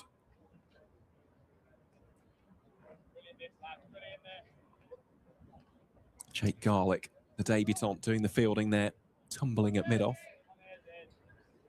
Mid-on, should say.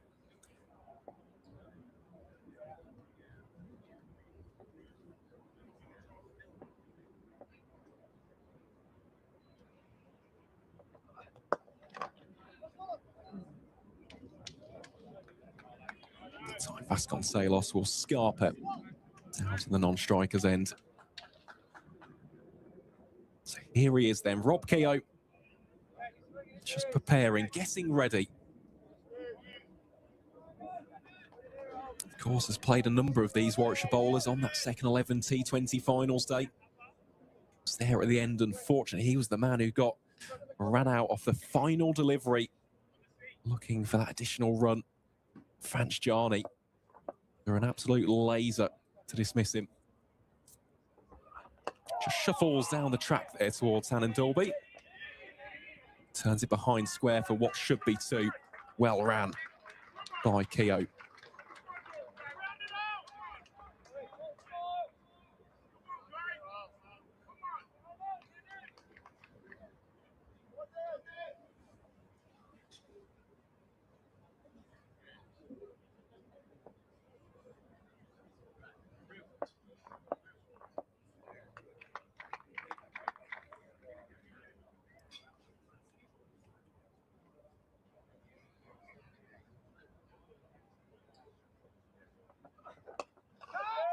All shouts of catch, he'll just fall short of the oncoming Bamba. Takes a couple of bounces away. It's one of those where as a fielder, you've got to try and go for the catch. He took the aggressive option. As a result, the boundary is scored and Keogh moves on to 6. End of over number 5. Northamptonshire are 23 for 1. Yeah, it was brave by Bamba, wasn't it? He heard a jeer through the effects mic when it went through the fielder, but got to be so brave to go in for that catch. It was never really getting there. The safe option would have been to have stayed on the rope and to have just let it bounce once. Saved 3.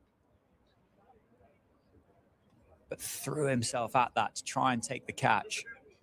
And I think that might indicate the way that the Bears view this, in the fact that they'll be going, we need to take these wickets. Defending 312 might not be the easiest Tuesday afternoon in Northampton. I think the Bears will feel light with 312. And if they had those extra runs, you have to wonder whether Bamba might have just let that bounce, concede the single, throw the ball back in and carry on. If they'd got over that 350, that what maybe we'd have thought. Absolutely. I think that's a really important thing to mention, because it does play a little bit of a toll on the psyche. It feels as though you almost have to put in that additional 1 or 2% to try and make something happen. Well, here he is with the ball in hand. Bowling to Vasconcelos. Confident yes there from the opener. Single taken.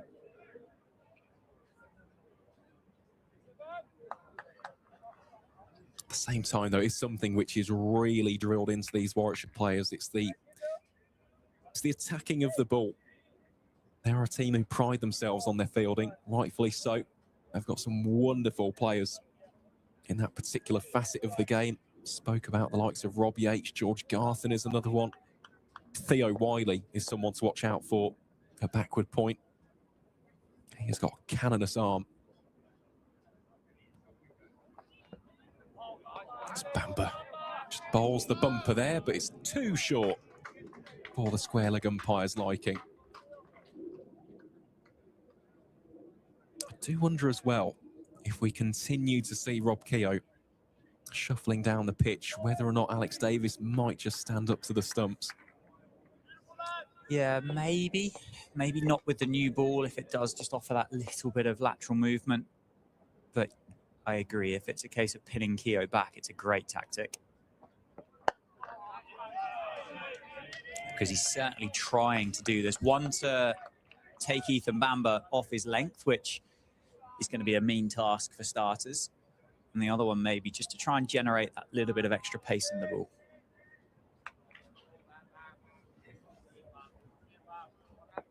And nullify any potential swing, but I don't think we've really seen any in this game as of yet. Maybe a little bit from Liam Guthrie early in the first innings. He shoulders arms to that one rather extravagantly.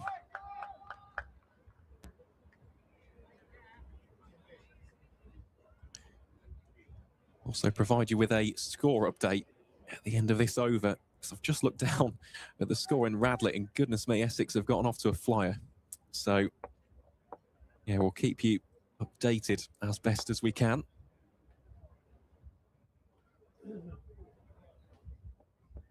Oh, very full.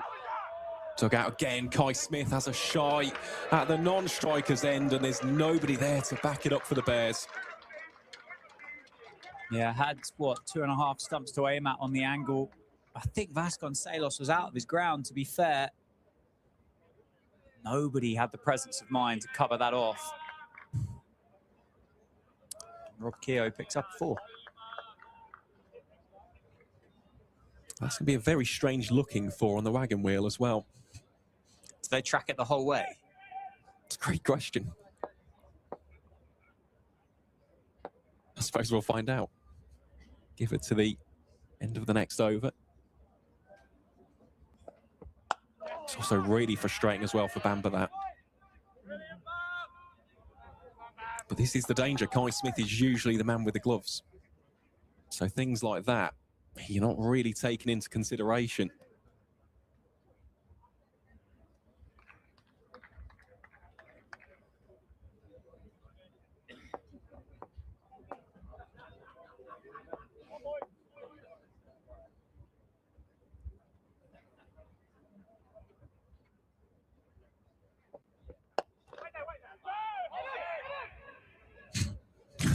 Brilliant. Brilliant way to end the over. Cry of hold, cry of hit them. Vasconcelos teasingly trying to bait Kai Smith, who did play his part at the end there to vein the throw. End of the over, dot ball 29 for 1. Well, as promised, let's take you around the grounds here in the Metro Bank One Day Cup, starting down in Radlett, where Essex are 57 without loss after 7 overs in their chase of 295 against Middlesex. Robin Dass and Noah Thane already into the 20s, early doors in that one. Vasconcelos just tickles that one down to Taz Ali for 1. The game taking place at the County Ground Derby. Durham have gotten off to a pretty shaky start in their reply. The target is 257 for the northeastern side, and, well, they're currently 36 for 2. Ben Aitchison of Derbyshire has got the first 2 wickets. That's of Graham Clark and Alex Lees. So Ben Stokes has come into bat at number 4 for the visitors. That's that one well played by Rob Keogh. Could push 2 here. They will push 2 against Bamber. He's quick as the Warwickshire seamer. He's not that quick. Good intent shown between these 2 top-order batters.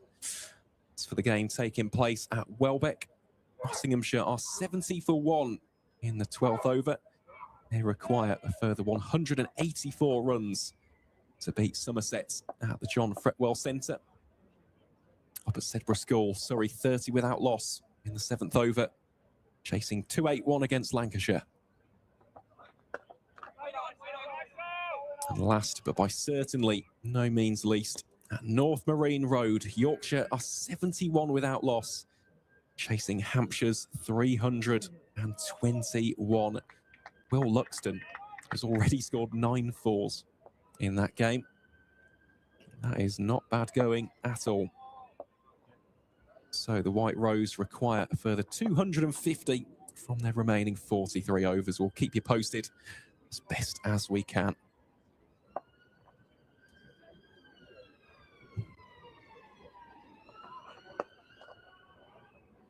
This one will challenge Bamber. Brilliant stop there, goalkeeper style. And well applauded as well from both the travelling fans and home fans alike. Bracing the inner Jordan Pickford. He's been busy, isn't he? Ethan Bamber doesn't get a break from his spell of bowling. He had that chance earlier on. Couple bits of fielding down there in this over. Good start to the innings here for Rob Keogh, though. In at number 3, he's on 14 already. Seems to be timing the ball really nicely.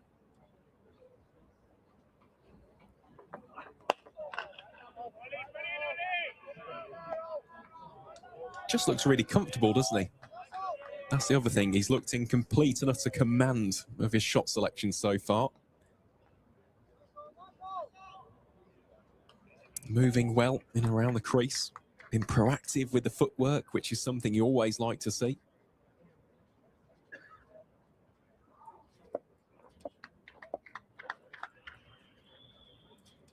Be nice to see him get a big score today.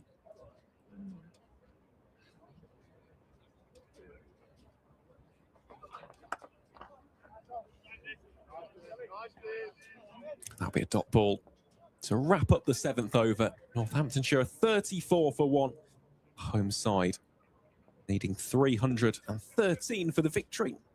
So the equation now a further 279 on the remaining 43 overs.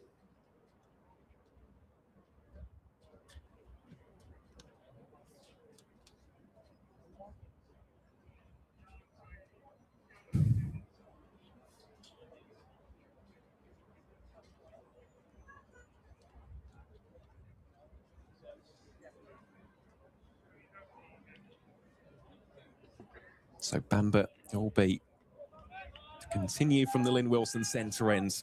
The man who got that opening wicket, Gus Miller, trapped LBW for 3. Can he add Vasconcelos or Keogh to his collection? Well, he won't with that one. Strays down the leg side and given us a wide. Yeah, what can we expect from the Bears with regards to bowling changes here as well? Lineup, you've got developing wrist spin of Taz Ali. Obviously, we're under the impression that George Garton won't be bowling.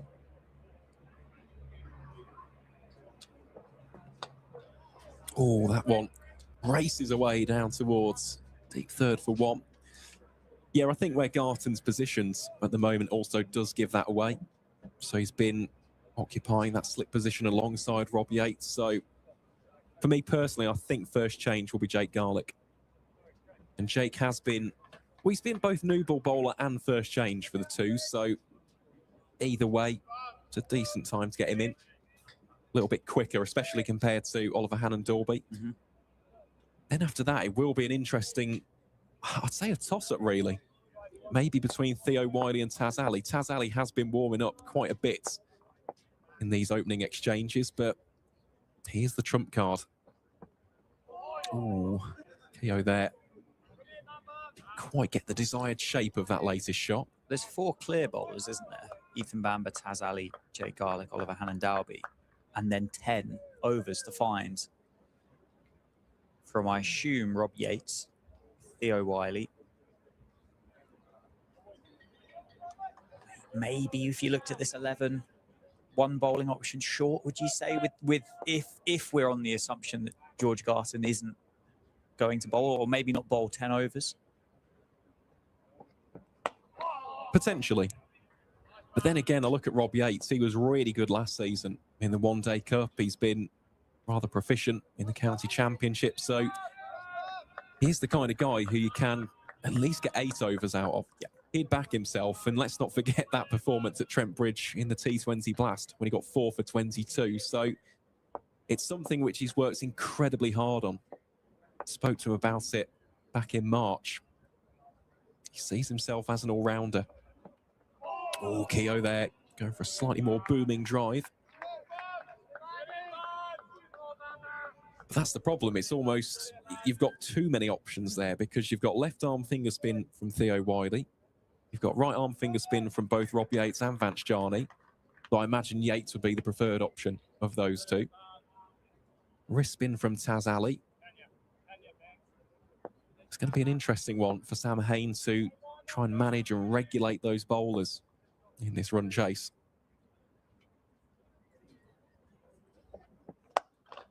Oh, that one.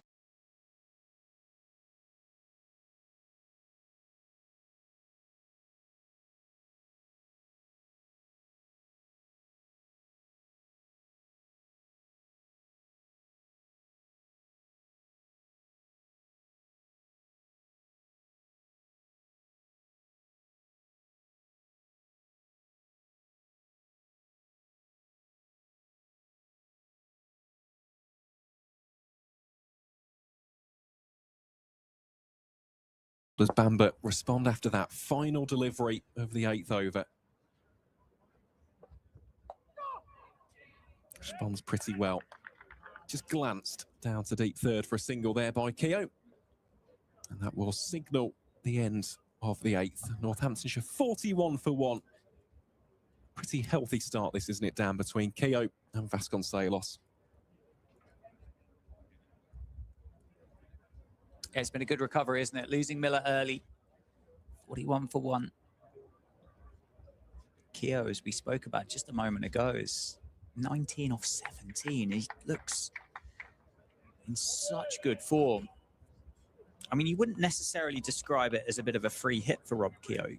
It's, I'm sure he'll have aspirations to continue past 2026, so there will be a bit of pressure maybe to try and secure that next year as a professional cricketer, another contract maybe.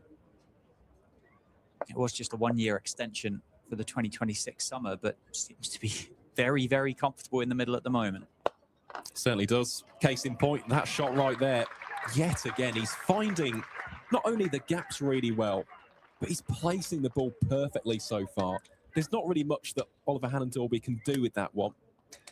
It's one where he's almost created the length for him to play that shot, and he hasn't thrown the hands. He's not looked to overhit or overcorrect. Just leans into the shot, guides it beautifully straight for 4.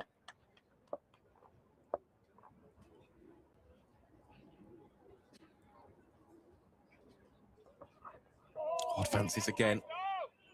Playing a miss. That would be the one thing, though, which the Bears are probably looking at this stage. While Keogh has played some lovely shots to the fence, has also played and missed at probably say about 3 or 4 so far.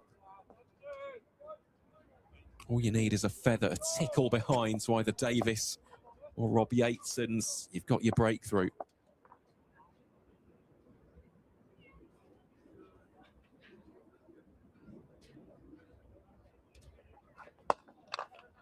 Again, well played by Keogh.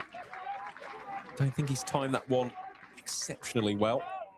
It will still be 2, nonetheless. Good placement.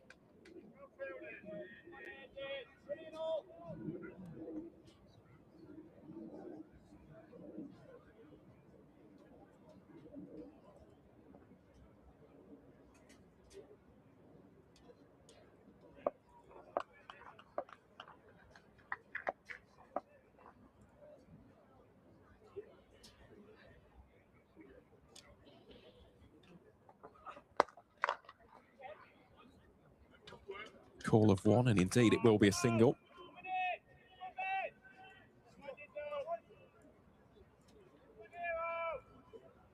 So far, it's been so good for Keogh and Vasconcelos against the Seamers.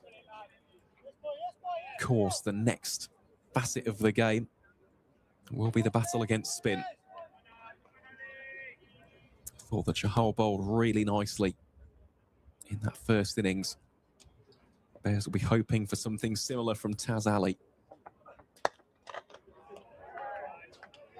Yeah, and we may see considerably more spin in this innings as well. If Rob Yates is going to be the guy that's going to bowl, maybe that will be that fifth bowler. Obviously, we got 10 from Yuzvendra Chahal and then only 2 from Nathan McSweeney, didn't we? Potentially get 20 overs of spin from the Bears in this run chase.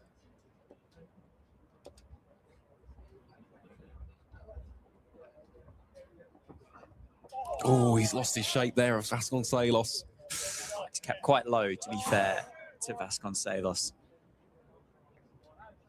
Not quite reacted off the surface as he thought it was going to. Fortunately for the Northants opener, it was outside off stump.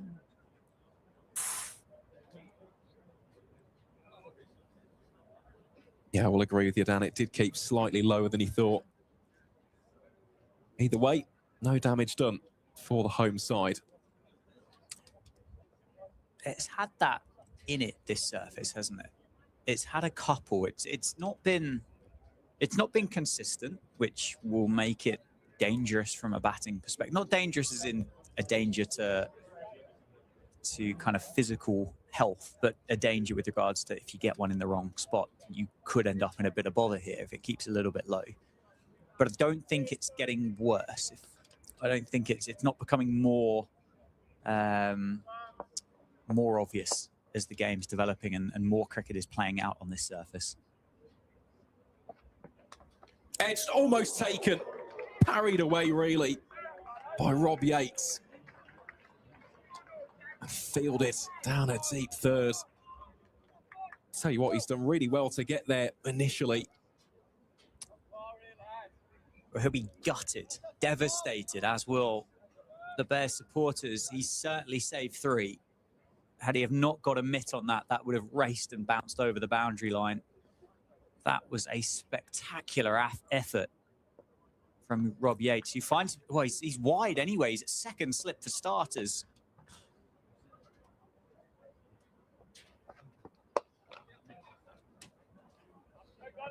Well, there was a call of 2 there from Vasconcelos. They hustle back and hustle back hard.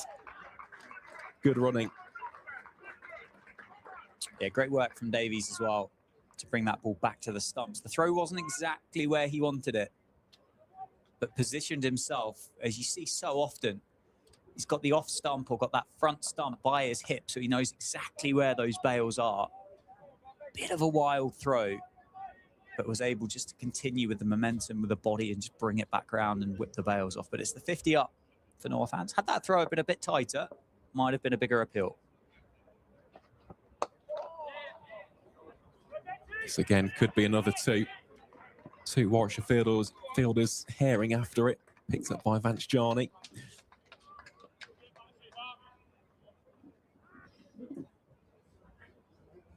Yeah, this summer's not been a summer for sliding on the outfields, is it? No.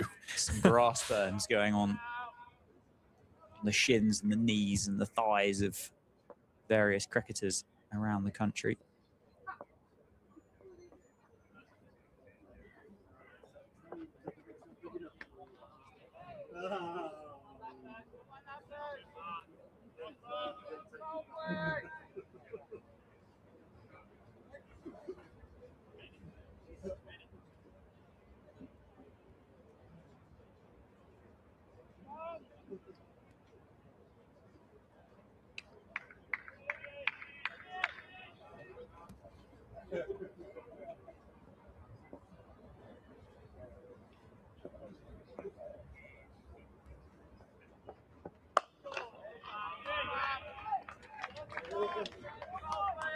Bamber here, bowling in some nice areas, just cramping Vasconcelos for a little bit. Space and room. Bringing especially that off stump into play. Northamptonshire's opener just scans and surveys his surroundings, looking in particular for that leg side. Instead decides to try and pierce the gap on the off. Can't quite do so. And that'll be a dot ball to round out over number 10. It's been a solid start this between these pair. Northamptonshire 53 for 1. The equation 260 required from the remaining 40 overs of the game. Yeah, good power play for both, I would say. Fairly even. Steelbacks will be happy the fact they've got those 9 wickets left in the hutch. And the Bears will be happy that Steelbacks are just ticking along under that required rate. And they've managed to get it to grow a touch since the start. Going to be seen to continue. So this will be the 6th over for Oliver Hannon-Dalby from the David Capel end. 1 slip in place. Rob Keogh on strike.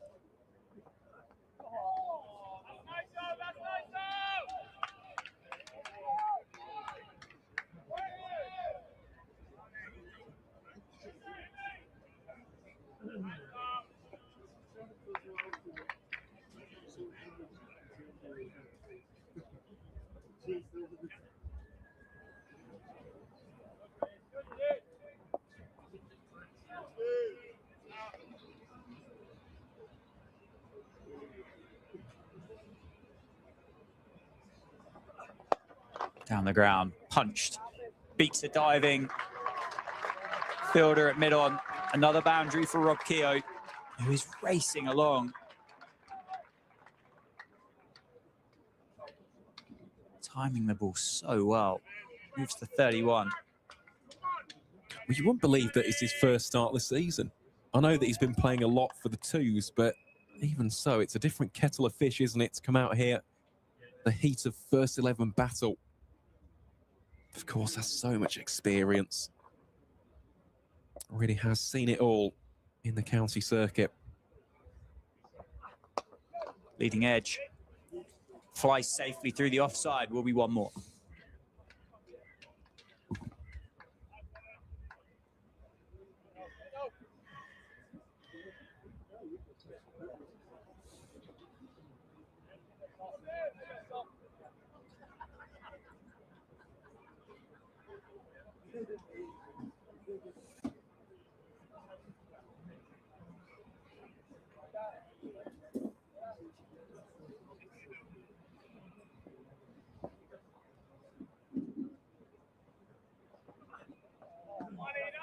Beautifully bowled.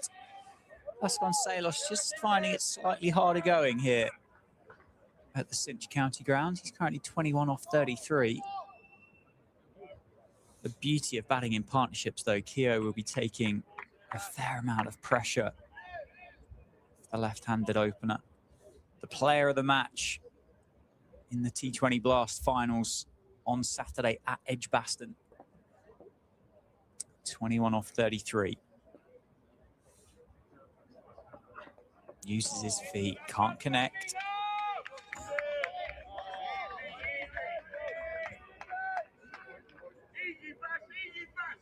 He's also got a deal out in Canada well as Ricardo Vasconcelos. That, of course, taking place after the county season has finished. I believe it's late September, isn't it? I believe so. I think it's 4 or 5 days, isn't it? End of September, early October? Yeah. In a football stadium, I think. An indoor covered football stadium. I think there's a few other Steelbacks who've picked up contracts. It was all announced yesterday, so congratulations to all of those involved. End of the over. Great one for Oliver Hannon-Dalby. 58 for 1 after 11.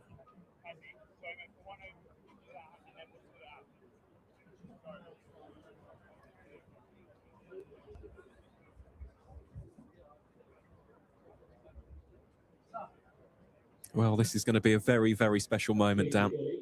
There will be a change of bowling from the Lynn Wilson centre end, and it will be Jake Garlick to replace Ethan Bamber, the 21-year-old seamer, product of the Staffordshire pathway. Here he is, making his first 11 debut for Warwickshire County Cricket Club. Started playing for the Bears at under-18s level. That was back in 2023. Someone who's played quite a bit of twos cricket for the West Midlands County in 2026, and someone who's very highly rated. Subsequently made it onto the Bears Academy. He's also being scouted by Lancashire as well during a national counties game between Staffordshire And Cumbria, here he is then to bowl his first ball as a professional cricketer.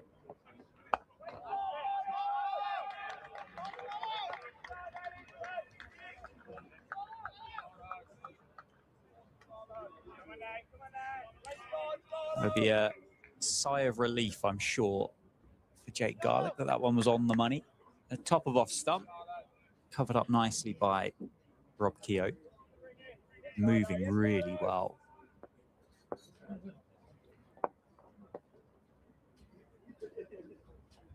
.58 for 1.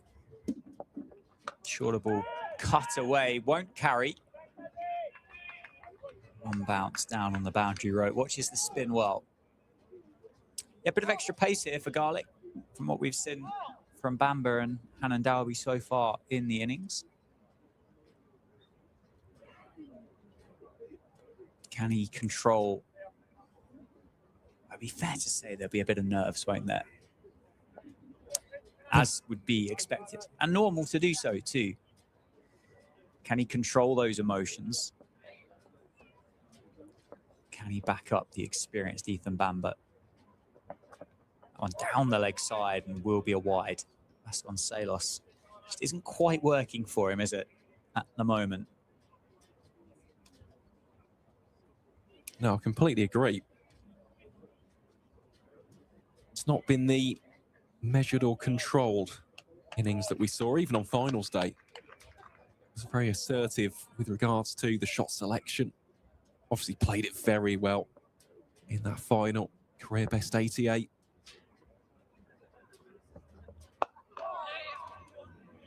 Just punched down the grounds. Missed times. Floated really in the air towards Bamber at mid-off. Didn't carry, fortunately, for Vasconcelos. He did break the bat, didn't he, during the innings in the final? He was desperately crying out for some fiberglass tape to hold it together. Maybe this one hasn't quite got the same feel to it as what that one did from Saturday. In the air, over mid-wicket just. Going to be a long chase down to the rope. I think the ball's going to win. And the Bears fielders are going to finish second and third in the race. It's another boundary for Keogh. Just gets enough elevation on it. Picks up 4. Well, in the end, it will be a boundary there for Keogh, but we're just seeing in recent deliveries, a couple of chances just being offered up. The first one, that flashy drive, which almost went into the right hands of Rob Yates. That one as well just goes over the top of guess who? Rob Yates. There's a reason why he's in that fielding position. The Bears feel as though that could be a potential avenue here for the wicket. Short ball pulled away. Has he got enough of it? Nah. Brilliant on the rope. Out. Keogh picks the man out on the boundary at deep square. It was a fantastic effort from the fielder down there, judged absolutely perfectly. Got himself into position, tossed the ball back up. You see it so often now, but it's still remarkable. It's Kai Smith. It's Kai Smith. That is absolutely phenomenal work out on the boundary rope, and even more special, as you can see there from the reaction of his teammates, that is Jake Garlick's first wicket as a Warwickshire cricketer. Let's take another look at that. Oh, the anticipation. Brilliant from Kai Smith. Knew exactly where the rope was. That is a big wicket. Keogh was looking dangerous, but we did say he was generating opportunities. And the key for the Bears, they've taken it. That is a superb catch from Kai Smith. And what a moment as well for Jake Garlick. I know that those at Longton Cricket Club, as well as Moddershall and Alton as well, they'll be delighted. I know you mentioned nerves, Dan, but Jake deserves this moment. He really does. He's still raw, don't get me wrong. He's still got a lot of growing and developing to do when it comes to his cricket, especially when it comes to the upper echelons of county cricket, but he's got the raw attributes. He really has, and yeah, could not be happier for him. Really, really delighted for Jake Garlick. Yeah, agree with those with those points. And an immediate impact, that point of difference, that bit of extra pace. Keogh just on the top half of the bat, didn't get enough on it, but Nathan McSweeney, the skipper, is in. Defends that up straight away. Dot ball to start for McSweeney. Partnership broken, 65 for 2 after 12. Vasconcelos still there on 22, but it's Rob Keogh was the man to go for 37. Brilliant bit of fielding down it on the boundary at deep square. Certainly was. Although how many times do we see it in the modern game now? We are almost spoiled, aren't we? As cricket fans, the number of times we see unbelievable work, which 15, 20 years ago, you'd be sat there almost having your mind blown for the next 10, 15, 20 overs, let alone minutes. Whereas now it's just like, well, it's part of the game. Oh, it's practiced, isn't it? It's trained for now as Hannon Dalby continues. Edgy drive from Vasconcelos. Wants to just be the single, but brilliant for Garlick. As you say, there would have been nerves, and understandably so, but to pick that wicket up in his very first over will just settle everything down. Now he's got another 9 overs in the tank, in the game, to go and really impose himself on this fixture for the Bears.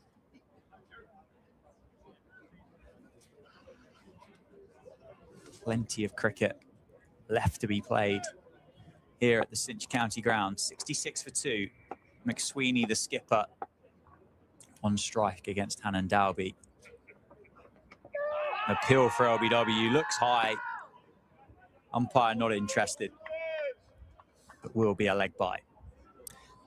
Yeah, far too high on that occasion. Nice movement though, isn't it, from Hannon Dalby, just looking to seam it back in.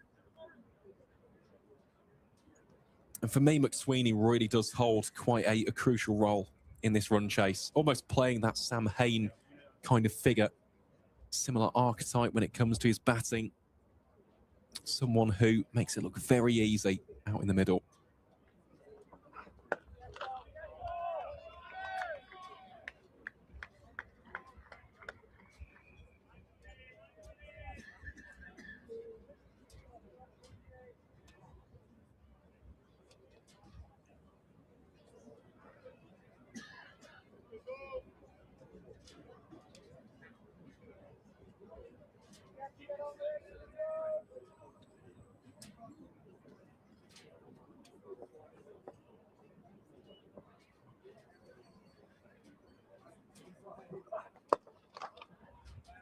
Yeah, he had a bit of a tough start here against Lancashire, didn't he, in the championship? A couple of low scores, but that was early season, green surface against James Anderson, favourable bowling conditions.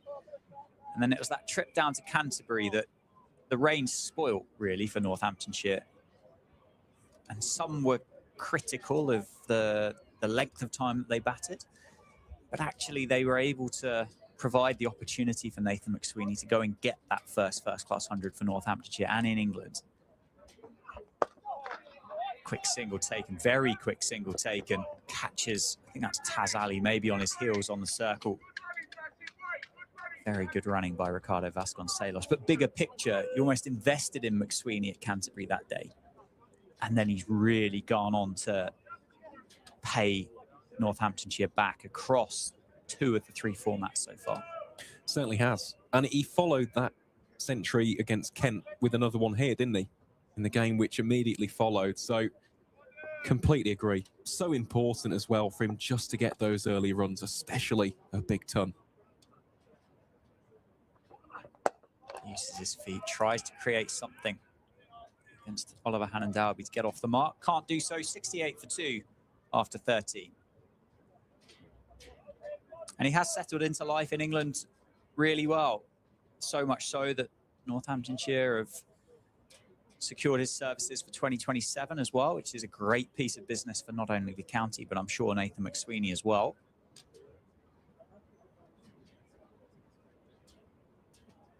We are going to get a look at spin. It's going to be Vance Jani coming into the attack from the Lynn Wilson centre end. Well, if he starts his bowling performance anything like he did his innings this morning, this is going to be exciting. Yeah, 3 boundaries early doors for Vance Jarney.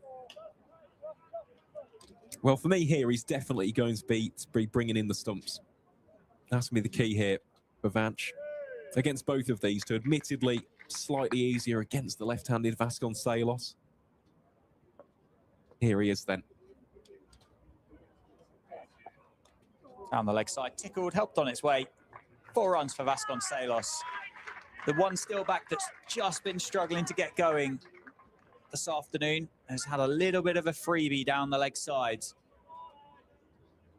Will that be the moment that just helps Vasco to get that timing, to build that bit of confidence up? A loose start for Jarney. Short ball muscled away. Just be one.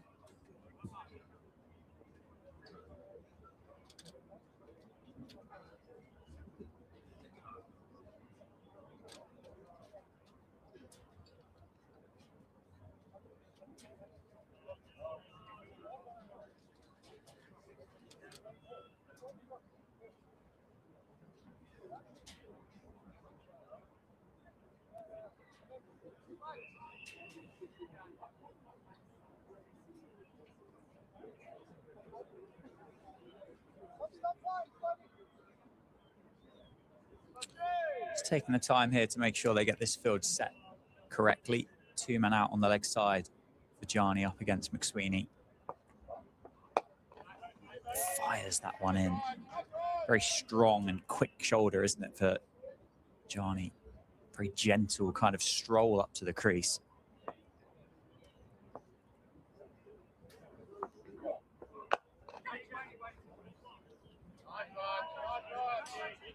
Yeah, he's a very different prospect to the likes of, let's say, Rob Yates and obviously Taz Ali. Same with Theo Wiley. For the Bears, skiddier bowler. I think that is the way to describe it. It's a strong shoulder. It's almost a quick release from Jarney. Yeah, it's not your traditional finger spin action, is it? Which is nice to see. I think from a batting perspective as well, if you face up against something that maybe is a little bit unusual, you don't face every day. Beautifully played by Vasconcelos. Does get the second boundary in the over. It was short and wide from Jarney. He thinks it should have been stopped. Vasconcelos dissects those 2 fielders and picks up 4. End of the over, 14 complete now, and it's 78 for 2. Yeah, just relieves a little bit of the pressure, doesn't it, for Vasconcelos? Just looks slightly tetchy at the crease. Isn't quite getting the timing, the rhythm that we're used to seeing when he's at the crease. Yeah, but 8 off the over, I'm sure will go some way to just settling the energy. Vasconcelos. Well, a change of ends for Jake Garlick. 1 over from the Lynn Wilson centre end and switched around, and we'll be coming down this slight incline at the Cinch County grounds. Bowling to Nathan McSweeney, who plays that nicely back at the bowler. A couple of score updates in the other games going on in the Metro Bank One Day Cup. Yorkshire have lost a couple of wickets. They're 104 for 2. So they required 217 runs from the 34 overs they have remaining up at Scarborough. Essex, who started nicely, 92 for 4. Bit of a fight back for Middlesex. I think Toby Rowland-Jones in the wickets there at Radlett. They required 203 from the 36.5 overs remaining in the second innings down in Middlesex. Nicely played by McSweeney. Going to put the fielder under a bit of pressure there. And Kai Smith, who was brilliant to complete the catch of Keogh, wasn't able to keep that one in the rope. It just got big on him and it kept getting away. And there is nothing on this outfield that's going to take any pace out of the ball. 4 for McSweeney. Durham have stabilised, 74 for 2. They require 183 from the 30 overs remaining. Notts, 144 required from their 29, 30 overs. They're 115 for 2. And Surrey are 68 for no loss, requiring 213 from 34.5 overs remaining. further up the country. We'll continue to keep you up to date with those scores as we continue to remember to look at them, basically, won't we? Absolutely. Well, it is a busy day, isn't it? Across both groups. This is a Group A encounter. Group B featuring the likes of Middlesex and Essex, Derbyshire, Durham. But Group A, to me, really is the group of death. I think you can make arguments for at least 7 or 8 clubs that they should be challenging, they should be competing for that top 3. I say 7 or 8 just because if you look at Surrey, don't get me wrong, they have still got some really good players, but I believe they're missing 21 players, 17 of which are the 104 through injury, so really is depleted at the moment for the Brown Caps, but again, you never know. But Lancashire this season with Keaton Jennings, with Marcus Harris, good bowling attack, some good youngsters.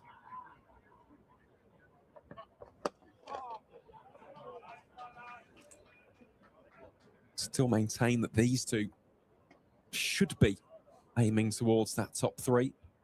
Gloucestershire, Leicestershire. Somerset will be a really interesting one as well, seeing how they actually almost mould and develop as a unit. They've only got a squad of 14 players to choose from in this year's tournaments, and of course their opposition today, Nottinghamshire, with the likes of Ben Slater, Carver Rayner, Hasib Hamid. Some pretty decent names in there. Oh, Fortune for Vasconcelos. Squeezes the bat on it and it just evades leg stump. Another single added. Vasconcelos keeps the strike. He's on 34 of 44. Steelbacks 84 for 2. Require 229 further runs. 35 overs remain in the day's play. One other county just to mention in Group A, the final one, of course, is Kent. Kent will have Daniel Bell-Drummond, Sam Northeast, Keith Dudgeon, Grant Stewart, Chris Benjamin, Jaden Denley, of course, a certain Ben Dawkins as well. So, yeah, the Spitfires look pretty strong. As you can see, group of death for a reason. Absolutely, but it'll be good cricket, and that's the most important thing. Good competitive cricket. It'll be tough, won't it, to really pick the 3 teams out of it. On any day, you could be going into a game not really identifying a clear favourite. Well, Vance Jani just bowled that one over. It's been replaced by Taz Ali. Interesting from Sam Hain and the Bears just to use those bowlers in that fashion. Do you see any reason as to how and why that's happened? Was it I don't want to say did Sam Hain get that wrong, but 1 over from Garlick to then need an over from Jani to switch the ends of Garlick to bring Taz Ali into the attack. It's a peculiar one to look at on face value.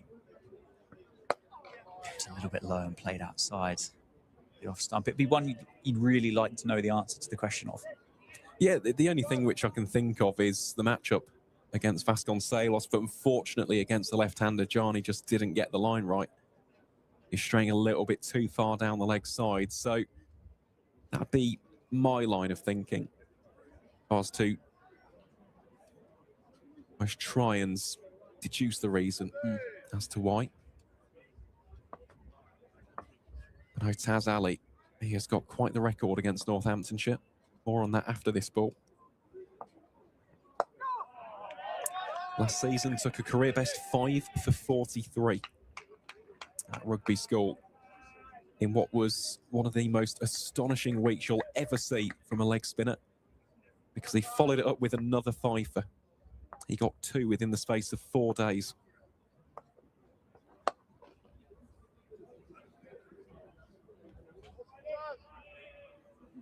Yeah, very highly thought of as well, isn't he? Taz Ali. Do you want to know an interesting story about him? Of course. I'd be disappointed if you didn't have one as well. I've got plenty about him.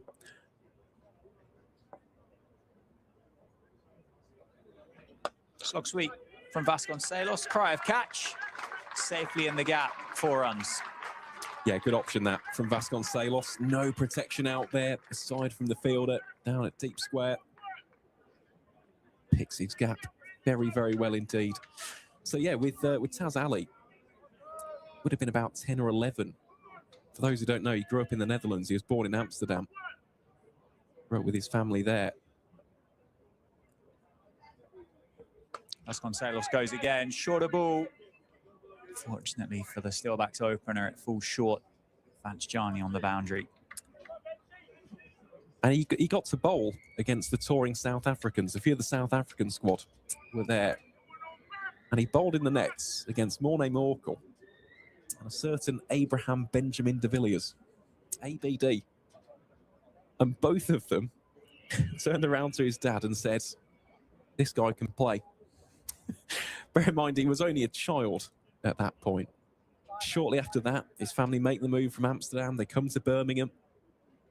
They need a club, and he joins Attock. And the rest, as they say, is history. He doesn't play for them anymore. Now plies his trade for Smethwick in the Birmingham Prem. But yeah, the story of Taz Ali. Oh, it's incredible.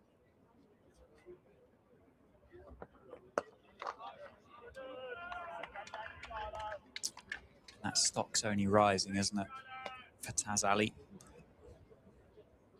Certainly white ball cricket, wrist spin in white ball cricket in the modern era is so valuable, so dangerous. Still yet to convince myself whether wrist spin in red ball cricket is a really strong option or not, but he's going to have a fantastic career with the white ball. That I am absolutely certain of. Scarlett continues here from the David Caper lens. Yeah, it feels like Test cricket's trying to find its next Shane Warne, isn't it? It feels like it's been searching desperately since, and that's been quite a long time since Shane Warne retired from Test cricket. Maybe Rayan Ahmed's the guy. Maybe Rayan Ahmed is the next wrist spinner to succeed in Test cricket, as that's driven stylishly for a single. But I think a lot of whatever this next England's red ball team looks like will very much depend on whoever is given the keys to the bus. Say, if plenty of names that have been bandied around as head coach options. Andy Flower, we all thought was the lead contender, quickly ruled himself out of the running, which is interesting. Don't know whether he was that high on the list for the ECB or what it was. Now I've heard that Justin Langer is leading the race. Darren Lehman was asked on finals day, but said that he hadn't had a phone call and is very happy here in Northampton. But then also the appointment of Brendan McCullum those 4.5 years ago took everybody by surprise. So maybe it's someone we're not even thinking of. 94 for 2, Steelbacks.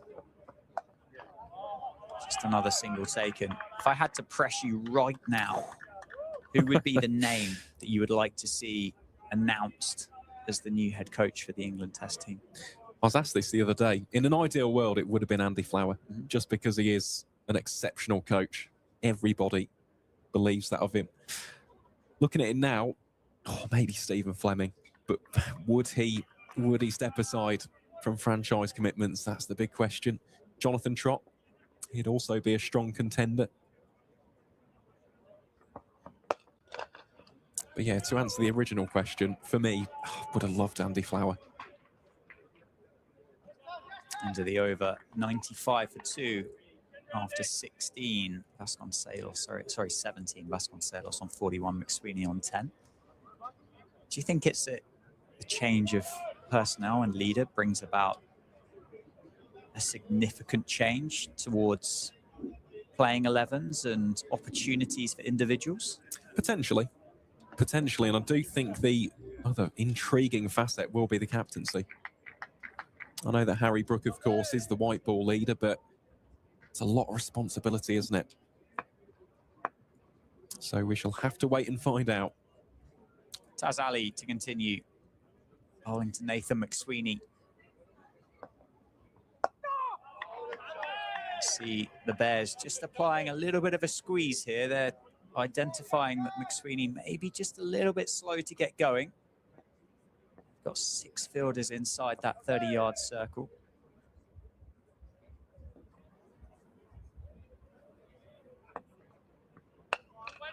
Really trusting the young Taz Ali to bowl to this plan. Just one sweeper out on the offside.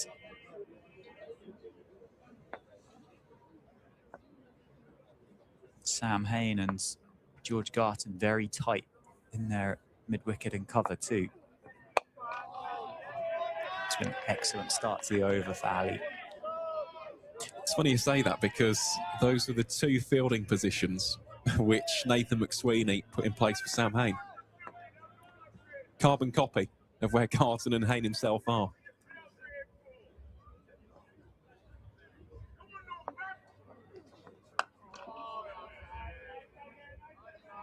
Single taken off the 4th ball of the over, so a great over here for the Bears. At the moment, 1 off 4. So from a Steelbacks perspective, the question will be, what are they prepared to let that run rate climb to?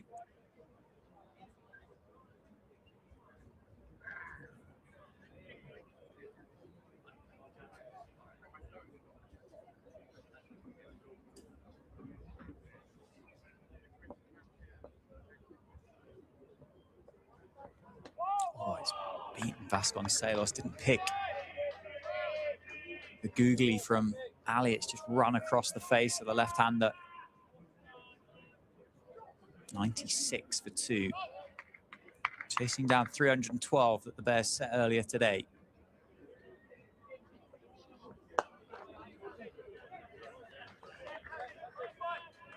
Very good over, very watchful from the Steelbacks. 18 overs done, 96 for 2.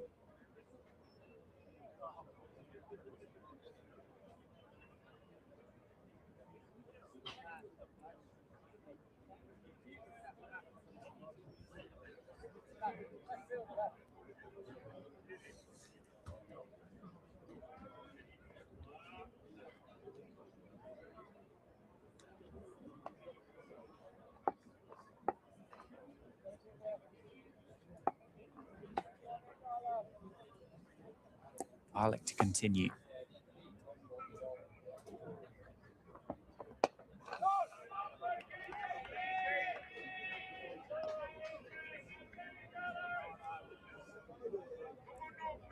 And a good passage of play here for the Bears, these last handful of overs.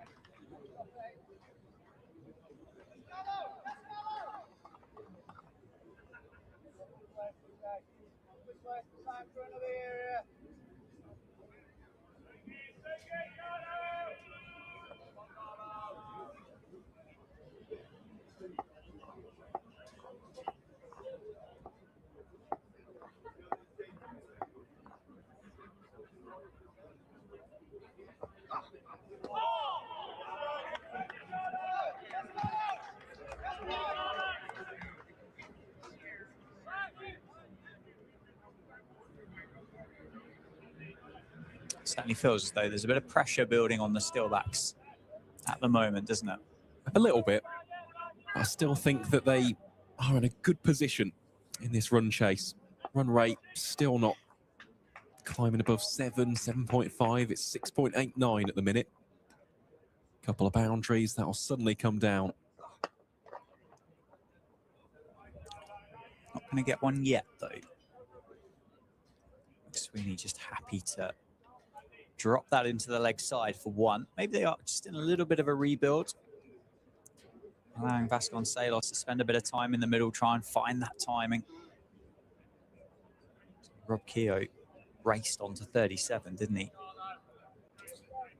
Well, he did, and even if they were to almost drop anchor for a little bit, let's say you get 50 runs from the next 11 overs, you'd back the rest of the batting lineup to score 150 odd from the final 20. You just would with the likes of Bartlett, these two, of course, McManus, Addy Sharma, Liam Guthrie for a bit of lower order hitting. So I don't think there'll be any alarm bells ringing here for Northamptonshire. Certainly not at this stage. Key thing is partnerships. Just lay a foundation and hope that you can capitalise on it, because even though the Bears did have a good final over through Ali and Hannon Dalby, I don't think they would have been necessarily chuffed with how the rest of those other 20 overs went. Yeah, I think that's a very fair comment. Quick single taken up to that fast bowler, Hannon Dalby. End of the over, 19 done. Steelbacks on 99 for 2. Looking at the scores on the doors, Dom Sibley has reached a 50 up at Sedbergh School. Sorry, 99 without loss in their pursuit of 281 against Lancashire. Ben Stokes and Will Rhodes also batting nicely. As you mentioned, Dan, steadying the ship for Durham at the county ground in Derby. Durham a 90 for 2. Strinks in Welbeck, Nottinghamshire 138 for 2, going very well in their pursuits of 259. They require 121 off the second half of that run chase.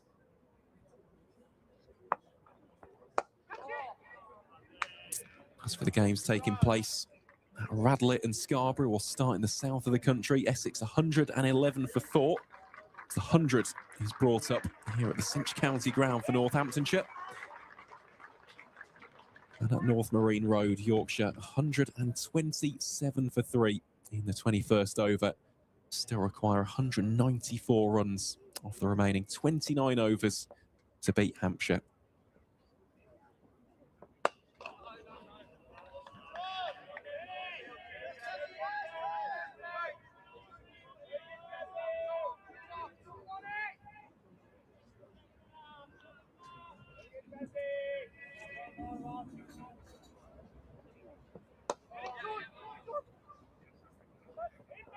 Well weighted by Vasconcelos. You can just sense, can't you, with the body language of Vasconcelos, as just battling some inner thoughts at the minute.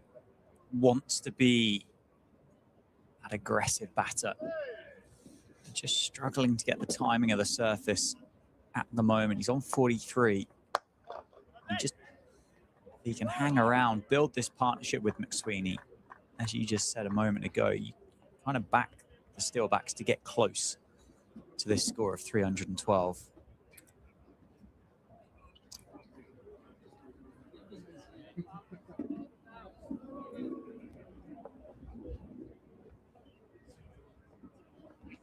Creative, cheeky by Vasconcelos. It's going to be 4.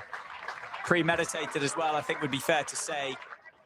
Got down on one knee and just scooped it over the shoulder of Al Davies. 4 runs. It's a really nice shot, that, isn't it, from Vasconcelos?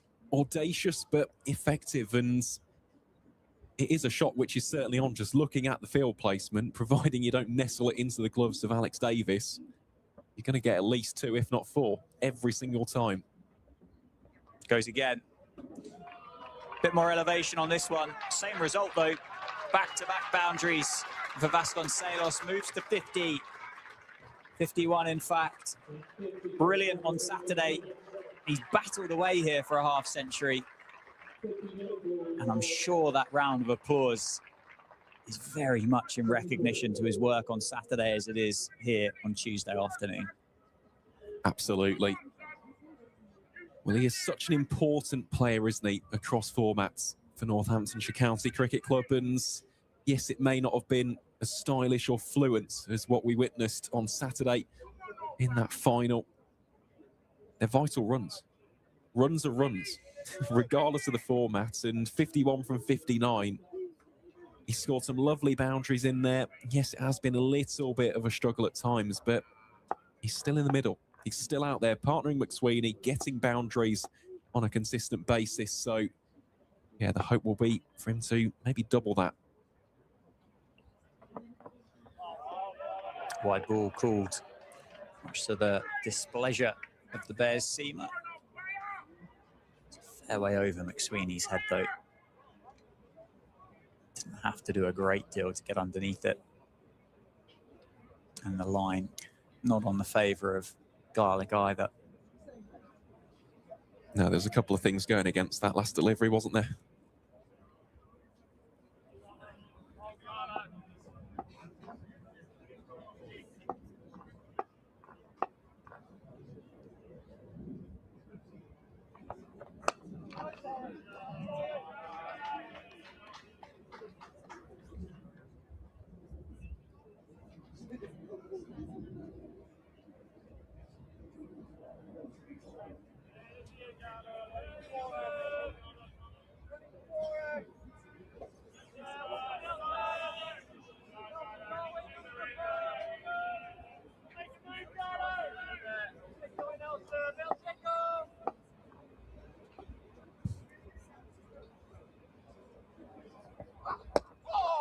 Nicely bowled again, McSweeney.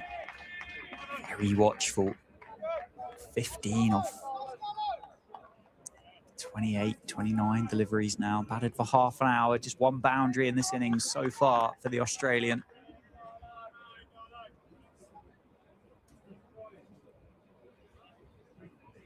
Struggling just to get this innings started.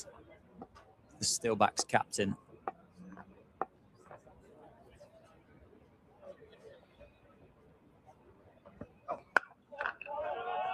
Can't do much with that from Jake Garlick, hitting that length. McSweeney at the moment not interested in trying to manufacture anything.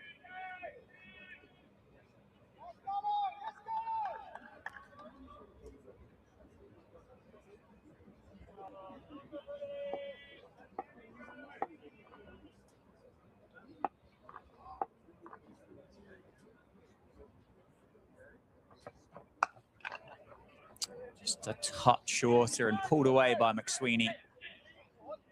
Very quick. Will comfortably come back for 2.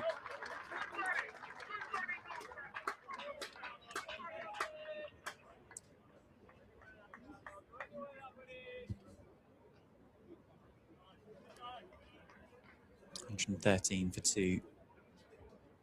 His final delivery of the 20th over.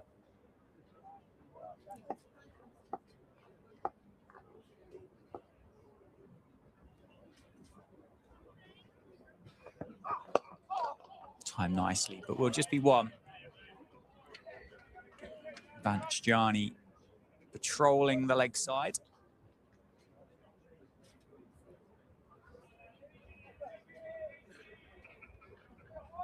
All the while he's there, though. Steelbacks very much in this game. Most definitely. Goes back to that school of thinking, accumulation, doesn't it? He doesn't necessarily have to eat up a ton of dot balls, just keep that scoreboard ticking. Just be there in the middle. Through the covers, big chase on for Johnny. Can't stop it. Got a hand to it. Couldn't take enough momentum out of the ball. And it burst through and just trickled over the rope to end the 20th over.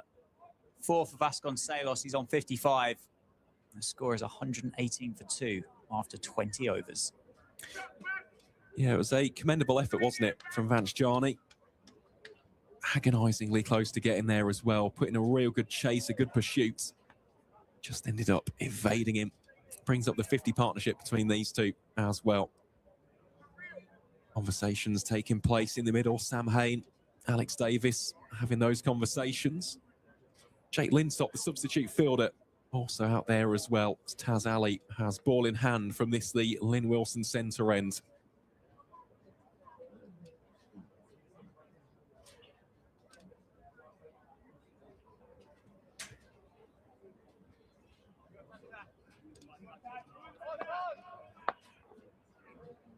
These two batting very well together.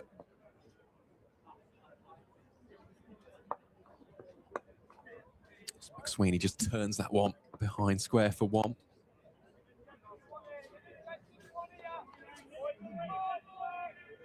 Warwickshire still making plenty of noise in the field. They know, having seen it in that first innings, how a wicket or two can very quickly change the complexion of this run chase. Feels like Vasconcelos in particular could be a big wicket here. Has that ability to flip the switch in a heartbeat.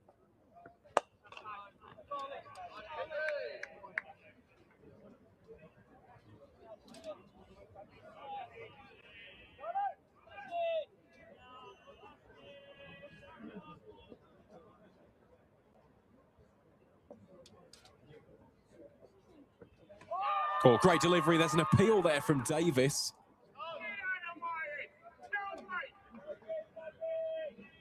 Umpire admittedly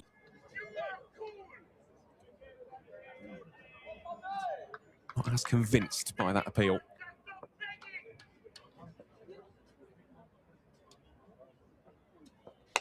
Ali again, that one flashed away through backward point. Chase on here for Kai Smith, puts in the dive and can't quite get there.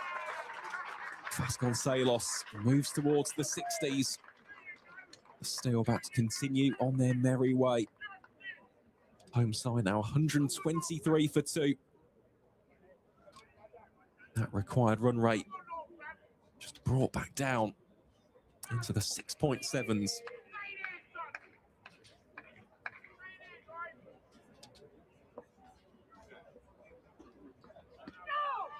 Another really good delivery, that from Taz Ali.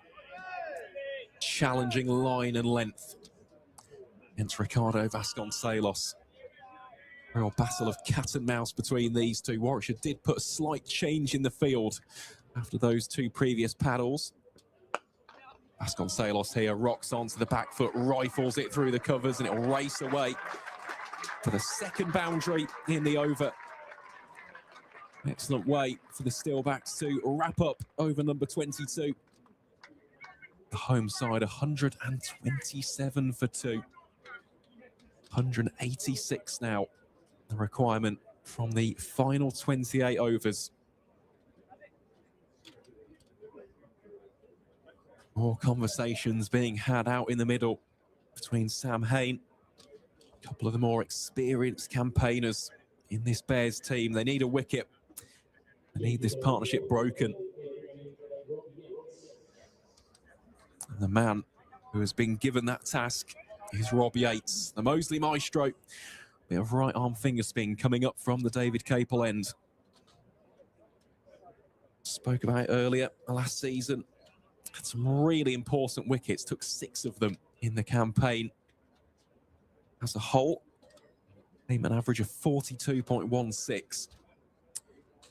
One of those cricketers who can pretty much do it all. These could be some very important overs from the 25-year-old.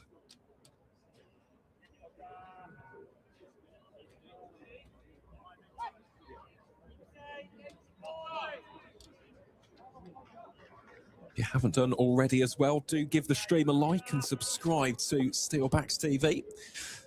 Myself, Dan and Phil Rowe will be here to keep you company throughout the entirety of the Metro Bank One Day Cup. McSweeney turns that around the corner for 1. Later on in August and into September, the Rothesay County Championship makes its return as well.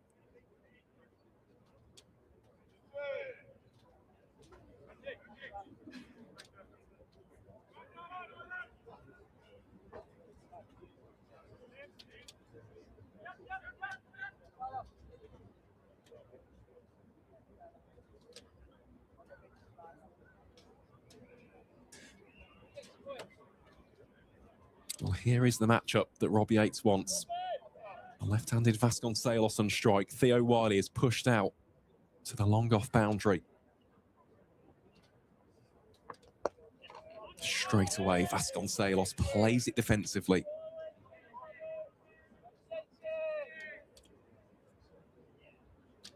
Coming on for a spell. Got to keep loose in the commentary box.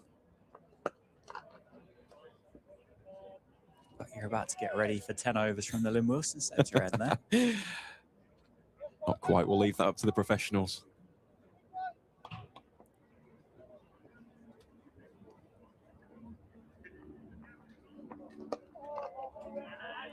What do you reckon you'd go for in a professional game, 10 overs? I don't think any captain would have me on for 10 overs. Maybe 10 balls. I think after the first 30 runs, it'd be time to scram.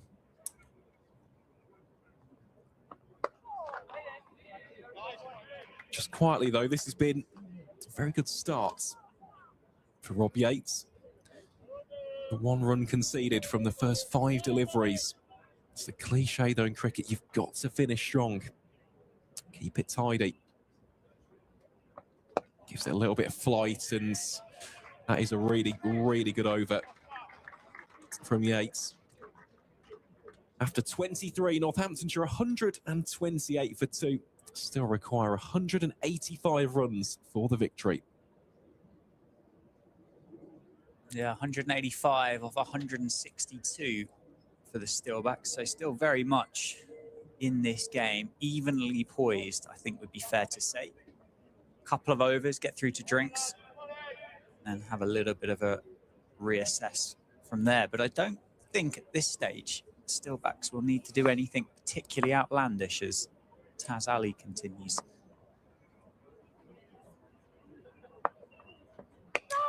No, it's one of those situations where you want to make Warwickshire work for these wickets. You don't want to necessarily gift some cheap opportunities. With these two in the middle, Northamptonshire will fancy their chances of the win.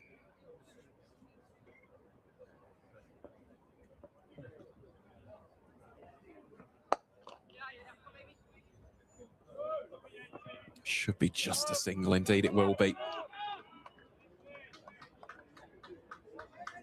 Yeah, I think of all the fielders to not take on, Rob Yates is probably at the top of that list.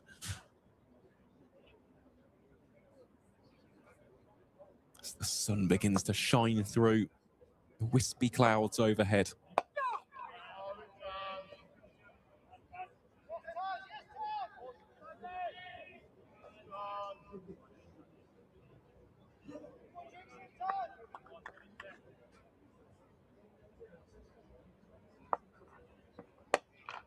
Oh, that one has been hammered away. Very sweetly indeed by Nathan McSweeney. Slightly too short there from Taz Ali, turned into a bit of a drag down, given the treatment by the Australian. Yeah, punished. Not bowled many, has he, Taz Ali, at all in the game, but Nathan McSweeney is not going to let that go unpunished.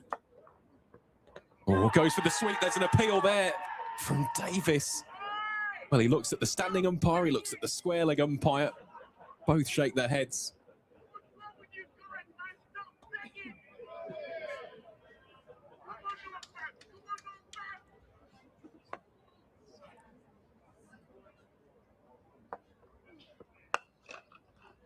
On that one, well fielded by Garson. Could be a chance here for the run out. Davis takes out the stumps, and Vasconcelos will have to go.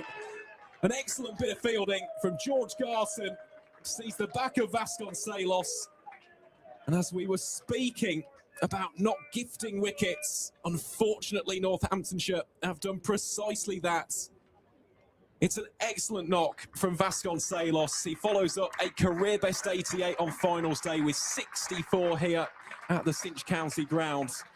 But that right there, Dan, has just given Warwickshire an additional glimmer of hope as we head towards the drinks break in this game.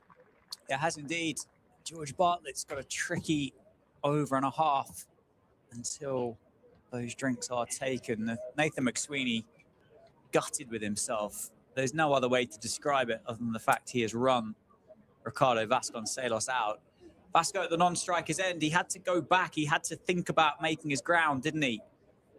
because Garton didn't pick that up cleanly, McSweeney didn't recognise that the body weight of Vasconcelos was on the back foot. He was a long way short. Over to the captain then. The responsibility very much on the shoulders of Nathan McSweeney. I think the other important aspect of that, it's gone to Garton's strong hand. A lot of the fielders who usually operate in there are right-handers. Garton isn't, he's a lefty. So he's not had to contort the body to pick it up. And that extra second, which could have been wasted, wasn't. And Vasconcelos finds himself well short of his crease. So, yeah, that'll sting for McSweeney. But it's done. It's the past, it's history.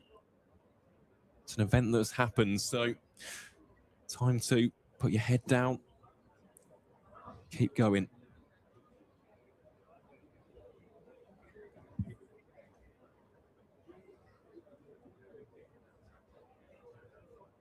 You can just see the body language of the Bears there. They celebrated that one very, very vocally.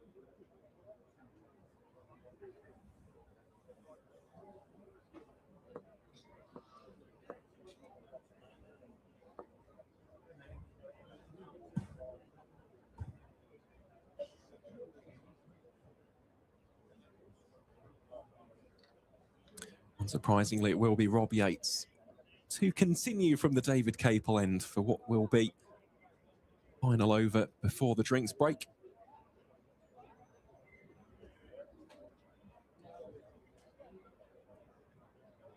Just looking around the grounds, a couple of extra wickets have fallen.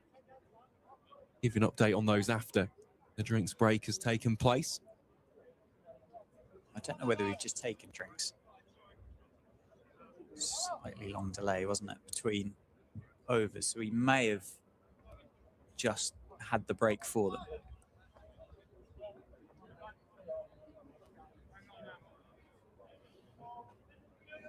Well, we'll find out, won't we? At the end of these 6 deliveries. I wouldn't be complaining, though, if we have. It just allows the game to continue at its natural pace. Here is Yates, then. Bowling to McSweeney. Oh, McSweeney, that one slightly off the edge. It's racing down towards the deep third boundary. Taz Ali is off in pursuit. I think he's done just enough, has he? No, he hasn't. No, he hasn't. He lost his footing. Slide tackle the boundary rope, and that will be thought. Yeah, nice to see from Taz Ali, though. Not saying anybody else would have done, but obviously no TV umpires, no ability to rewatch replays on this. He just wasn't able to sweep it back into the field of play clean first try. And the momentum of the body took it over the rope. Good effort, though. Admirable. It's a better response from McSweeney.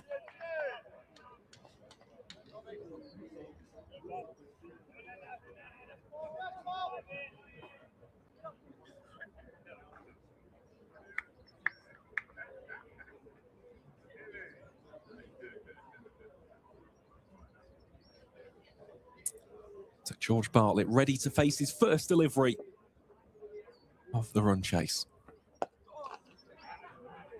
Starts off rather defensively.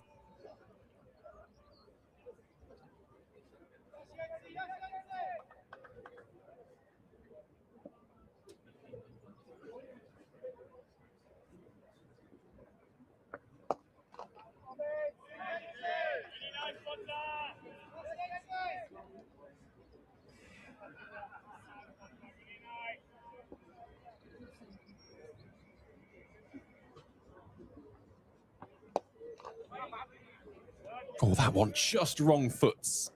I think it's George Garton. There at square. Single will be taken. Yeah, for Bartlett last season in the One Day Cup, scored 144 runs at 20.57. Naturally, that was down the order, so that is a reason as to why the average isn't necessarily as high as we've been used to seeing, especially in 2024. It's McSweeney sets off very quickly for the first one. 3 Warwickshire fielders converge, so it will just be a single. That will be the end of over number 25. Oliver Hannon-Dorby also comes back onto the field of play as Jake Linsott heads off. Yep, you're spot on, Dan. We have already had the drinks break. So from here on out, it's a natural rhythm until the finish. And how both of these counties would love to kickstart the campaign with a W in the column. Especially the Bears, they struggled in the opener last season up in Scarborough. And what is a difficult group, they all matter, they all count. Northamptonshire will be thinking the exact same. Spoke about it beforehand, it's been a decade since the Steelbacks made it through the knockout rounds of this competition. They've already tasted success and glory in one white ball competition. Can they do it in the 50-over format as well, as McSweeney just guides that in front of square for one?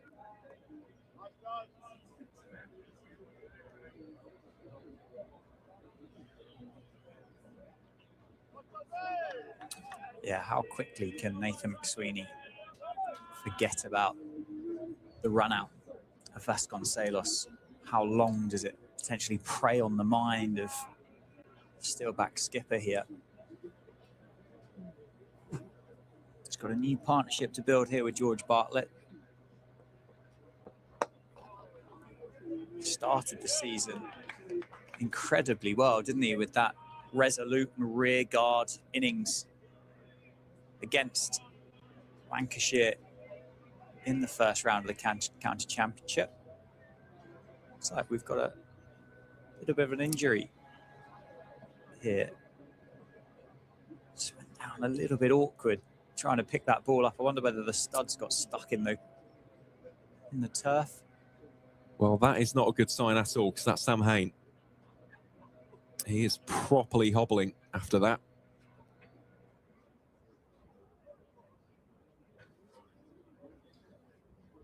That looked all very innocuous, didn't it?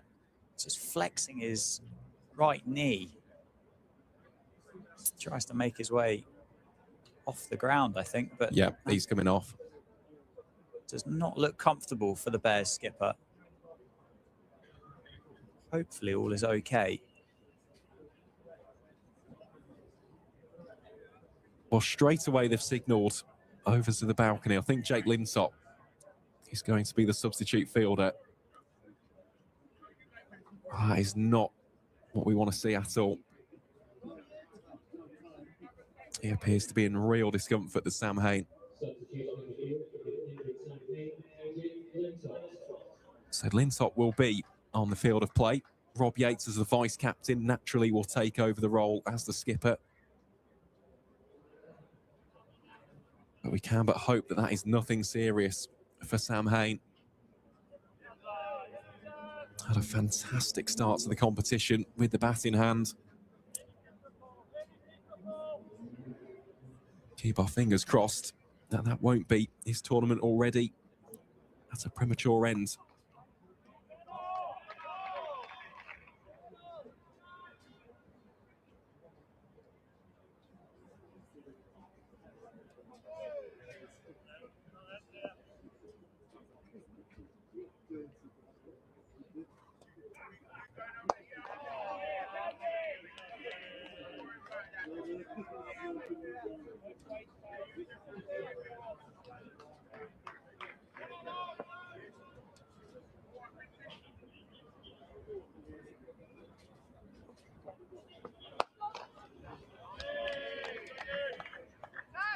Taz Ali just continues to rack up these dot balls from the Lynn Wilson centre end. Applying a little bit of a squeeze on these two right-handers. Seeing a few out the front of the hand as well, in addition to the googlies. The leg break. Alex Davis loving that last delivery. Just one run conceded from the 26th. Northamptonshire 142 for 3. Just looking out towards the odd signal box, I think we may have seen the last of Sam Hain for today. He's walking off with a Warwickshire physio. Really struggling. I do wonder how that's happened, whether or not the ball just got caught up and he's jammed his knee on it.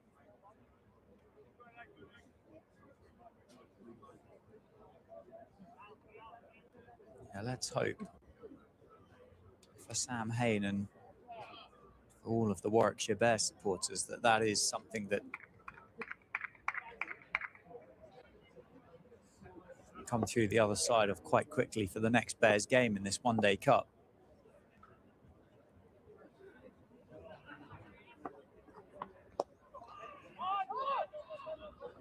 Well, this could be 2 here for McSweeney. Picked up cleanly. The throw wasn't great from Garlick. Goes over the top of Davis. Well, yeah, the games come thick and fast as well. In the one-day cup, the Bears travel to Welbeck on Thursday to take on the Nottinghamshire Outlaws.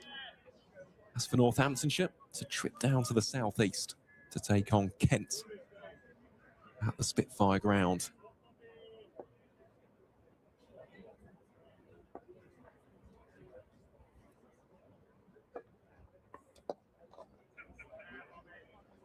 That'll just be a single for McSweeney this time.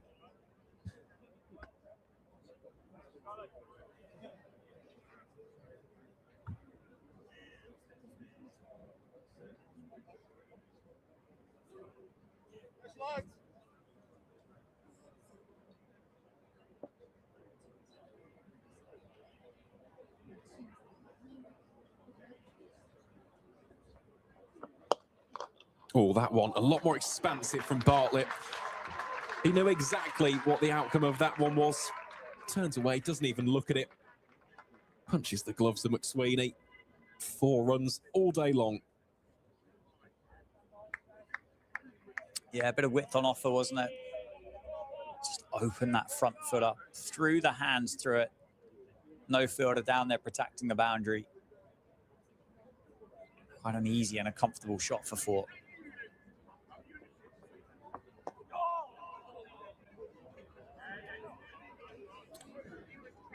Latest one is just tickled fine. 150 comes up for Northamptonshire. A lot of weight will be put on the shoulders of Vasconcelos and the value of his wicket here. Sorry, McSweeney. After that Vasconcelos run out. And of course, as the captain,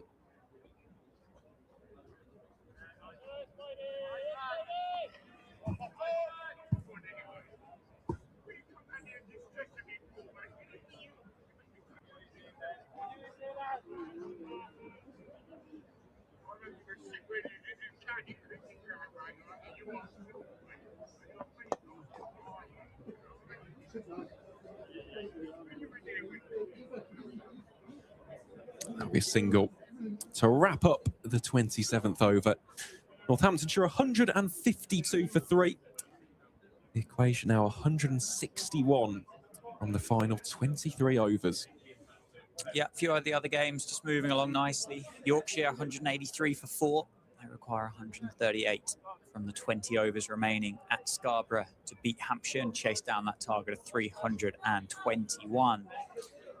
Essex have 24 overs remaining in their run chase against Middlesex at Radlett. They're 146 for 4.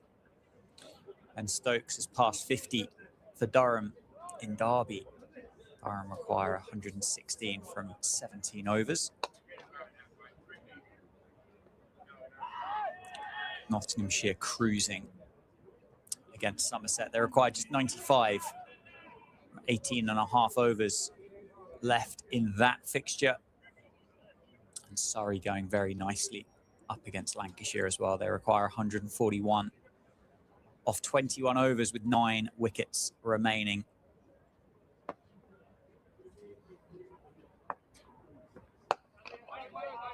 You'd say the run chases all going to plan. Yorkshire 183 for 4, Essex 147 for 4.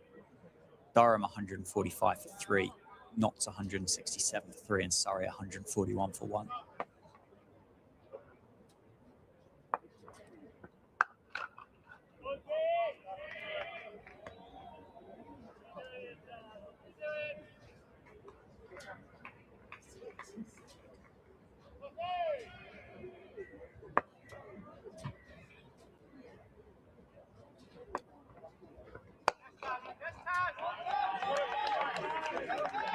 Really good over this, isn't it, from Taz Ali? Had a little bit of treatment from Vasconcelos 2 or 3 overs ago. Since then, has been bang on the money. Does prefer bowling to the right-handers, bringing those stumps into play.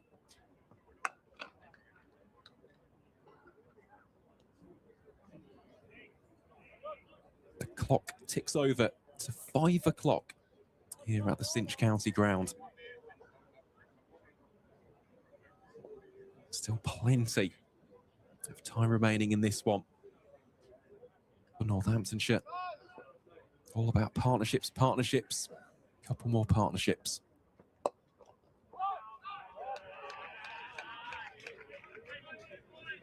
That rounds out a great over from young Taz Ali. Just 2 runs from it. The Steelbacks 154 for 3.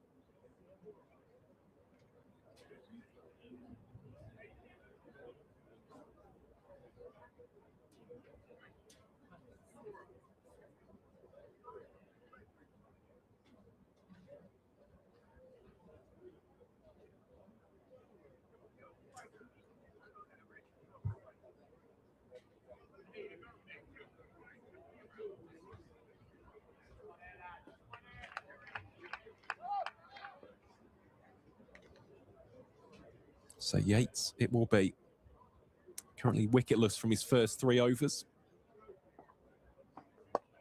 Can he be the one to make that breakthrough?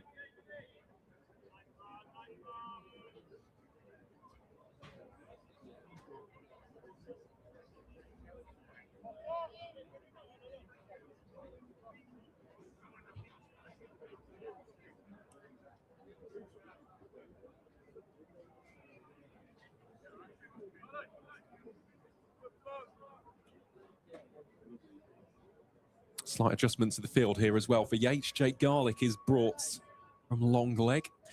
He now goes to fine leg. Mid off is pushed back to long off. Slightly wideish long off at that.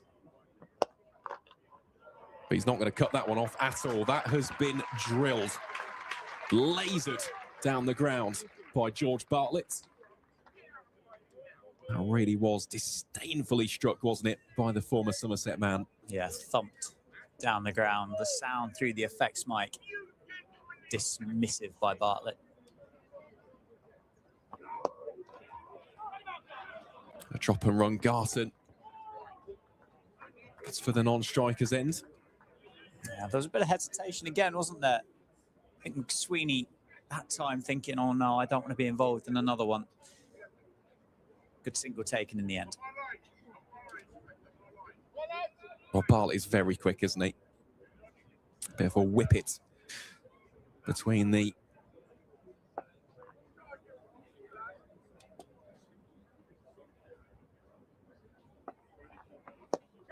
Oh, shouts of catch it there. For a split second, the pairs were interested.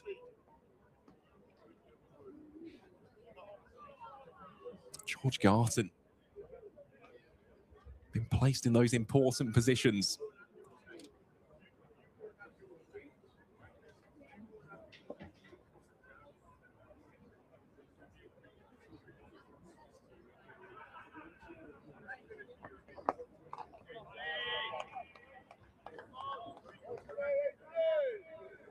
Decent little riposte there as well from Yates. Interesting field this as well. Garlick's at fine leg. Oliver Hannon Dolby is a backward square, so those two are quite close together. Yates just gives the right-hander a little bit of room. Some tidy work in the outfield from Kai Smith. Limits it to 2. End of the over. a good one as far as Northamptonshire are concerned. The home side 163 for 3. The requirement now 150 from the final 21 overs.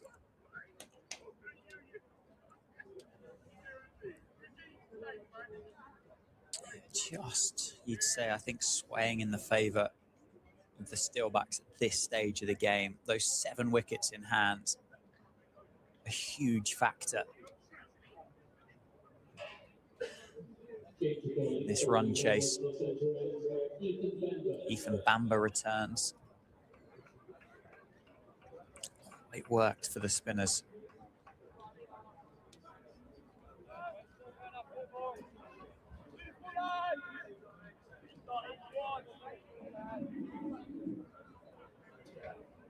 Well, we did see the Bears struggle to 312, didn't we? They're 175 for 2 at the 30 over mark. So this game is far from finished. It's one of those, it boils down to when the wickets fall. If these two can bat for time, eat away a decent chunk of that requirement, Northants will certainly fancy their chances. This should at least be 2. Indeed it will be. Stopped in the end by Vance Jarney.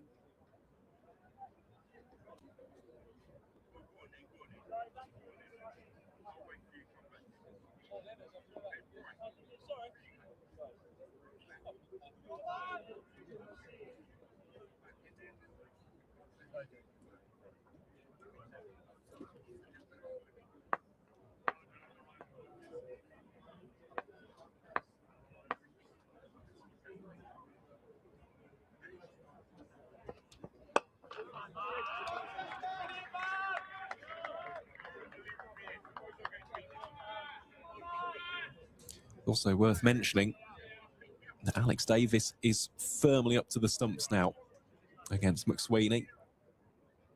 Did question whether or not we'd see it earlier on. Rob Keogh shuffling down the track, just making a little bit extra room for himself.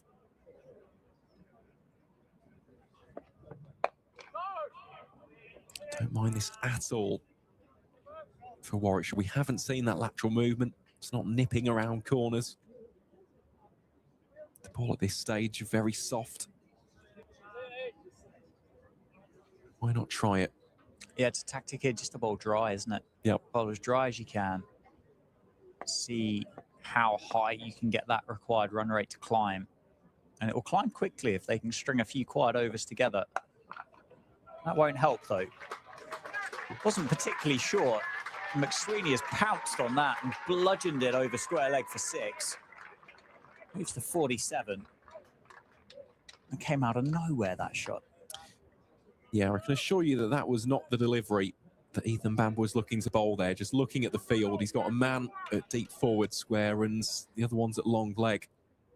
So there is a very appetising and appealing gap between those two for the pull shot. McSweeney obliges. Oh, Bartlett's taken a few steps down. I know he's keen, but again, you don't be wanting a second run out. That really would be a bit of a catastrophe.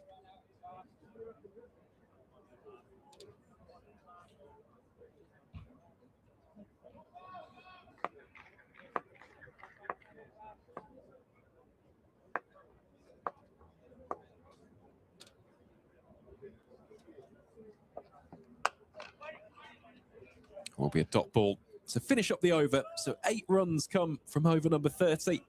Northamptonshire move on to 171 for 3. The requirement from the remaining 20 overs be a tally of 142 runs. 20 overs to go. Run chase very much alive. I think that's Jake Lintop making his way. He's going off the field. Sam Hain returns to the field, which is great news for the Warwickshire Bears. Their skipper has returned. Managed to walk off or run off that knee injury that he picked up. Maybe it was impact. Unfortunately, impact more so than anything else. So great news. The Bears skipper is back in the middle.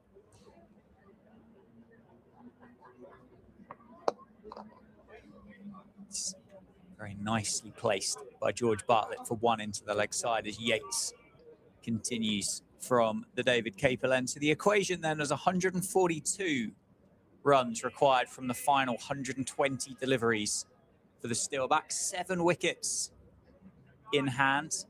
That'll be the currency that the Bears are chasing. You'll need to take those 7 wickets if they're going to manage to be successful here at the Cinch County Grounds in the opening round of the Metro Bank One Day Cup. And that is beautiful by McSweeney. He has really, really created that shot. He shimmied down the wicket, created the angle, and stroked Rob Yates through the offside for 4. And he moves to 51.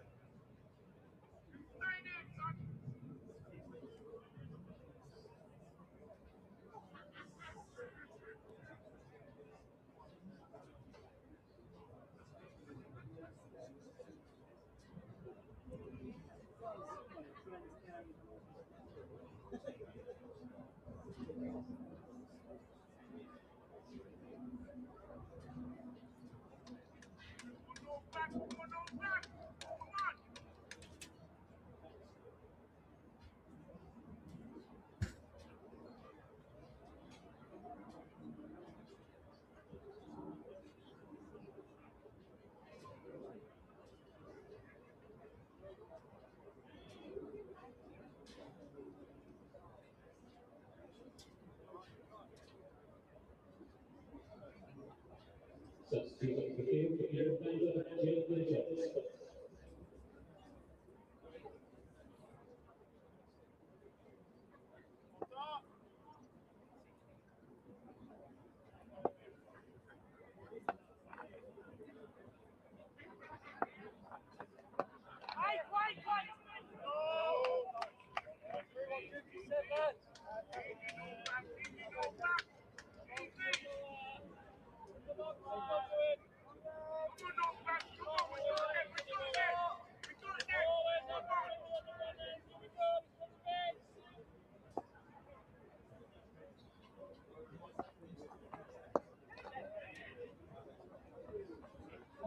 Comfortable single taken into the leg side.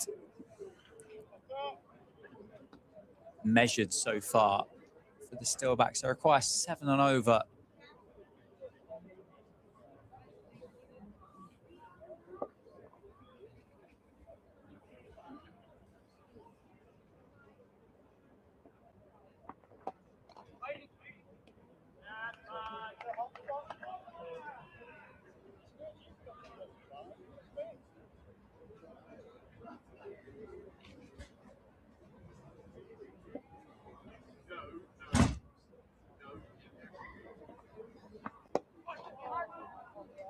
Bartlett can't quite navigate and negotiate that one to the gap. And a dot ball to end the over. 31 overs done.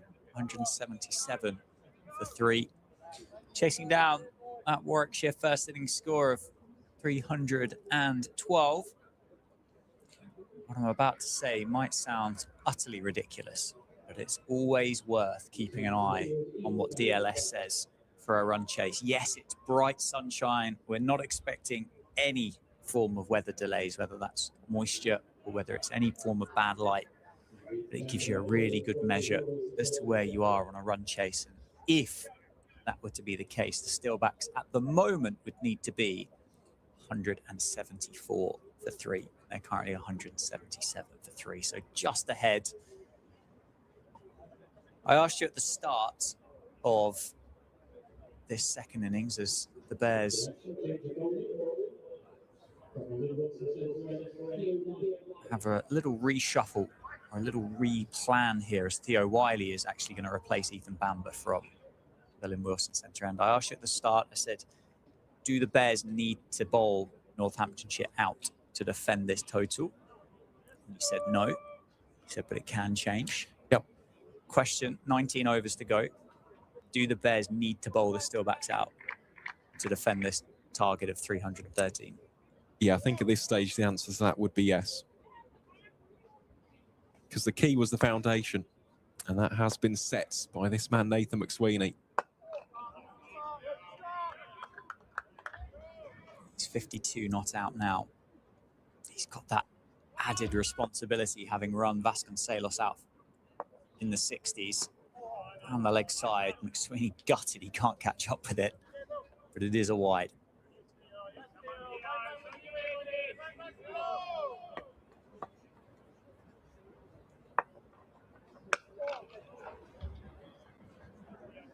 Great news for the Bears that Sam Hain is back in the middle. It must have just been an impact.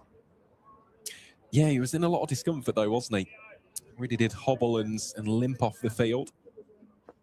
So that is a massive relief. And I was very, very pleased to see that.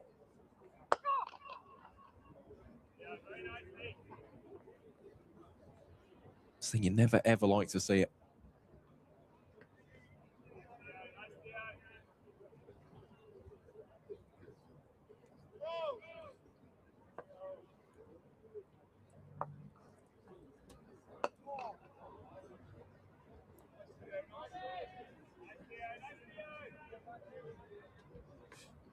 Seems to be moving okay.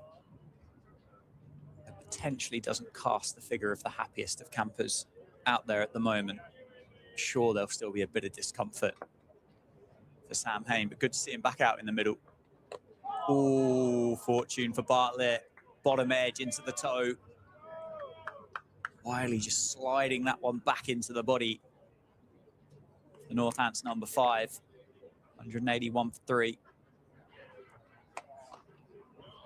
Shapes up for the sweep, and he might have baited Wiley into that shot there, you know. He's gone down to play the sweep. He's pulled out of it, recognized the length and the width wasn't there, and he's cut him through point for 4. Great way to end the over for the Steelbacks. He's a good player of spin, isn't he, George Bartlett? And it is for that reason. He has got the sweep. It's something which, as a bowler, as a captain, is always in the back of your head. Can reverse, can go for the conventional. He's got the lap scoop as well. Of course, he can cut, and cut well, as he's just shown there. Brings up the 50 partnership as well between these two. And there will be a change of bowling from the David Capel ends. There'll be a return for Jake Garlick. The man who got that big wicket of Rob Keogh for a well-made 37.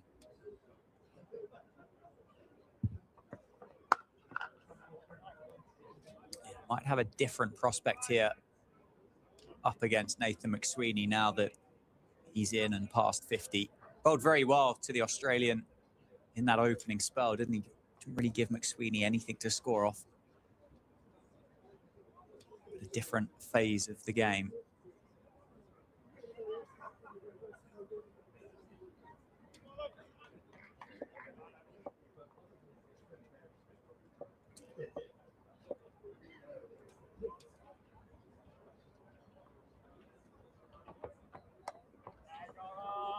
Just uses the pace. Ben Stokes is doing Ben Stokes things at Derby. Looks like he's nursing a bit of discomfort at the moment. Currently 67 not out. Durham need 93 from 13.5 overs. I don't think there's many more dangerous things on a cricket field than a wounded Ben Stokes with a cricket bat in his hands.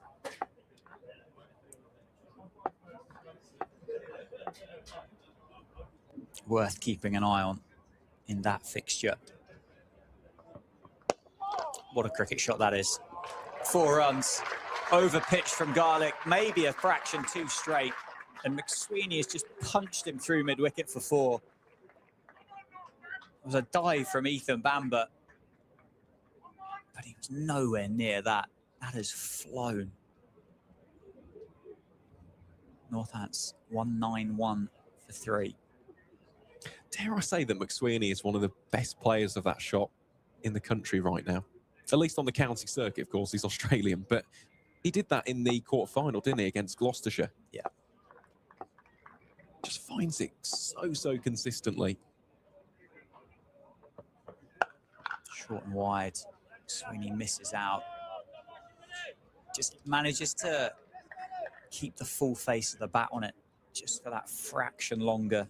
I think you can get guilty of starting to close the face off when you're trying to work it through mid-wicket. But the speed at which it leaves the bat of McSweeney, he really is presenting the full face of it as he works it through the leg side. 191 for 3 as we get towards the end of this 33rd over. Short ball pulled away. It's in the gap as well. 2 boundaries in the over for McSweeney. He moves into the 60s. Northants ticking along nicely here, getting closer towards the 200. Partnership worth over 50.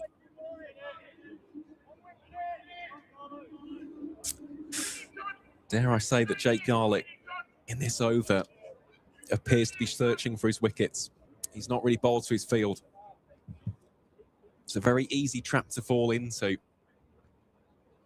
Those last couple of balls have not been to the required plan. On the money to end. Dot ball to finish the 33rd over, 195 for 3.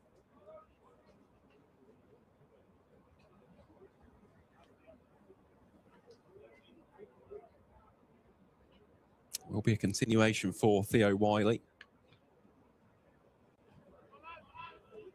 Yeah, Warwickshire desperately need a wicket here, though. Hence why you've seen Garlick there just mixing up the lines and lengths. If you're going to do that, you've got to make sure that you're bowling to your field. I think even he himself acknowledged that as he walks over to take his place at third man.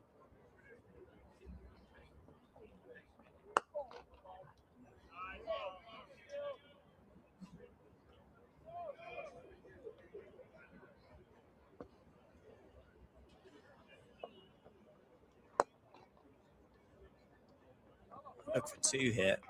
Steelbacks, they do. Comfortable in the end. Very well run. Very warmly recognised by those Steelback supporters in the ground. They've been treated to a good day of List A cricket here at the Cinch County Ground.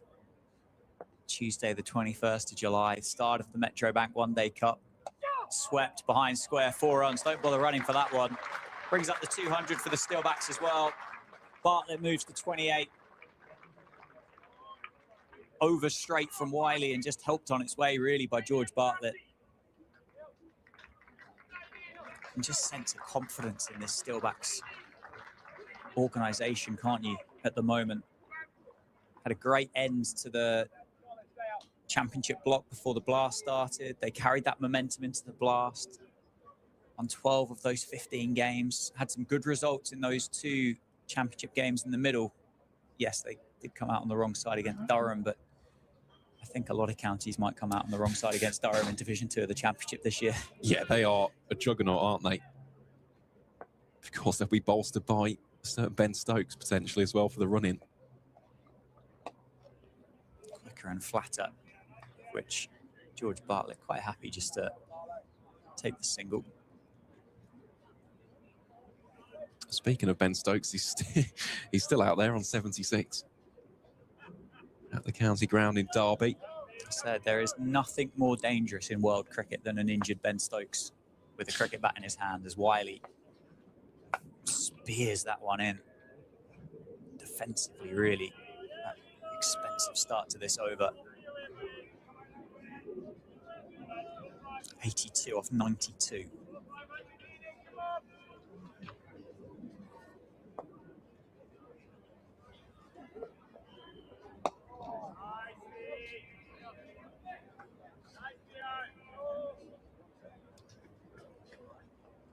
Another over. 203 for 3. Steelbacks. McSweeney on 64. Bartlett on 29. They require 110 from 96 deliveries remaining in the day's play.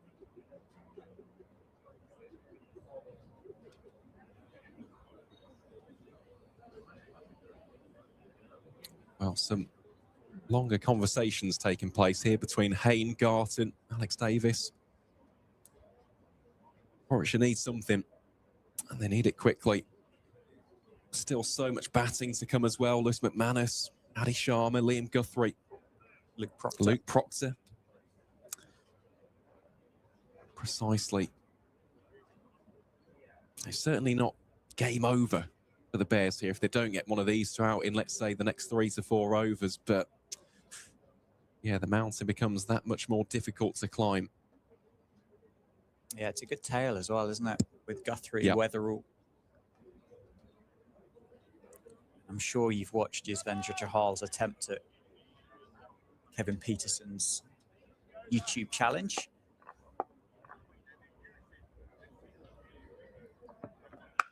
Short ball pulled away, muscled away. Will just be one. Where does this wicket come from the Bears? That's going to be the next question for Sam Hain. Well, I'm sure he's probably been asking himself that for a little while. Is it Taz Ali?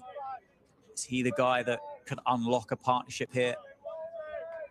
Garlick, that bit of extra pace they've turned to in this instance. They tried the control of Bambo, Davies up to the stumps, and well, that didn't quite work.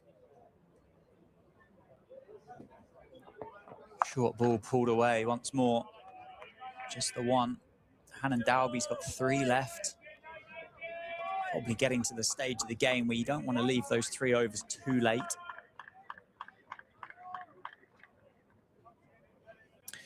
For me personally, Dan, it'd be Taz. 3 overs remaining. Just provides that extra little bit of magic, doesn't he, with the wrist spin?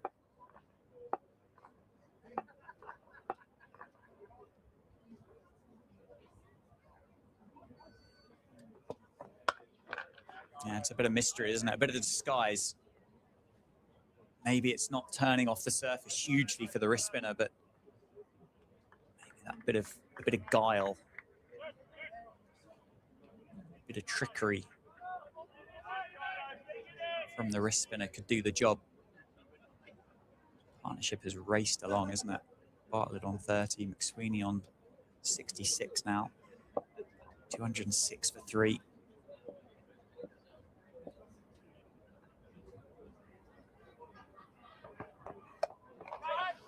Beautifully well played.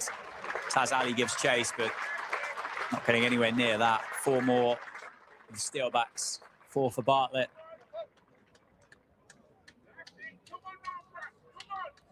34, Steelbacks number 5. Good tournament this for George Bartlett. Massive opportunity. He got that contract extension a couple of weeks ago. We've seen him bat as low as 8 in the championship. A bit more responsibility here at number 5. It's 34 off 31.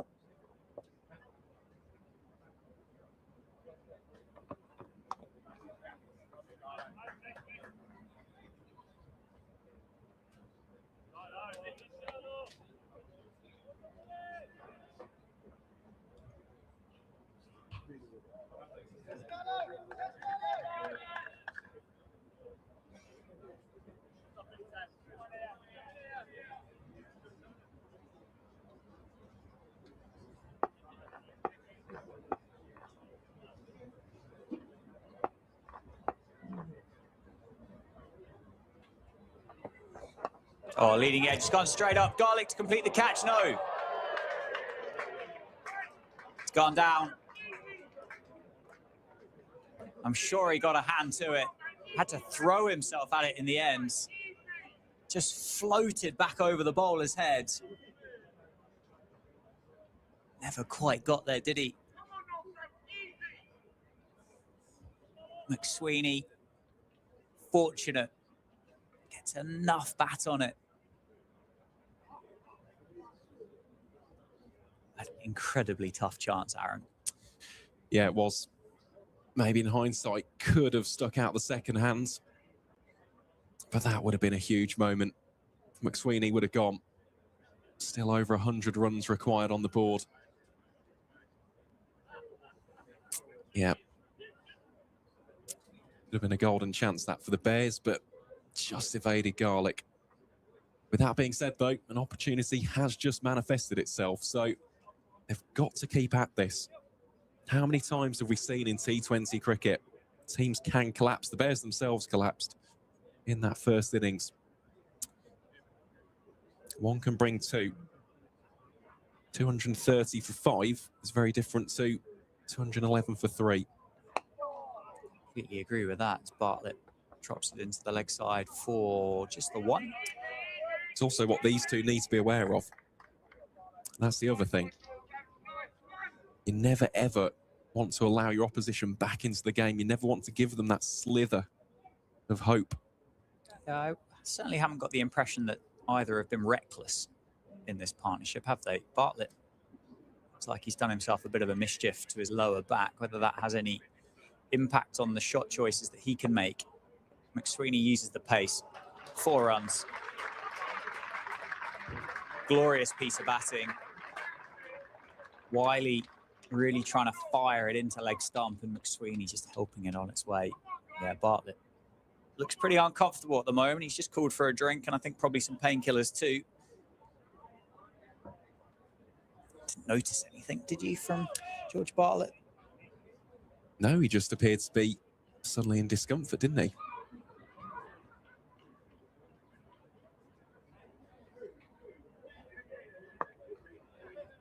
McSweeney moves to 70. 216 for 3.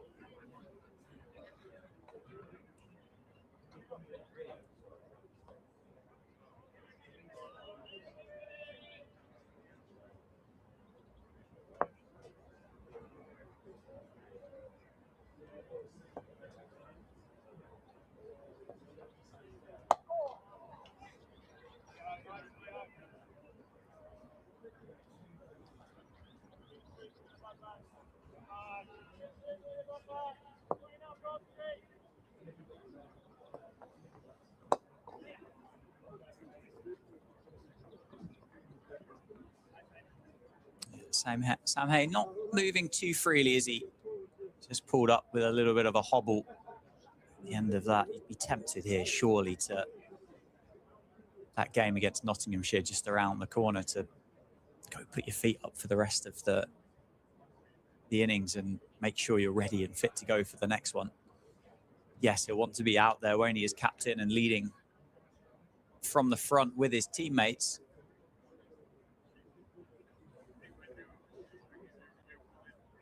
There is a bigger competition. It's worth considering, and a genuine trophy chance for so many of the counties in this Metrobank One Day Cup. It's certainly leveled the playing field, hasn't it? I think with the way that the calendar is structured now with this 50-over competition. There is, and it's always really interesting how that battle for third place tends to work out. Because in a really competitive group, it tends to be a team that wins 5 matches, but has a really good net run rate. Whereas the sides in first and second tend to win 6 or 7 matches. It's very, very rare that someone wins all 8 and goes on to continue that form in the knockouts.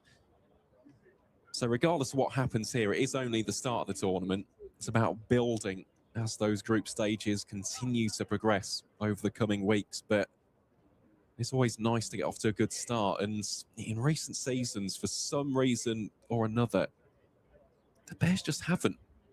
And it is really odd because they're a team which, again, let's say after a week or two, find themselves usually in the top 4. But yeah, they have been somewhat slow starters in the past few seasons.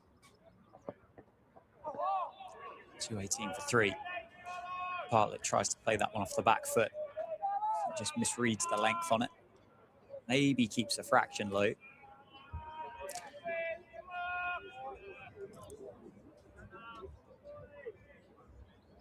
Looks like Taz Ali is starting to get loose to come back into the game.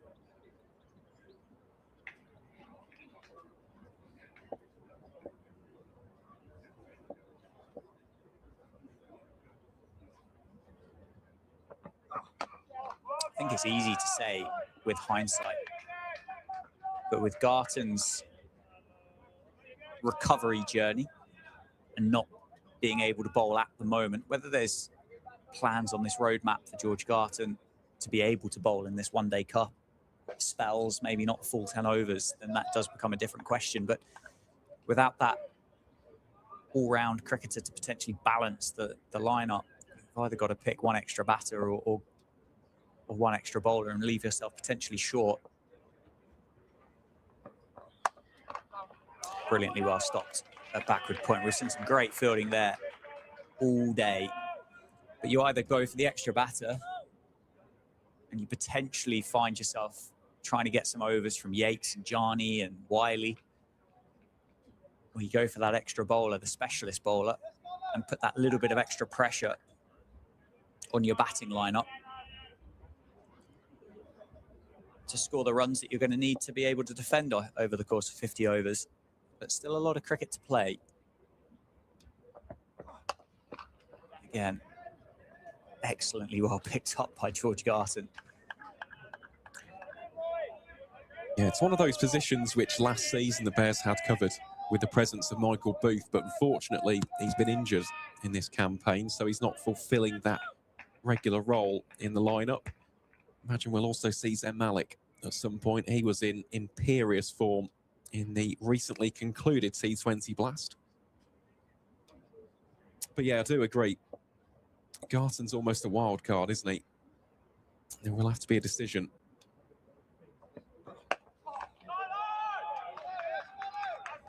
Or someone else who theoretically could be available is Keith Barker.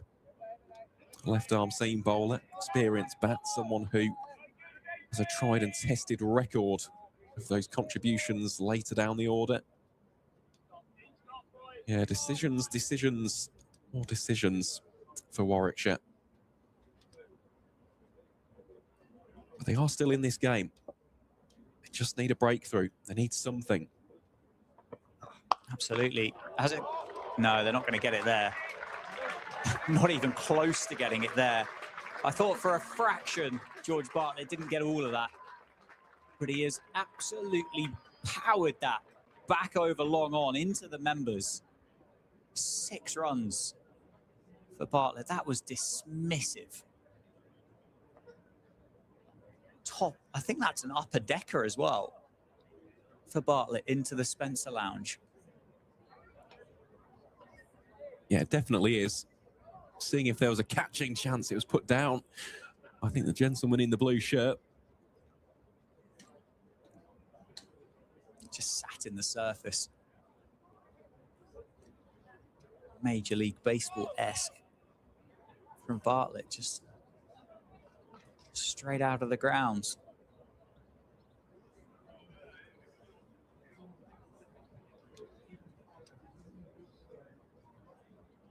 Lots of interest. Is Ben Stokes still going at Derby? He is. 91 off 106. Decent. Haven't quite been able to work out what he might be struggling with at the moment. It might be back, might be hip, might be hamstring. 91 off 106 with Ollie Robinson. Durham require 50 off 46.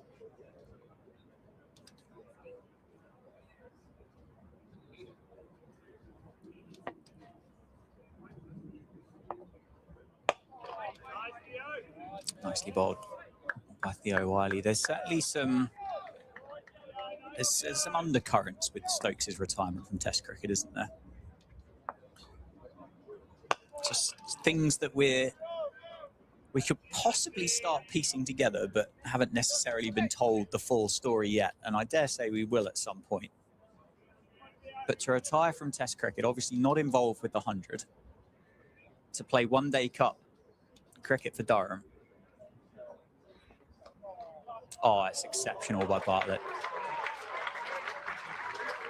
Like watching Lionel Messi in the World Cup, he has sold Oliver Hannon-Dalby about the biggest dummy that you could on a cricket field. He's gone down for the sweep. Again, Wiley spotted it. Hannon-Dalby's running one way, and Bartlett's stroked it straight past him for 4. I'm just seeing where that 47. That ball actually went. I'm not sure Hannon-Dalby would have got it anyway. Don't think so. No, he wouldn't have. Either way, he's picked his spot very, very well. Certainly has. Takes a single, moves to 48.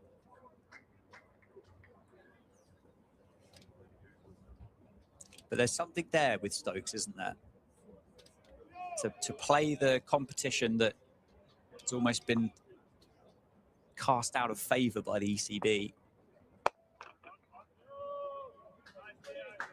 Almost feels a bit of retaliation. Well, either way, it's fantastic for Durham, isn't it? It certainly is. And for the One Day Cup. And for the One Day Cup, exactly. But the last time he played, they won it. So that was 2014. 12 years. Incredible, isn't it, really?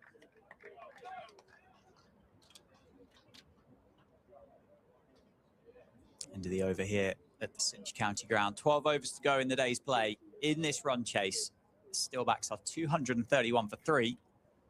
Require 82 from the 72 remaining deliveries. And I mentioned DLS a while ago. If, of course, that is a measure, which I always find quite interesting to keep an eye on. The current DLS score would be 208. The Steelbacks very much in front of the Bears at the moment. As you said, a couple of wickets would change things dramatically here for Warwickshire. Well, that's why the concentration levels cannot drop here for either McSweeney or indeed for George Bartlett. You've got to think that it's going to be you two who's going to win this game. 82 from 72. Certainly not at the realms of possibility that these two could be the ones to potentially get their side across the line. You've got to play it smart. It's not even 7 runs per over. You think of this in a T20 Blast game, you'd back yourself probably 99 times out of 100.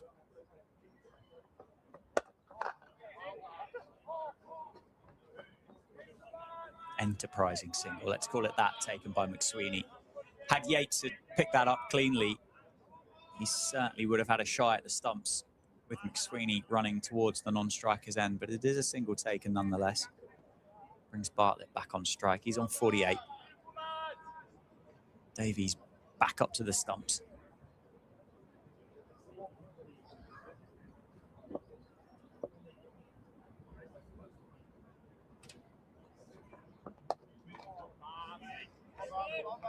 Just to 49. Another single chipped off.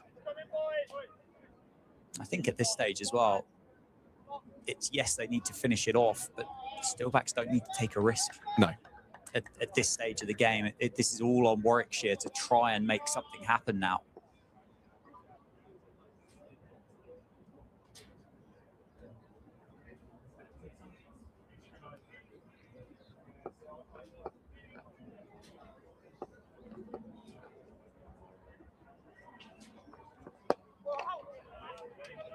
Alex Davis is trying to do that up to the stumps with Bamba bowling.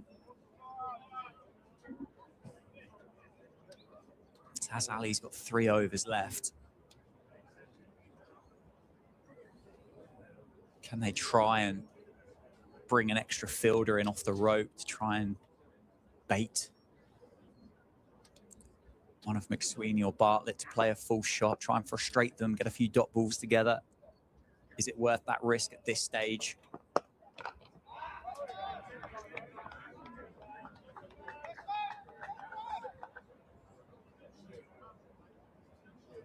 Try and set the field up, particularly with Taz Ali, and try and entice them to play against the spin.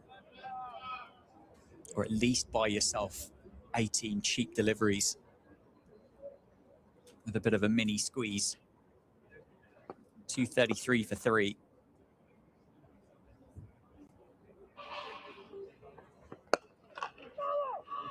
Another quick single taken. Up to mid-on. 234 for 3.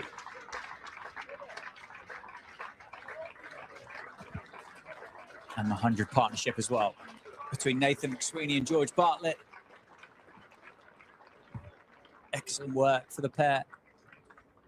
Bartlett joining McSweeney in the middle, having just watched Vasconcelos get run out in the 60s. Steadied the ship really nicely.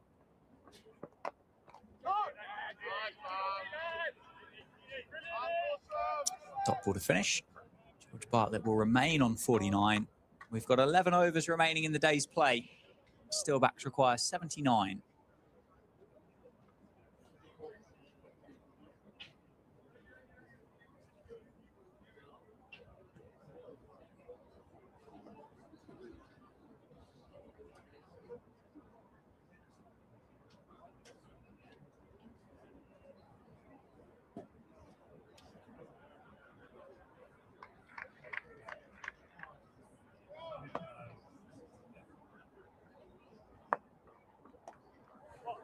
McSweeney does it again. No one's going to catch it. It's going to be another 4 for the Australian. It's been a very, very productive area for the Steelbacks in this run chase, particularly against Wiley. 4 more chips off. McSweeney on 79. Superb captain's innings so far for the Australian overseas.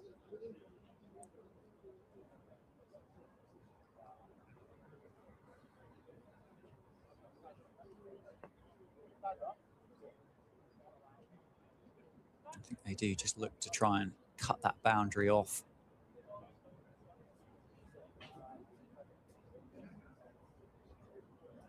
If that is the plan, that fielder on the leg side is definitely going too square to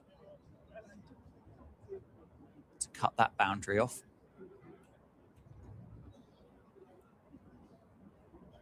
Significant change in the field though for Wiley. Just strengthening the leg side. McSweeney on 79.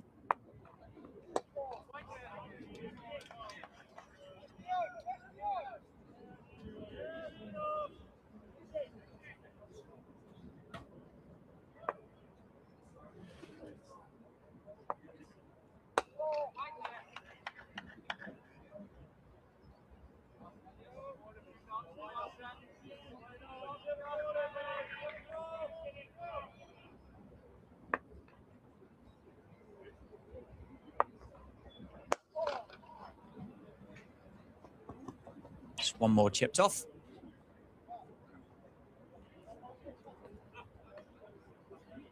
McSweeney to 80. It's milestone for Bartlett just to try and find this single. Bring up what would be a very, very well-deserved and hard-earned half-century here in the One Day Cup.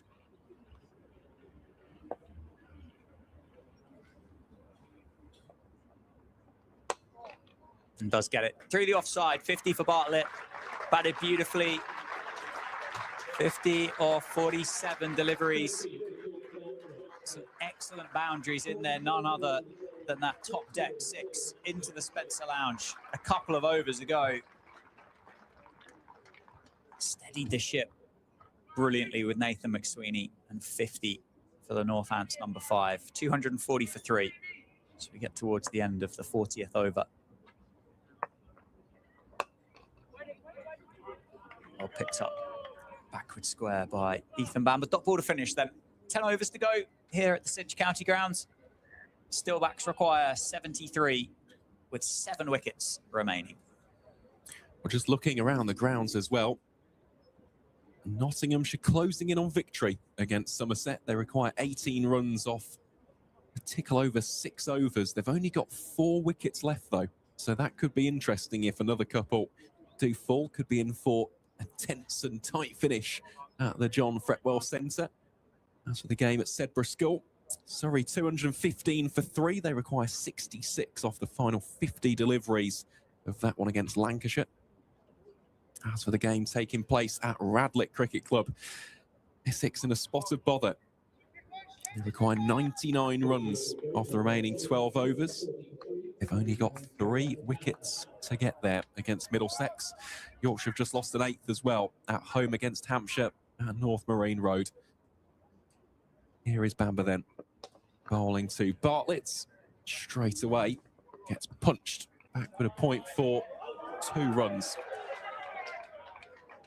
Well, say 2, it's going to turn into 3. Kai Smith almost fumbled that over the rope. Yeah, a bit of juggling by the Bears' backup keeper down there. The ball just travels so quickly. He's done so well to catch it and stop it. And in the enthusiasm to get the ball back into the middle, nearly just scooped it over the rope. That was very, very tight, wasn't it? So it would appear as though Hampshire are well placed for the victory on the north coast. As for that game taking place in Derby, a certain Benjamin Stokes is on 96 from 110 balls. Durham need 32 from their final 6 overs with 5 wickets still in hand. Well, speaking of wickets, the Bears could do with one. Sweeney, though, ice cool so far. Which trickles over to 81 from 89.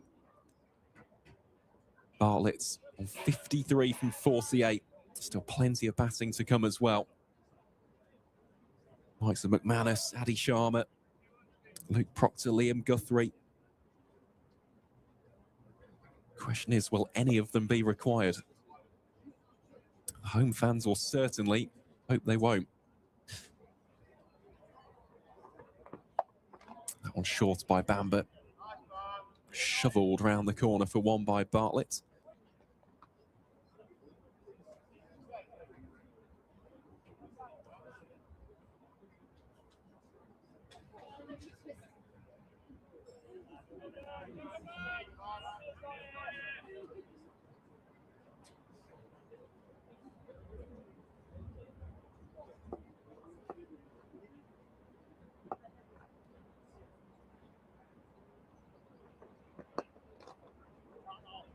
McSweeney, he'll push hard here against Oliver Hannon-Dolby. The tall Yorkshireman, though, making up the ground very quickly indeed.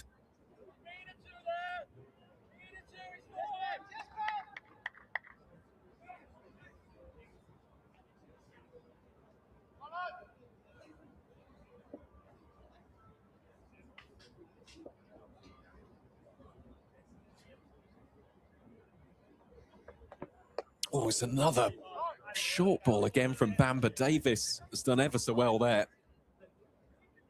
However, it's been given as a wide.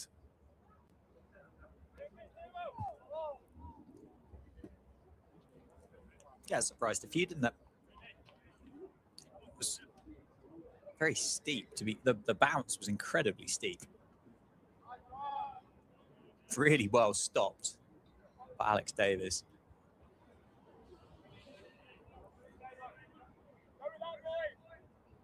Can't think of much worse as a keeper stood up to the stumps against a seamer, watching the short ball come in. No, absolutely not.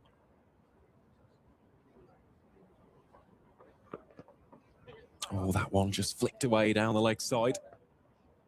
The single will be taken.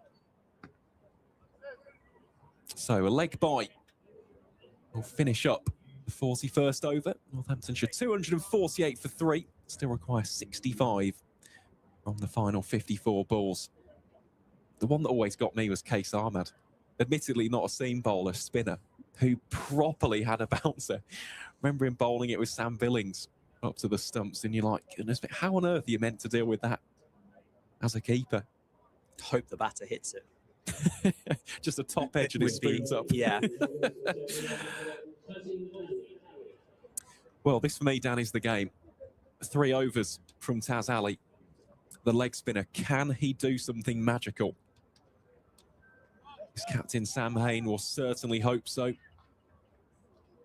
Does he back himself just to give it a bit of flight as well? Theo Wiley is there at mid-off. Rob Yates, the vice-captain, is at wide, long on.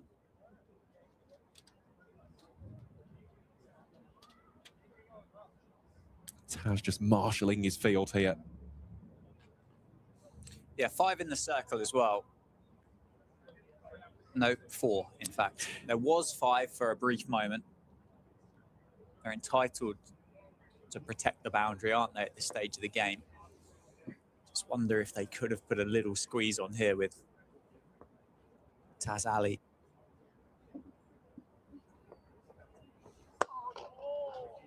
especially against Bartlett. You see, Wiley would have been there in theory, but he was the one who was pushed back. It's a long off. Jake Garlick, I believe, is down at long leg. Vance Jarney out of deep cover, and Kai Smith is at deep forward square. So there is the change once more. Theo Wiley this time with McSweeney on strike. He's brought up into the circle. McSweeney dances down the track and plays that one gloriously all the way for 6. An aesthetically pleasing shot of the very highest order from the Northamptonshire captain. Saw the change in the field, was confident and brave enough to take it on, and gets his just reward as a result. Yeah, but that's the risk, isn't it?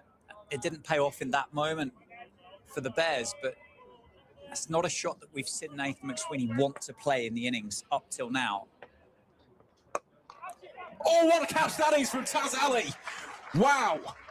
That is a terrific grab from the young leg spinner. McSweeney will have to go for 88. An instantaneous response from the youngster. And that right there is a top grab. Superb. Absolutely brilliant off his own bowling. Has the squeeze worked? Was McSweeney just trying to play that against the spin into the leg sides? It's held in the surface. And he's just offered a little bit of a catching practice back to Taz Ali. It has held.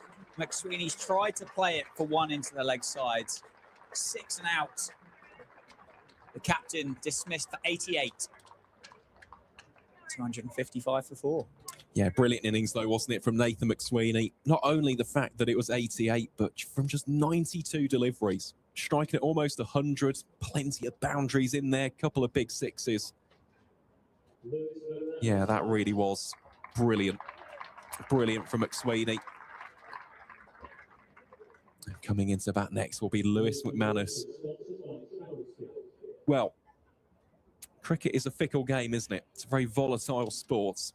If Bartlett was to go, and you've got 2 new batters at the crease, could be a twist in the tail.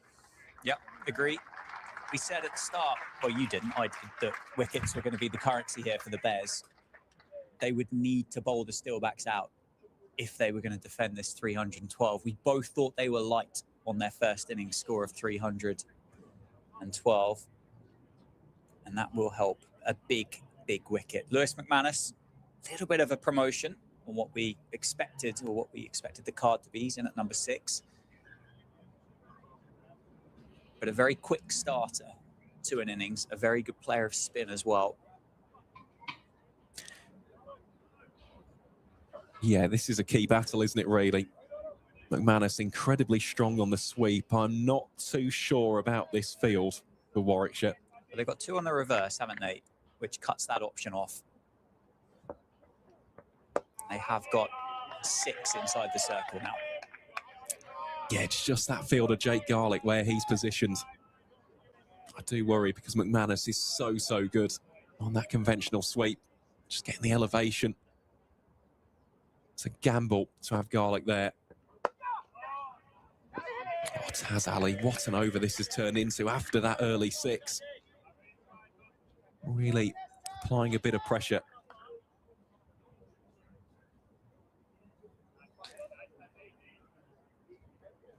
One delivery remains. Garlick now pushed out onto the boundary, so too is Theo Wiley.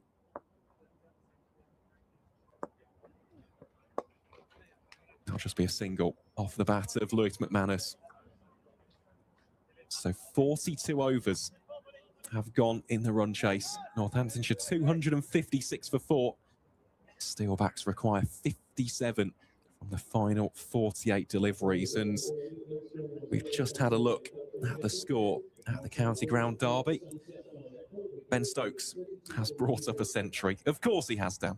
Naturally, on one leg, 3 6s, double digits of 4s, guiding Durham to a victory against Derbyshire. As I said, there is nothing more dangerous than a wounded Ben Stokes on a cricket field. the worst thing I think you could have seen from a Derbyshire perspective in that innings was Ben Stokes holding his hamstring.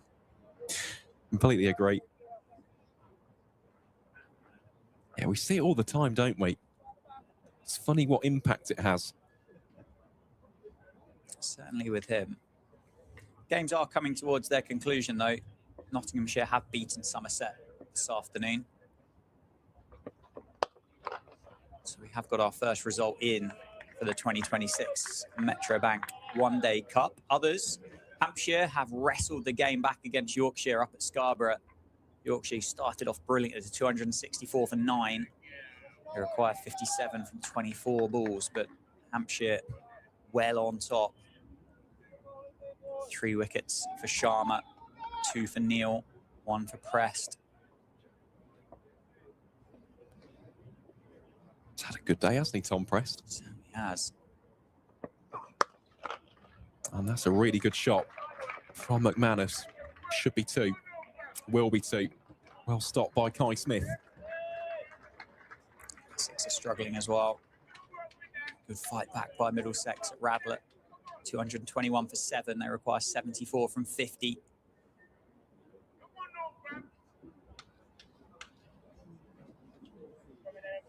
Durham, who we've just spoken about, require 15 from 22. And then Surrey have cruised against Lancashire. 37 required off 32.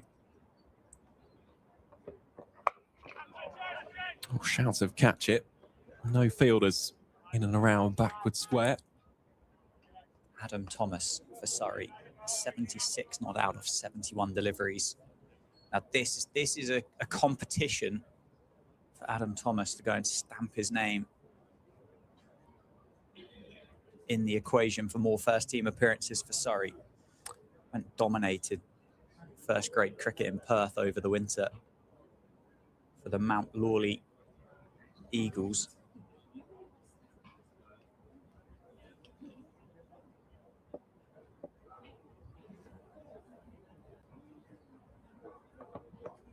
Shorts and batters by George Bartlett. That is an almighty hit towards those marquees. He continues to deal not only in boundaries, but huge sixes. That one was smited away. It really was, wasn't it? Garlick's tried that a couple of times now against George Bartlett. And it's been treated with the exact same response both times.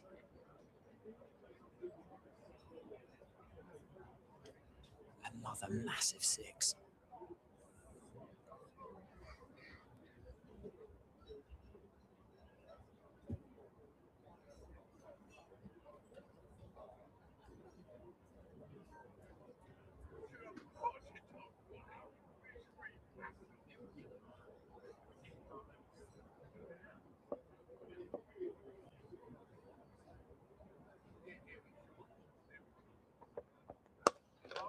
Just a little bit the pace taken off there by Jake Garlick.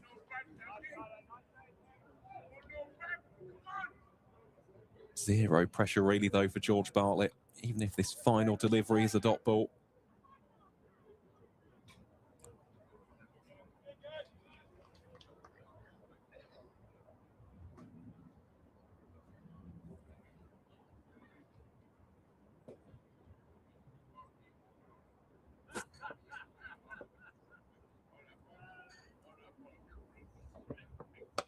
And yet again, tries a slower ball.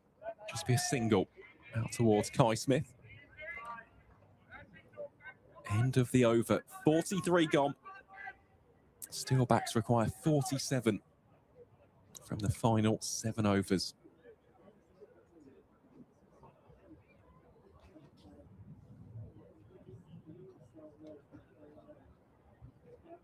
Yeah, and crucially still with Luke Proctor, Adi Sharma, Liam Guthrie, Rafi Weatherall,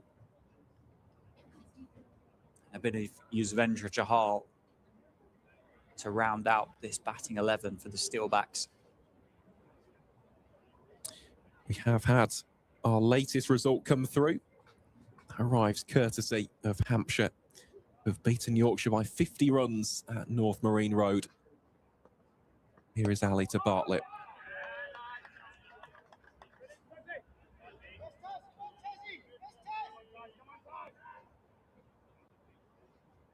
Does appear as though Durham and Surrey, it's just a matter of time for those two counties as well. Probably the same for Essex. 73 or 48 needed. Middlesex, a far stronger position.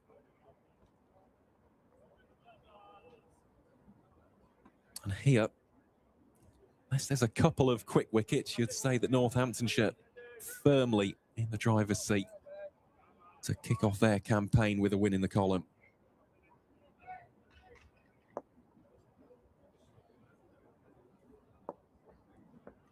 As McManus goes aerial and dispatches that one down the ground for 4. Deposited back over Taz Ali. Made that one look effortless. Yeah, stylish, wasn't it, by Lewis McManus? They've cut off that reverse sweep, haven't they, with Anand Dalby and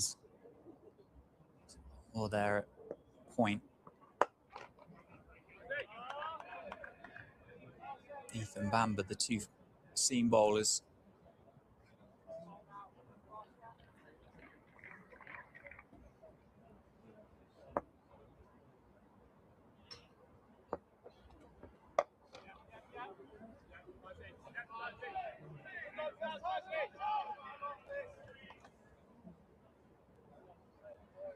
Still got a job to do, though, Steelbacks.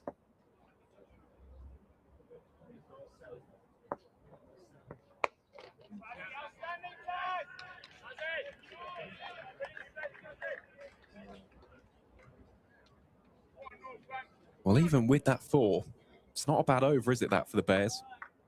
Just 5 runs from it. Northamptonshire 271 for 4.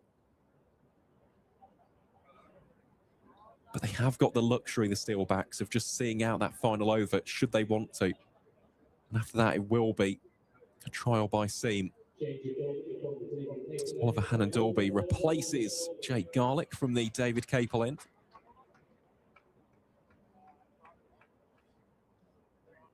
Hannon-Dalby so far in this game, wicketless prior to this over, none for 38 from his 7.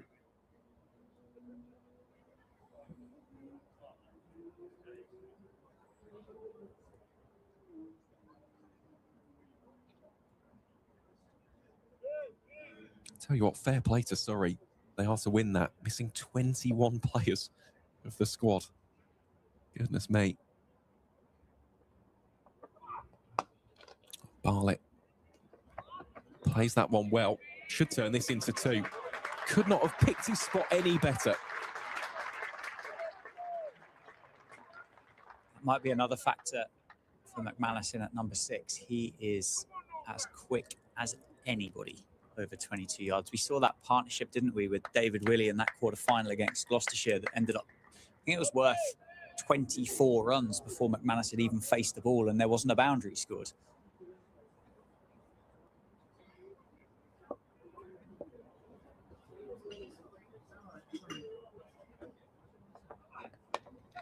Ooh, slightly off the outside of the bat, down towards Taz Ali for 1.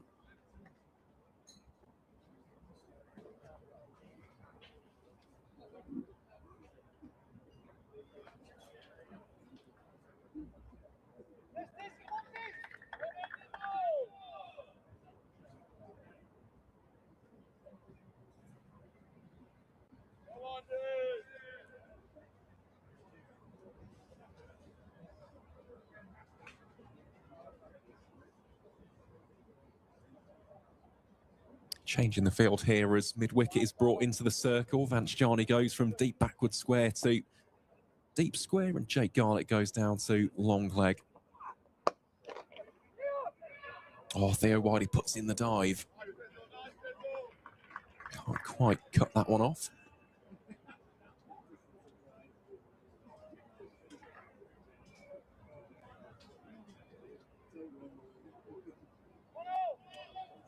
Durham required just 4 of 13 deliveries.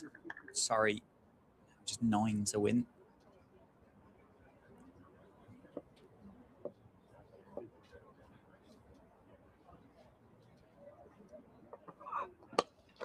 Oh, that one has been rifled. by George Bartlett. He's laying down the law, isn't he? As we get towards the latter stages of this run chase. Spoke about McSweeney striking at almost 100. George Bartlett, well, he's just dealt in boundaries. Moves into the 70s from just 59 balls. He's seeing it very cleanly indeed.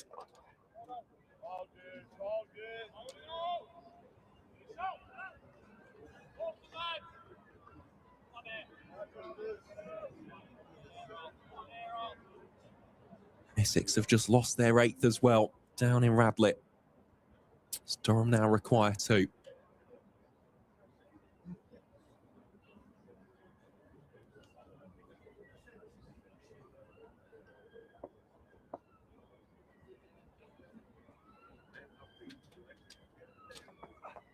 Shorts. And 6 from Lewis McManus. Vance Jarney, he was interested for a split second, had a lot of ground to make up. It creeps over the ropes all the way for a maximum. George Bartlett here, I think, may just be getting another drink. Indeed he will be. See a second look at that one. So strong on the pull, isn't he, McManus? Always gets a real clean and crisp connection on those strikes. Great to see over 3,000 of you as well tuning in to the live stream. If you haven't already, do give it a like and feel free to subscribe as well to Steelbacks TV. Very, very close to 97,000 subscribers. Would be fantastic to reach 100k by the end of the season. Of course, it also allows you to keep up to date with all of the streams. It's myself, Dan, Phil Rowe. We'll be here at various points throughout the campaign, not only in the One Day Cup, but of course the Rothesay County Championship as well, providing all of the action for free as it takes place in the business ends of the 2026 county season. So 27, that's the requirement here for Northamptonshire.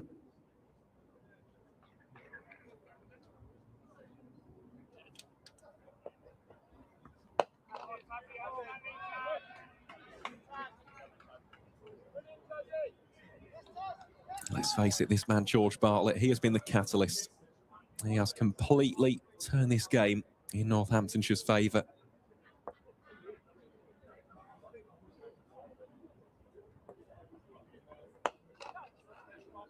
Strides into that one as well. Plays it confidently. Down to wide, long off for 1.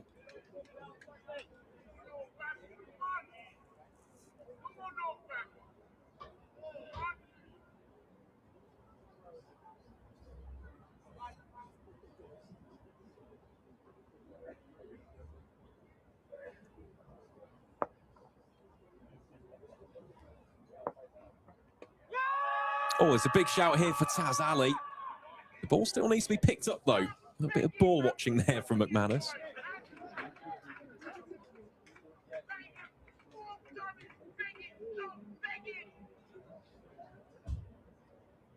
Yeah, trying to take on that one fielder on the sweep, wasn't he?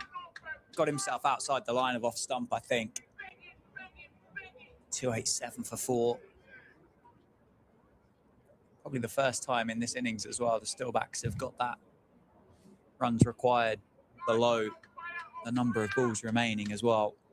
Another result in, Aaron? Indeed there is. Durham are victorious in Derby. They've beaten the Falcons by 5 wickets. Or maybe a catching chance for Sam Hain, just evades the Warwickshire captain. I think there might have been, had he have not been struggling with that knee injury that he picked up earlier on this afternoon.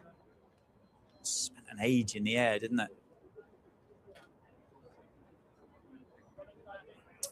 I think we may have also just had a result from Sedborough.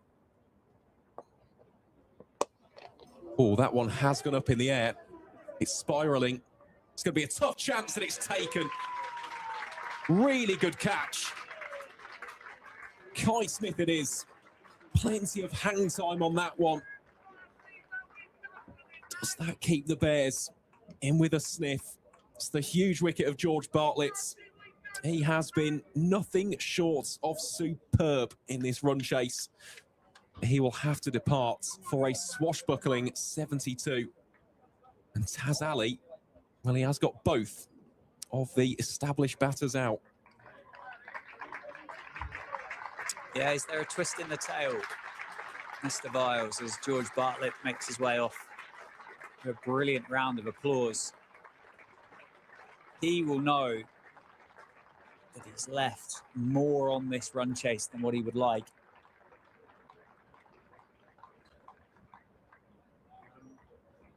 It looks like it's going to be Luke Proctor. No, it's going to be Adi Sharma joining Lewis McManus in the middle.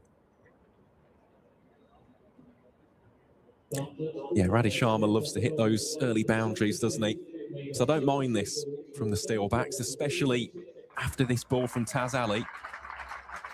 Imagine it will be seen for the remainder of the game.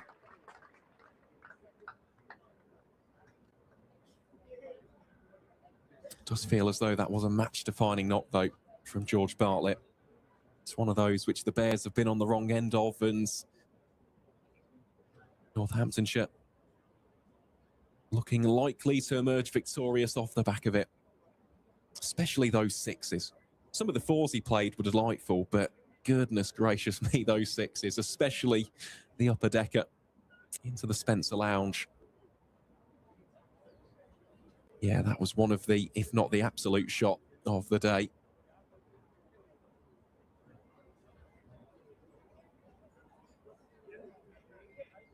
So here is Adi Sharma.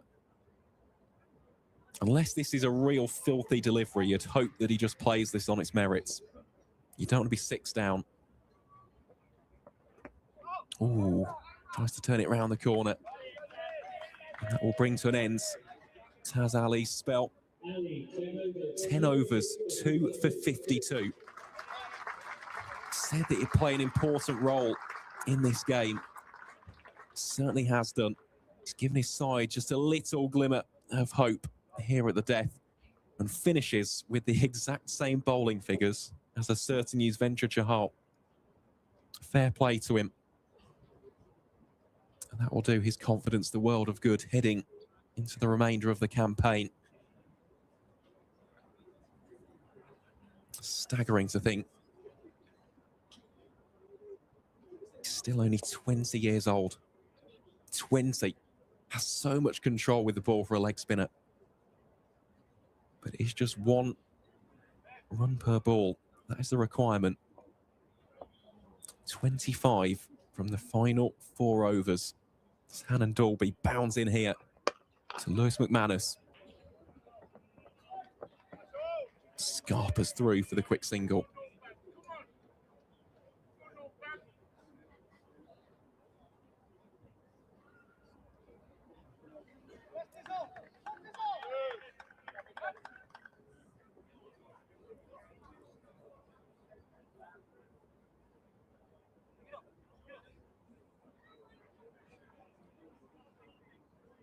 Get a little squeeze on here for Adi Sharma as he looks to get his innings underway. Can they apply some pressure? They put McManus under pressure. Not with that delivery. 3 Warwickshire fielders off in pursuit, and Adi Sharma gets off the mark with 2. Yeah, not timed into the leg side, was it, by Adi Sharma, but doesn't matter at this stage of the game. 22 required off 22.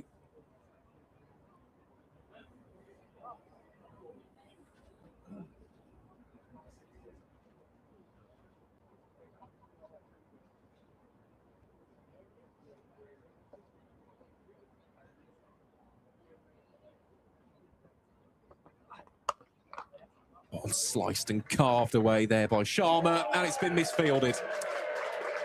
Goes straight through the legs of Kai Smith.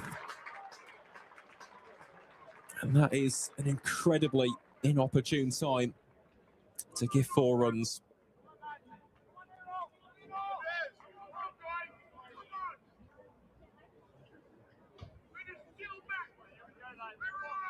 Yeah, he's been excellent down there.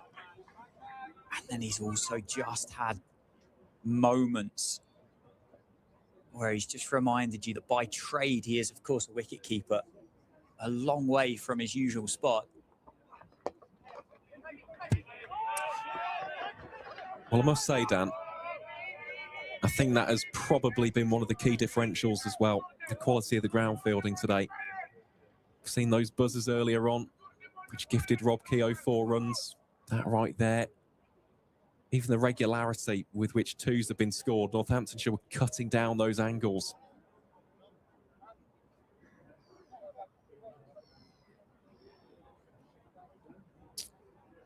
Yeah, certainly some reflections after this game for the Bears.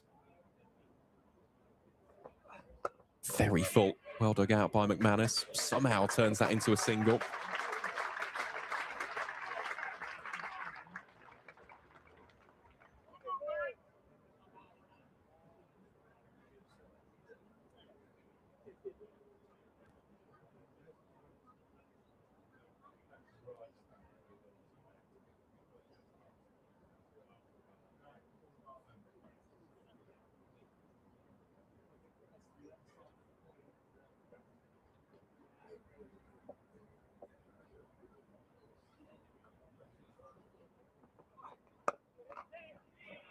A quick drop and run there.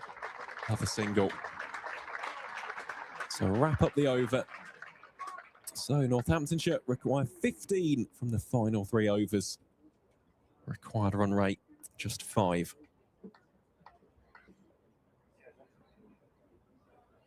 Yeah, 3 overs to go. 15 runs required from the 18 deliveries. It's going to be Ethan Bamber from the Lynn Wilson centre end. He has got a couple of overs left. Oliver Hannon Darby has 1.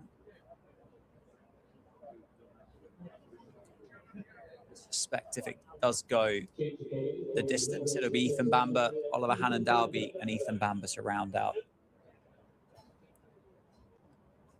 this innings and this run chase. Adi Sharma on strike. He's on 8. Lewis McManus at the non-strikers end, 18 of 16. Luke Proctor will be carded next. Warwickshire are, of course, entitled to have 5 fielders out on the rope in these final 10 overs, or power play 3, as it can be referred to.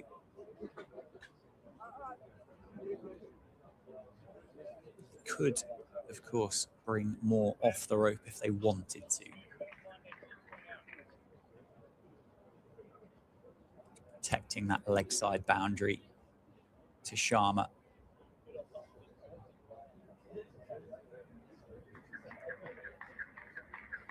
A long off down on the rope beneath us here. 298 for 5. 3 overs to go. Change of pace. Comfortable single. Adi Sharma. And that is the absolute risk of having that field stationed out on the boundary rope. Steelbacks need to go at less than a run a ball. There are singles available all around the Cinch County grounds. Slight change here for Lewis McManus with deep extra cover going out and long off coming inside the circle. But the leg side remains the same. 299 for 5.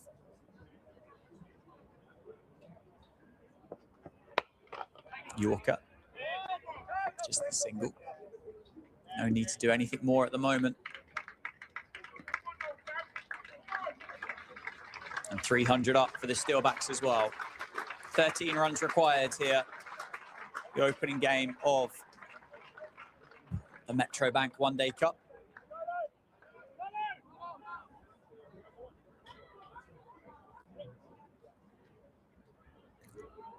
We have had another result come in.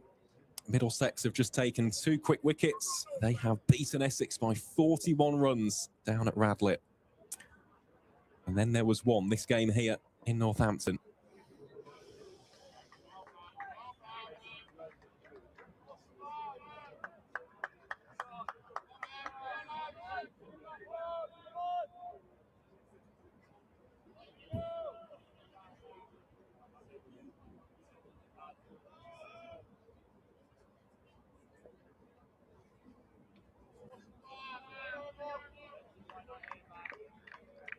Top ball for the Bears.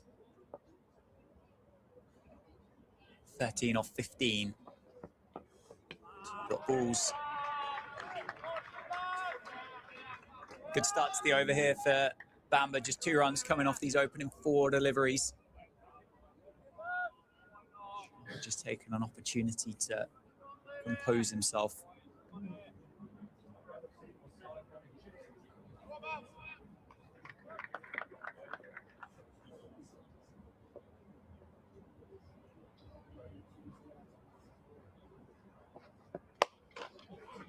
Let's get the single, 3rd time of asking. Lewis McManus then, 1 delivery left in this over. You will be able to rely on Bamber and Hannon Dalby to put the ball where they want to put it. Be able to set the field, try and drag this out for as long as possible. What could they possibly leave to try and defend off that final over? That will be bowled by Bamber from the Lynn Wilson centre end. 301 for 5. 12 to win for the Steelbacks. Short ball, slower ball as well, and a wide. Much to the enjoyment of the Steelback supporters in the grounds. It'll be a freebie for the Steelbacks. And Bamber will have to reload to try and complete this over. And it's 11 off 13.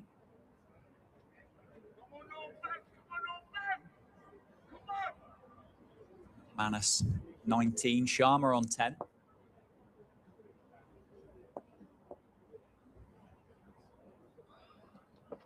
Goes full down the ground, 4 runs.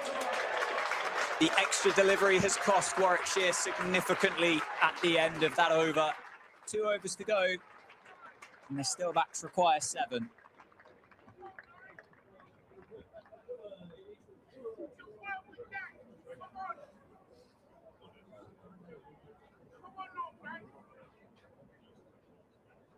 Will be Oliver Hannon Dalby from the David Capel ends to bowl the penultimate over.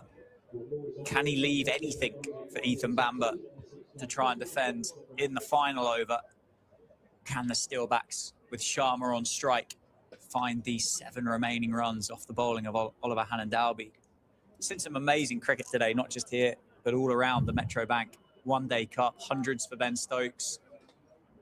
That's probably going to be the highlight, isn't it, in the headline from this opening round. But how good is it to have List A cricket? 50 over cricket back. Bright sunshine. Full toss, leg side. That's going to take some stopping. It is stopped on the rope. Absolutely brilliant athleticism to protect the boundary and save 2. 5 to go for the Steelbacks. Height of summer. School kids will be breaking up. Keep an eye on the calendar. Get yourself down to your local county side. Watch some One Day Cup cricket.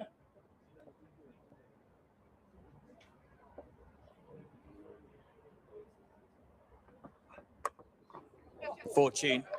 Good wide Yorker for Hannon Dalby. A look for 2. Sharma's going to come back. Completes the 2nd. 3 now required.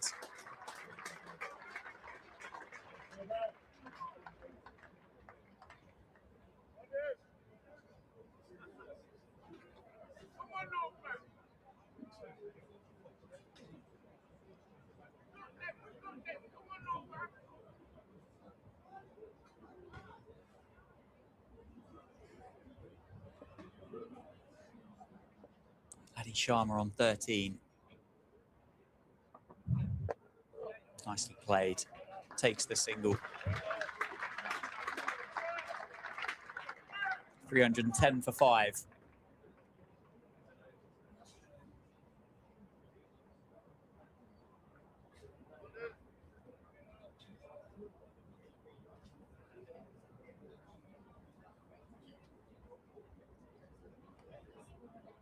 Just a brilliant bowling performance earlier today from Rafi Weatherall, 4 for 56 from his 10 overs.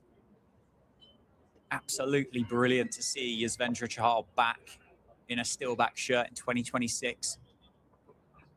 Full toss, leg side, plenty of it, enough of it. 4 runs for McManus to complete this run chase. A masterclass really in chasing down 313. The Steelbacks victorious. They continue the momentum that they're building in 2026. They open the Metrobank One Day Cup with the victory against the Bears here at the Cinch County Grounds. Excellent start to this competition for the home team, and they couldn't have played that much better. No, especially McSweeney and George Bartlett. They have done a terrific job there. Important as well. This is such a difficult group. We've said that already over the duration of this broadcast. It is the group of death, Group A. So, yeah, for the Steelbacks, they'll be delighted. As for the Bears, well, they'll be thoroughly disappointed. I think when it comes to the way in which they finished that first innings, it appeared as though at one point they could have been getting 340 plus, if not 350. Ended up on 312 for 9. It's a real struggle, especially in the final 10 overs.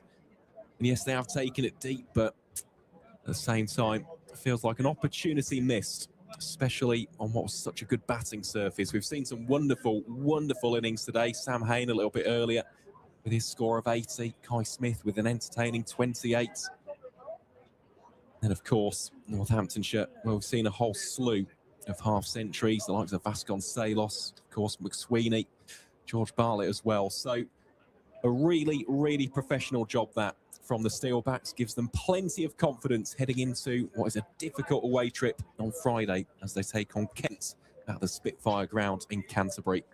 Absolutely right. Well, Aaron, thank you for joining me here on Steelbacks TV, and thank you to all of you at home that have joined us through the course of the day. Whether you've been here since 11 o'clock this morning or whether you've tuned in throughout the day, it's been great to have your company. We'll be back here for more cricket on Steelbacks TV very soon. But a great start to the 2026 Metrobank One Day Cup campaign for the host team, the Northamptonshire Steelbacks.